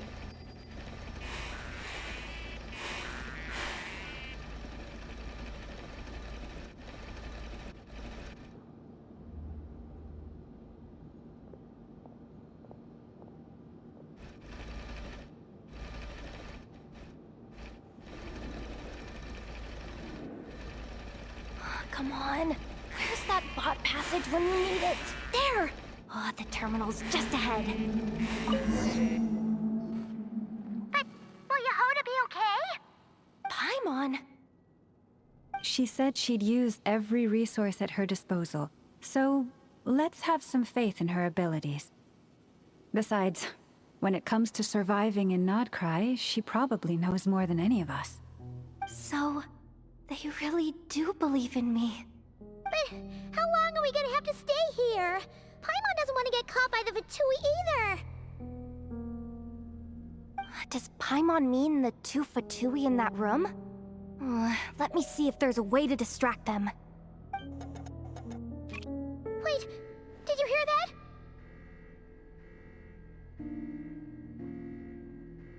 Huh? The alarm? What's going on? Let's go check it out.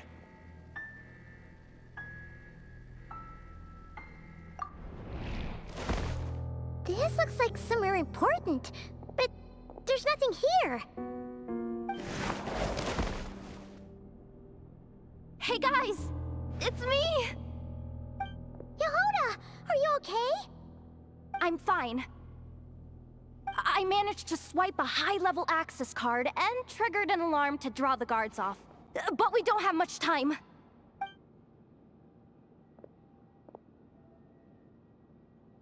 All right, looks like we can control the elevator. Come on, hop in. Let's take it further down.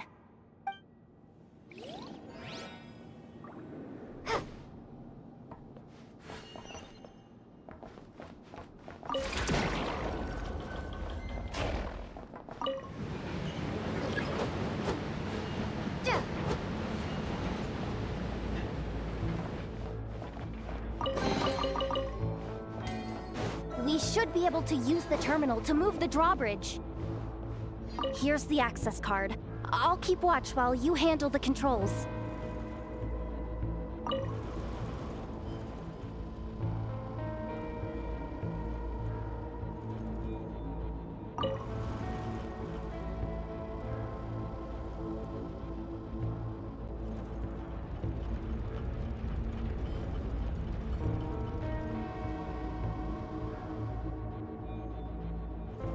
All done.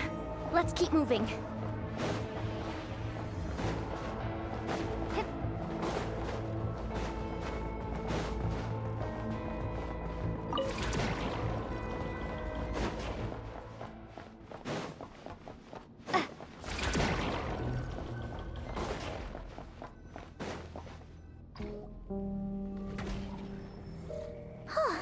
There's no one here. That's good news for us. Let's head inside. Looks like a rest area for the Fatui's Oprishniki. Huh? The terminal's still on? Hmm.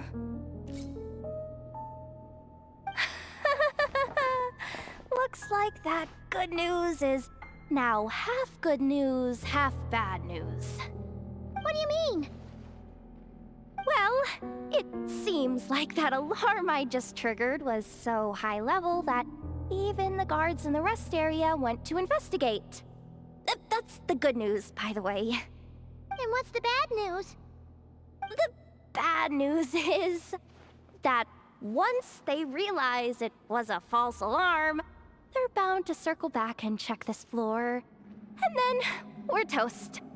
So we've got to move fast here. If you need me to run a quick search, say the word. Analysis of Kuvaki extracted from the moon marrow suggests that its energy core bears some close relation to the power of the former Three Moon Sisters. It is suspected that there is a link between the Frost Moon Scion's hidden relic and the shattered remnants of the Eternal Moon. Come on, none of this is important right now. Just tell us where you hid the darn thing. Access denied. You do not have permission to view this data? Even with a high-level access card? Who does have permission then?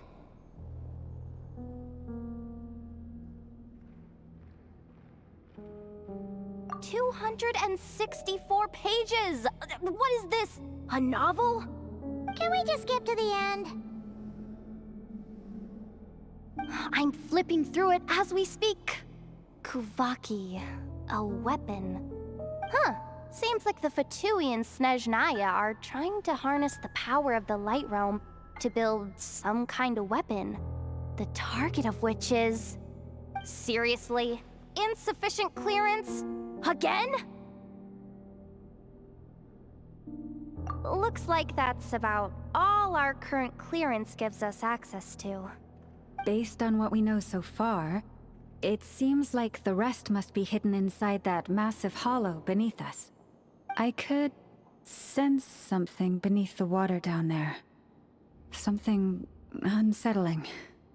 If they've gotten their hands on the moon marrow, odds are it's hidden down there too. And here I thought we were almost done. But nope, we're going deeper and deeper into the danger zone. Chin up, Yehoda.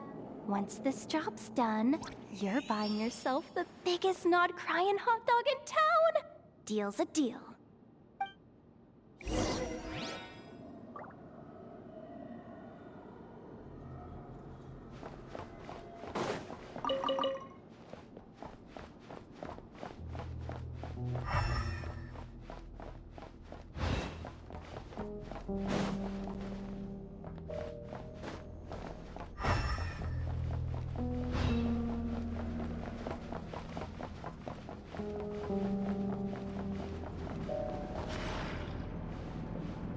Watch out for that defense bot! Ah! It's aiming right at us! You'll have to use Kuvaki to deflect its attacks back the way they came!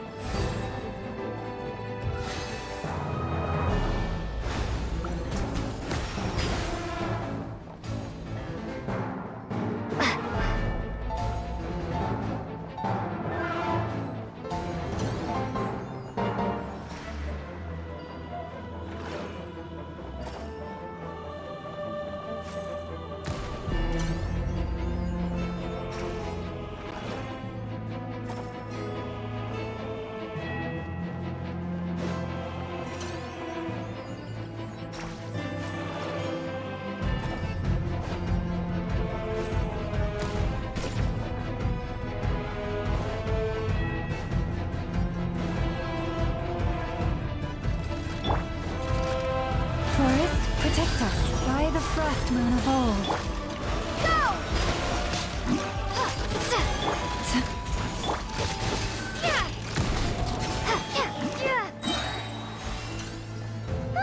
Its attacks are getting faster!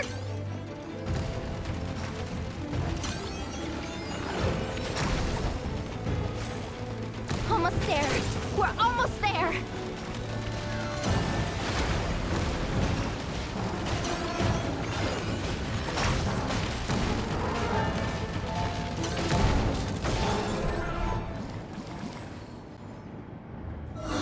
Finally down.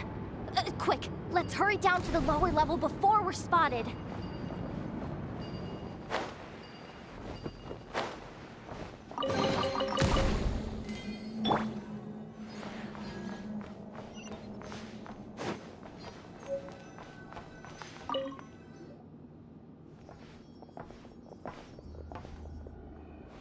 That switch looks suspiciously obvious. No way I'm pulling that. But you guys, go ahead. Hey, you spotted it first. Shouldn't you be the one to pull it? Not a chance. I'm just the guide, remember? At most, I'll help you look for an escape route. They don't seriously think pulling this thing's gonna lead to treasure, do they? I'd be amazed if it doesn't set off an alarm. Besides, I didn't even bring my smoke bombs.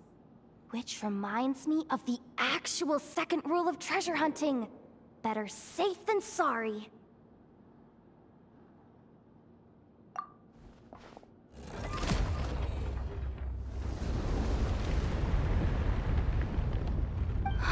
The ground, it's shaking.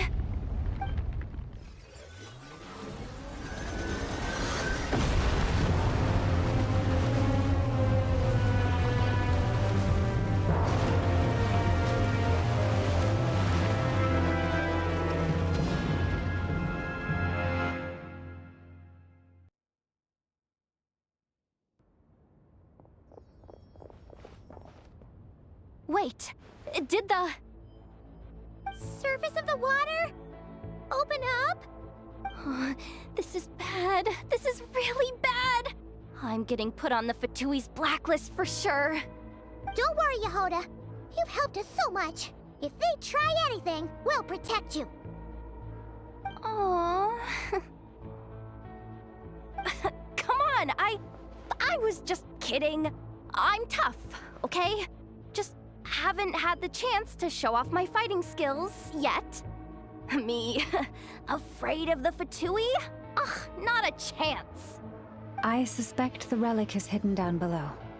Yehoda, your commission ends here. I am truly grateful for everything you've done for us. You don't need to put yourself in any further danger. Oh, I'm coming with you. This has nothing to do with the commission, or the danger, or whatever. This has already gotten way out of hand, so I'm coming too. End of story.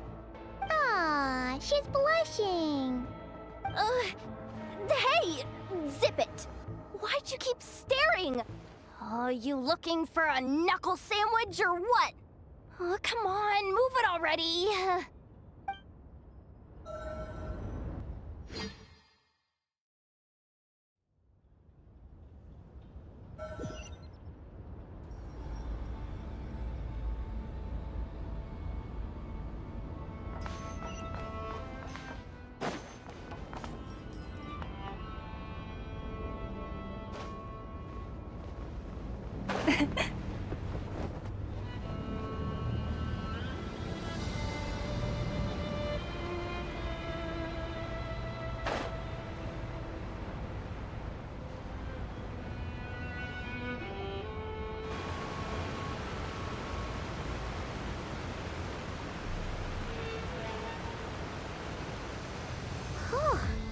It's really deep down here.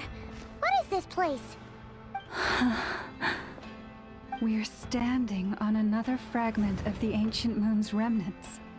So this was the source of the Kuvaki I sensed earlier. Wait, what?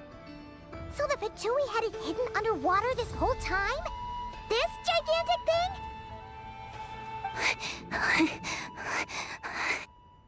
Yehoda, you've been kind of quiet since we got down here. What? Me?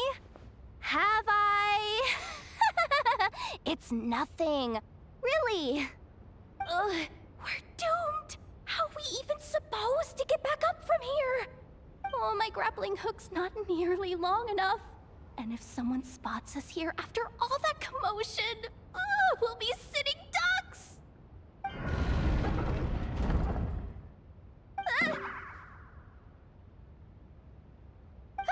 Oh no! That door's opening! Please don't say it's the Fatui! No, please, no! We finally made it here, and we're so close to getting the job done! I didn't risk my neck just to die before I've even had a chance to spend my reward!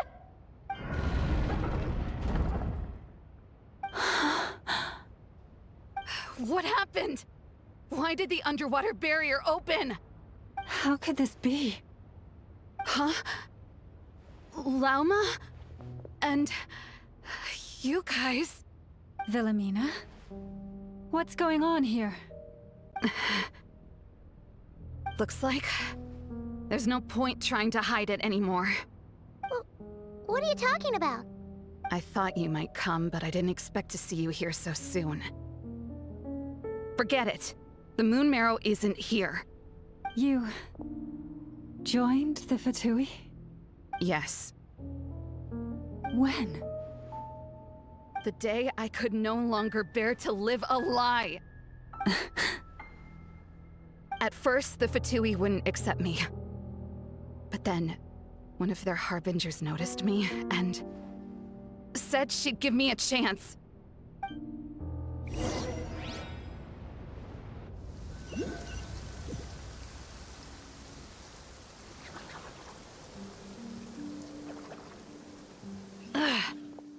Lost them again. That harbinger told me to follow the blonde traveler who might visit the Frostmoon Scions. Easier said than done, though. The animals are on alert at night. If they see me, Lauma will catch wind of what I'm doing sooner or later. Am I really doing the right thing? No. It's too late to turn back now. The empty prayers, the stubborn displays of faith like Cappy's today. This isn't the life I want. Huh? Is that... Ah, the Traveler's back. I won't let her slip away this time. Wait, who's that with her? They look so alike. They seem to be heading towards the statue of Kotar.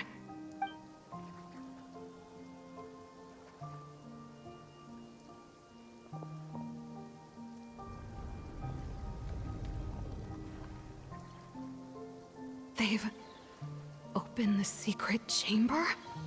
But wasn't it meant to be sealed? Wait a second. The Moon Marrow! Surely they're not after the Moon Marrow. I'd better go report this straight to... Hold on. If they do actually make it to the final room, then maybe I'll be able to get my hands on the relic. The one thing the Fatui have been after this whole time. If someone's going to take it, it might as well be me. This could be my ticket to joining them.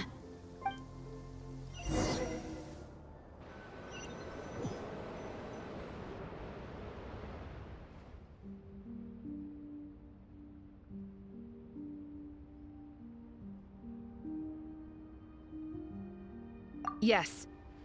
And in your final moment of hesitation, I took the chance.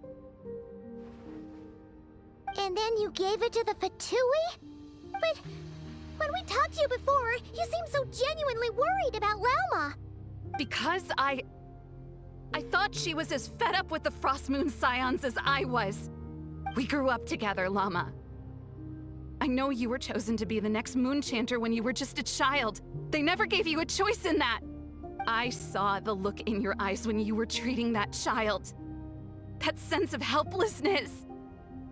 Surely you too must see that this blind, inherited faith of ours is simply holding us back.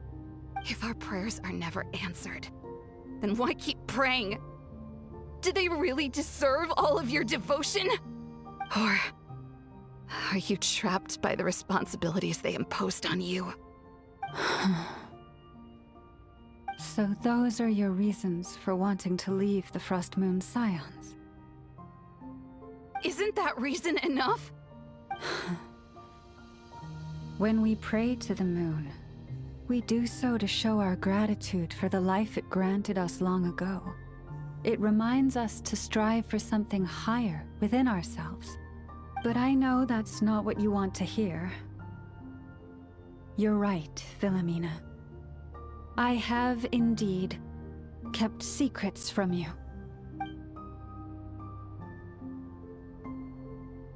I knew it. You don't want to be the Moonchanter, do you? No, that's not it. I'm talking about the fact that the moon in the sky isn't real. What? You're saying... Huh? I've completely lost the thread now.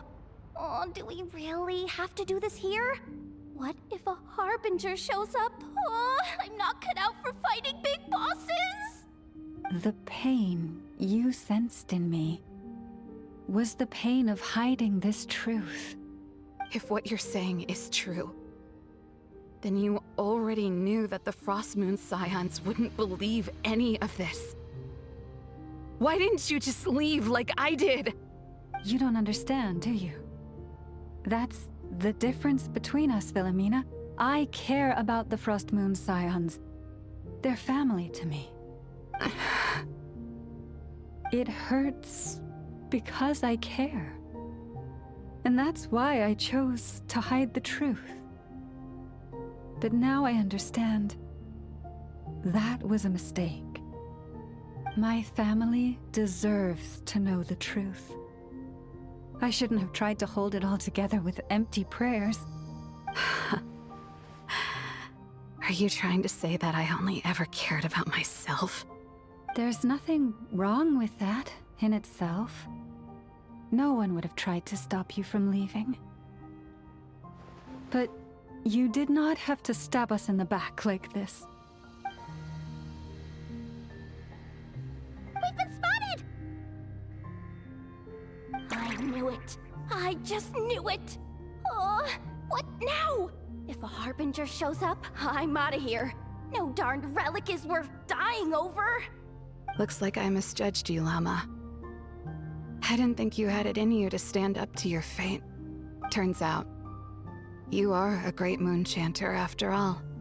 But you were right about one thing. I haven't considered Hisi Island my home for a long time now.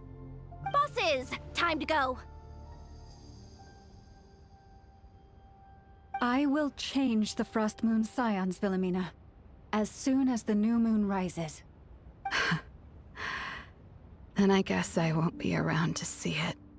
Say, Lauma, what happens to those who betray the Frost Moon Scions? May their antlers be shorn with silver blades, and let them be cast into the long night of unknowing.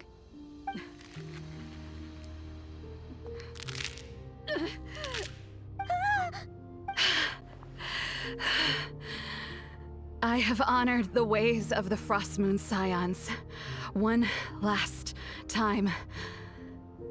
Think of it as a gesture of respect, Llama. There they are! Grandma? Marionette has the Moon Marrow. She went to Star Sand Shoal. Don't flatter yourself now. I'm not trying to atone. I just don't believe you'll actually be able to change them.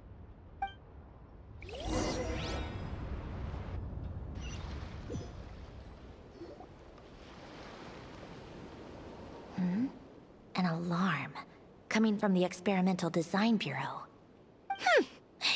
Interesting. Hey, wrap things up and get yourselves ready. Looks like we might be having some guests. Yes, milady. Perfect timing. This job's been boring me to death. Time to test some hypotheses.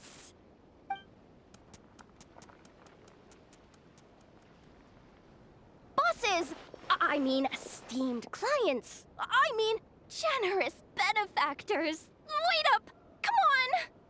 Sure you don't want to consider heading home first and coming back another day? Nasha Town's that way. You are aware that this is the way too. A little ahead of schedule, aren't you? Oh no, it really is a harbinger this time. Marionette. So you are here after all. Hand over that relic right now. It belongs to the Frost Moon Scions. You mean that thing your antlered turncoat brought us? Huh, I have never much cared for trophies given up without a fight. But watching you tear each other apart over it? Priceless. I'm not in the mood for warnings today. Ooh, how frightening. Had I a Trimble function, I'd have rattled off at least a dozen screws by now. Or perhaps I've just set my sense of humor parameter too high. Were you trying to be funny just now? You don't honestly believe you're a match for me, do you? Go on then. Let's serve our guests a little appetizer.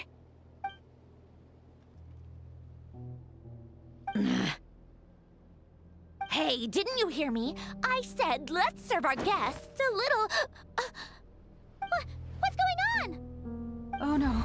Watch out. It's the Wild Hunt.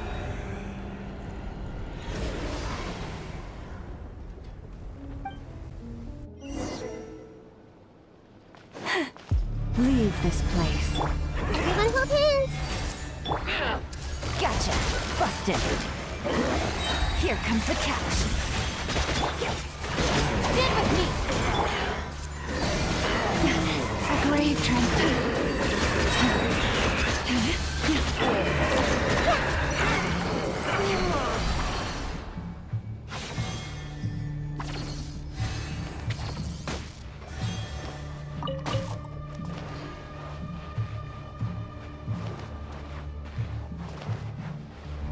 Hey! The Temple of Wisdom! Lightning, terrified! Our bond is strong. Gotcha. Game's up. Fun's over. This thing's just keep coming! Isn't there anything we can do? Everyone hold hands! You poor lost lamb. With one heart, we pray. Busted. Here comes the catch. Take care of the game.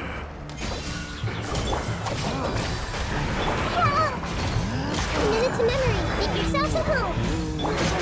French is a song.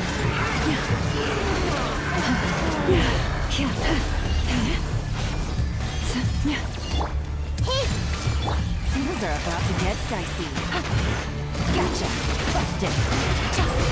Our bond is strong. Out of my way! You sacrificed to steal them away!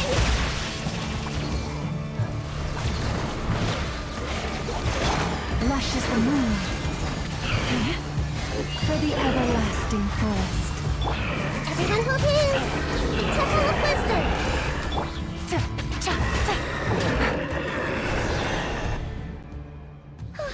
Is that... it? Oh, at least that's what the Lightkeeper's handbook says. Careful. It's not over yet.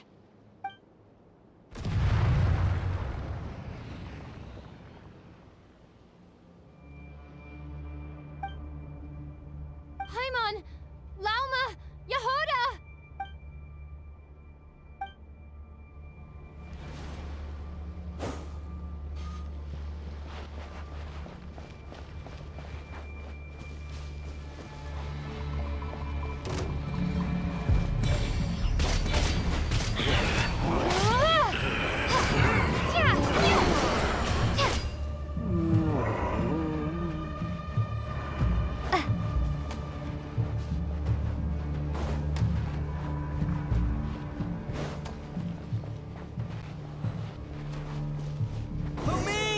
Wait, what was that? Lumine, over here! Ether! Quick, grab my hand!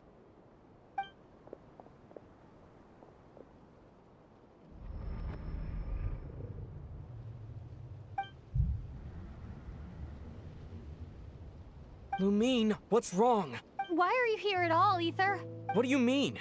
If I may be so bold, what does family mean to you? Why were you after the Moon Marrow that night, Ether? Among those who entered the final chamber, there was either someone with impure intent, or else an abyssal presence. We can talk about that later. Tell me why, Ether.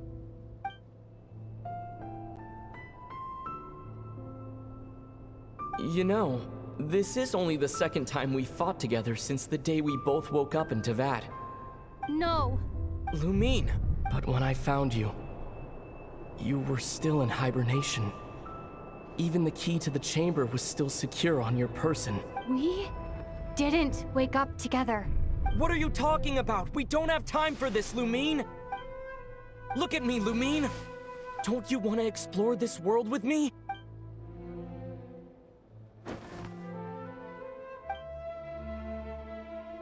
You think I'd lie to my little sis?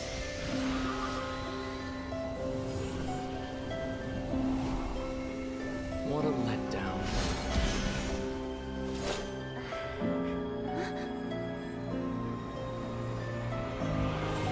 Go get it from me, Lumine. It belongs to me. I never believed it. I didn't want to believe it. That strange feeling that something was off. I wanted it to be real so badly.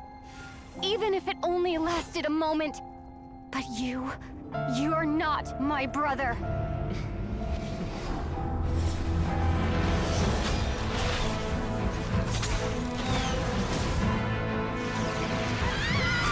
Moon Goddess, please save us! Why is this happening to us? Is this abandoned?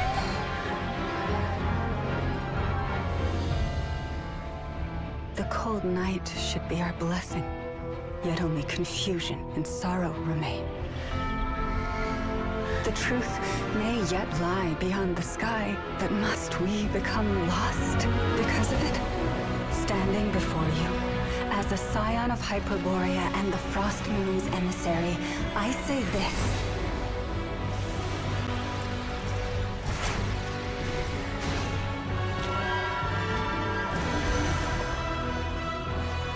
Should the false sky above dim the light of the moon, then from silver blood that flows as rivers, let us weave moonlight anew.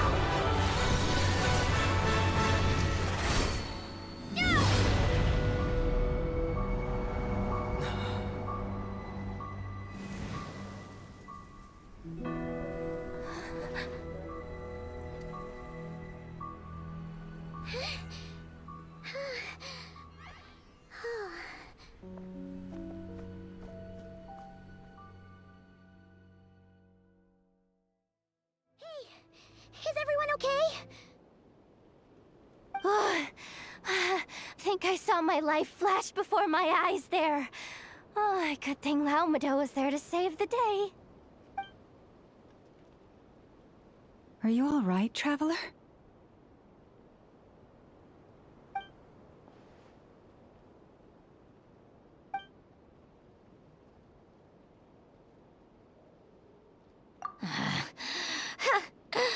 Well, that took you long enough. Seriously, how many of you are there? Pathetic. Oh no. Oh, I spoke too soon. Totally forgot we still have a Harbinger to deal with.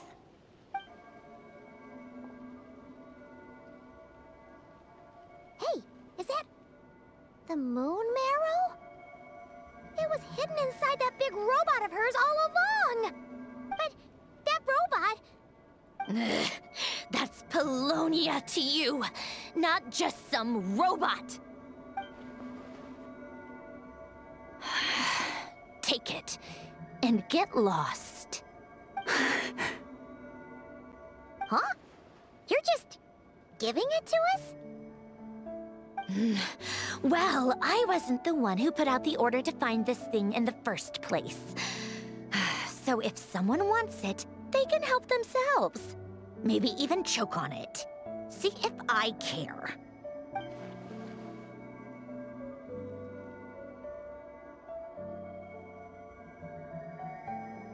So, are you waiting for me to change my mind or what? I'd be more than happy to pick up where we just left off. But I should warn you, I'm in a bad mood right now. Let's go. Fine by me. Totally, completely, absolutely on board with that.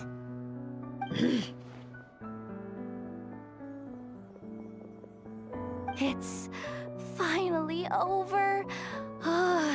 If that doesn't make the most thrilling commission of the year, I don't know what will. Looks like the Fatui are all gone now. Lelma?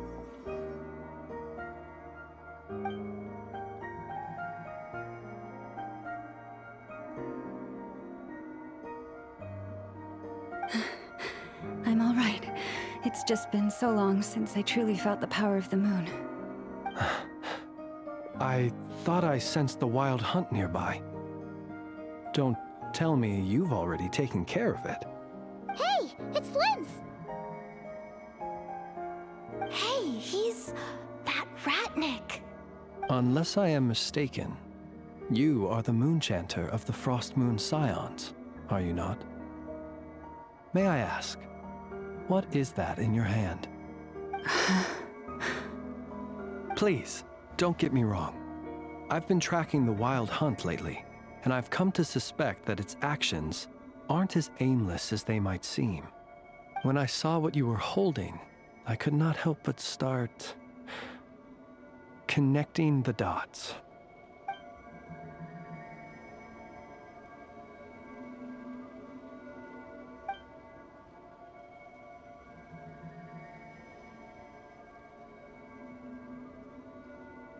You better be extra careful, Flint. It seems like the Wild Hunt is capable of impersonating people now. Oh, is that so?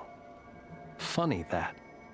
I just showed up completely out of the blue, yet you seem to have no problems trusting me. I apologize. I shouldn't be making jokes like that right now. Anyway, I understand. Thank you for the tip-off. It seems that the Wild Hunt has somehow changed in nature. I'll have to report this to HQ right away. For now, let us part ways here.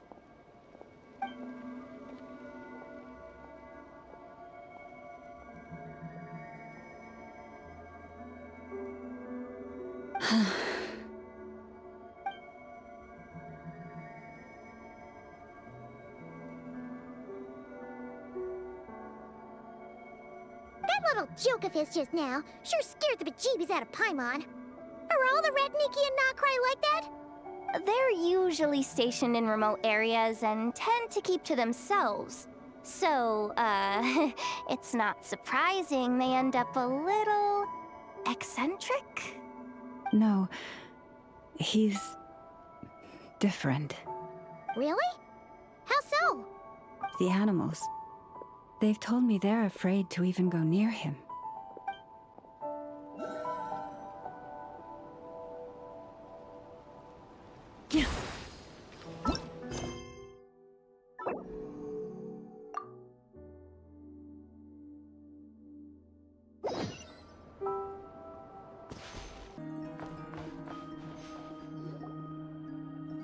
Oh, you're back. I just made you all a pot of tea. Better drink it while it's hot. Boss Neff, you wouldn't believe how scary our day has been! Seriously, I am never, ever taking random jobs like that ever again! You hear me? Oh, come on now. You even faced the Wild Hunt and lived to tell the tale. What's left to be afraid of? Wait a sec, how did you? Oh, right. Like you told us before, your business is dealing in information. Huh? Boss Neff, the teacups. Why is there one missing? Did you think I wasn't coming back? My. How could you think that of me? You know the rules. If a member of staff wants tea, they pour it themselves. Your cup's sitting safe and sound right there, in the cupboard. Member of staff? Does that mean you're accepting me back? Wasn't that the deal? Boss Neff! You're the best boss ever! You never change, do you? Everything turned out fine, no? You found exactly what you were looking for. Yet there you are, sulking away as usual. Nefer, that medicine we discussed before, the one for congenital Kuvaki sensitivity, I need you to get it for me. And how do you expect me to find something like that for you in the middle of the night? You'll have to wait till morning, at the very least. I need it right now. All right. I'll see what I can do. But you know urgent means extra charge, right? Thank you. You know what? You do seem a little different. In a good way? Or a bad way? Who can say? I'll take it either way, so long as you don't start making a habit of asking me for ridiculous favors.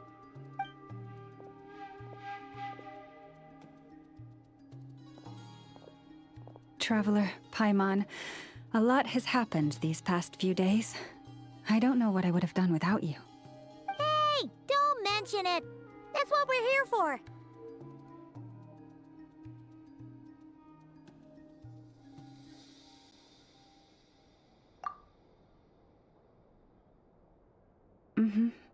You're right. And tonight, I'm planning on telling them everything. Tonight? Isn't it a bit late already? The moon shines brightly this night. What better time for the Frost Moon Scions to usher in a new dawn for truth? Thank you for your kind words. But before I do, there's one more thing we need to deal with. Oh yeah! Now that we have the moon marrow... You'll have to forgive me. I used too much of my strength in the battle earlier. I fear I won't be able to help you uncover the truth of the past. Not right away, at least. That's fine. We're gonna be in Krai for a while anyway, so there's no rush, right?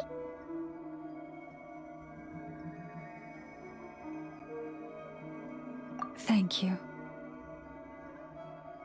But there's another problem. How to keep the moon marrow safe now? Huh? Can't we just return it to your secret chamber? The seal has been broken. Even if it were restored, now that the wild hunt has gotten in once, there's no guarantee that it won't happen again. Oh, right. Yeah, that makes sense. Back when the Frost Moon Scion's bloodline still ran strong, in special circumstances, a moon chanter could act as a vessel, safeguarding the relic within their own body. But it is a grueling trial of will and endurance. The moon chanter who did this only lasted 2 days. As for me, I might be able to last 5, at most. Hold on. You'd be using your body as a vessel? Yes. You can think of it like dropping a red-hot ball of iron into a bucket of water. How long the water lasts depends entirely on the bucket's size. Pardon? Hey, that's not a bad idea. You've always held up pretty well against the abyss. Surely the moon mirror can't be any more dangerous than that. It's not at all that I don't trust you, but it's too risky. But we're out of options, aren't we? Might as well give it a shot. All right. Well, I'll be right by your side. If anything feels off, please tell me immediately.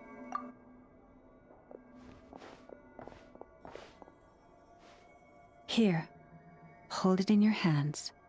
Feel its power. Imagine you're a lake, a cluster of stars. Let the moon become a part of you. Whoa! How is that? Are you feeling any discomfort?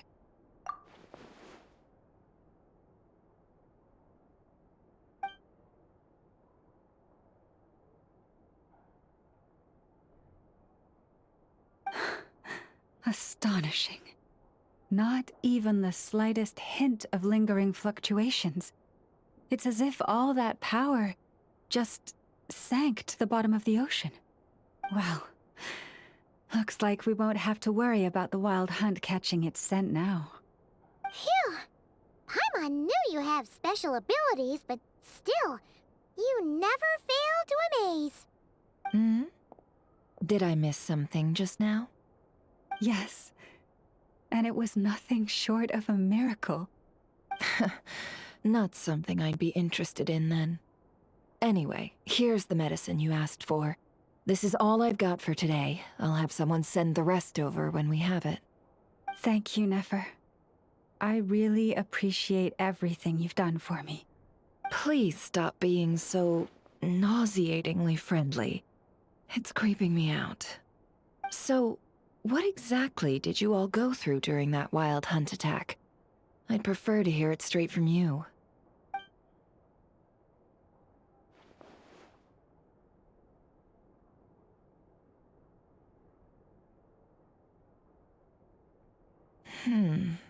A phantom that can mimic the appearance of others. Quite different from what we've seen before. Yeah, and both times it appeared, its goal was pretty clear. It seems like it was after the moon marrow. And on both occasions, it was accompanied by the wild hunt, too.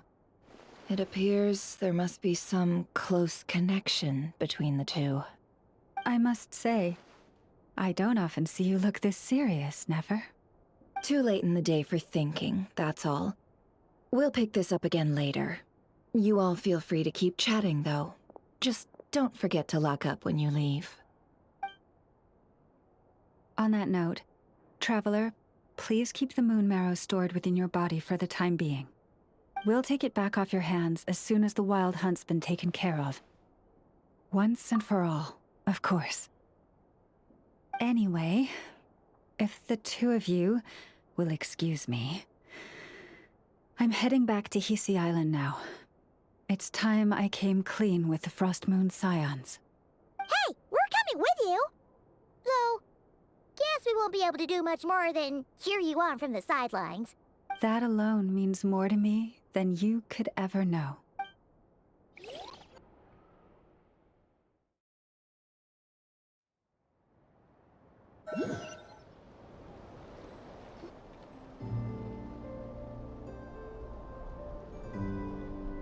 What's going on?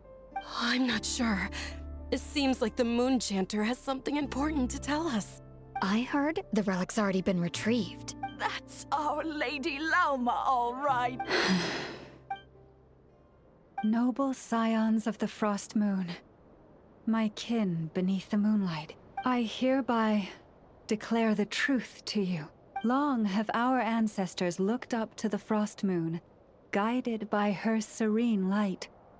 Yet now, she lies hidden beyond the limits of the sky. And so, Lauma began to reveal to the Frost Moon Scions a truth long hidden within her heart. A story of a false moon and the death of gods. Kutar was indeed born of the moon. But that does not give us the right to reap without sowing, nor clothe ourselves without the toil of weaving. As she spoke, some who listened were stunned into disbelief, while others seemed to awaken as if from a dream. From this day forth, the road shall be paved with truth, and we shall pave it ourselves.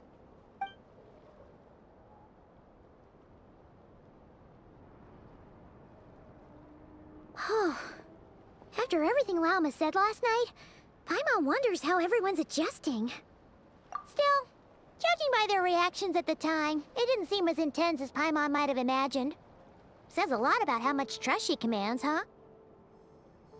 Hey look! It's Lauma! Welcome, both of you.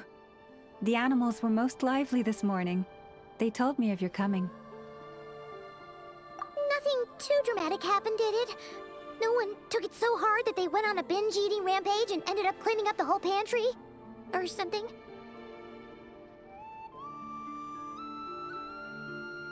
Hey! Paimon's just trying to lighten the mood. Thank you for your concern. Change doesn't happen overnight, and new ideas need time to take root. But nothing as extreme as that has happened, no. Although... Although what? Well, just as I thought might happen, some have chosen to leave the Frost Moon Scions for good. For them, losing their faith was like losing their home. Confusion, frustration, helplessness.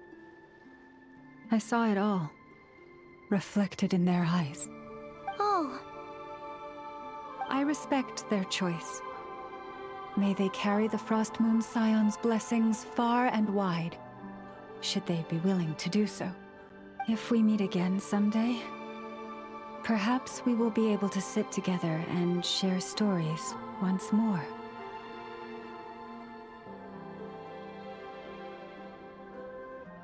Others sought me out afterward, though, and thanked me profusely for sharing the truth with our people.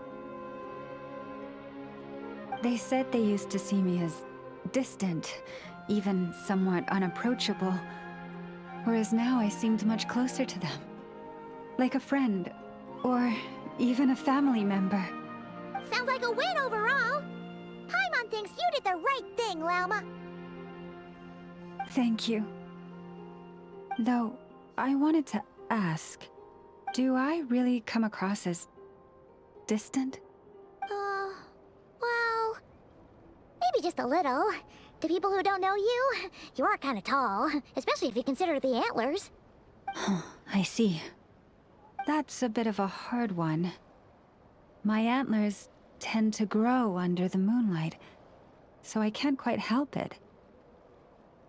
It brings me comfort to hear you say that. By the way, how has your body been adjusting to the moon marrow? I'm glad to hear it. I've also suggested to Nefer that we meet within the next few days. We need to figure out how to counter this new manifestation of the Wild Hunt. But for now, let's just relax. I want to enjoy this feeling a little longer, of finally living on the bright side of the moon.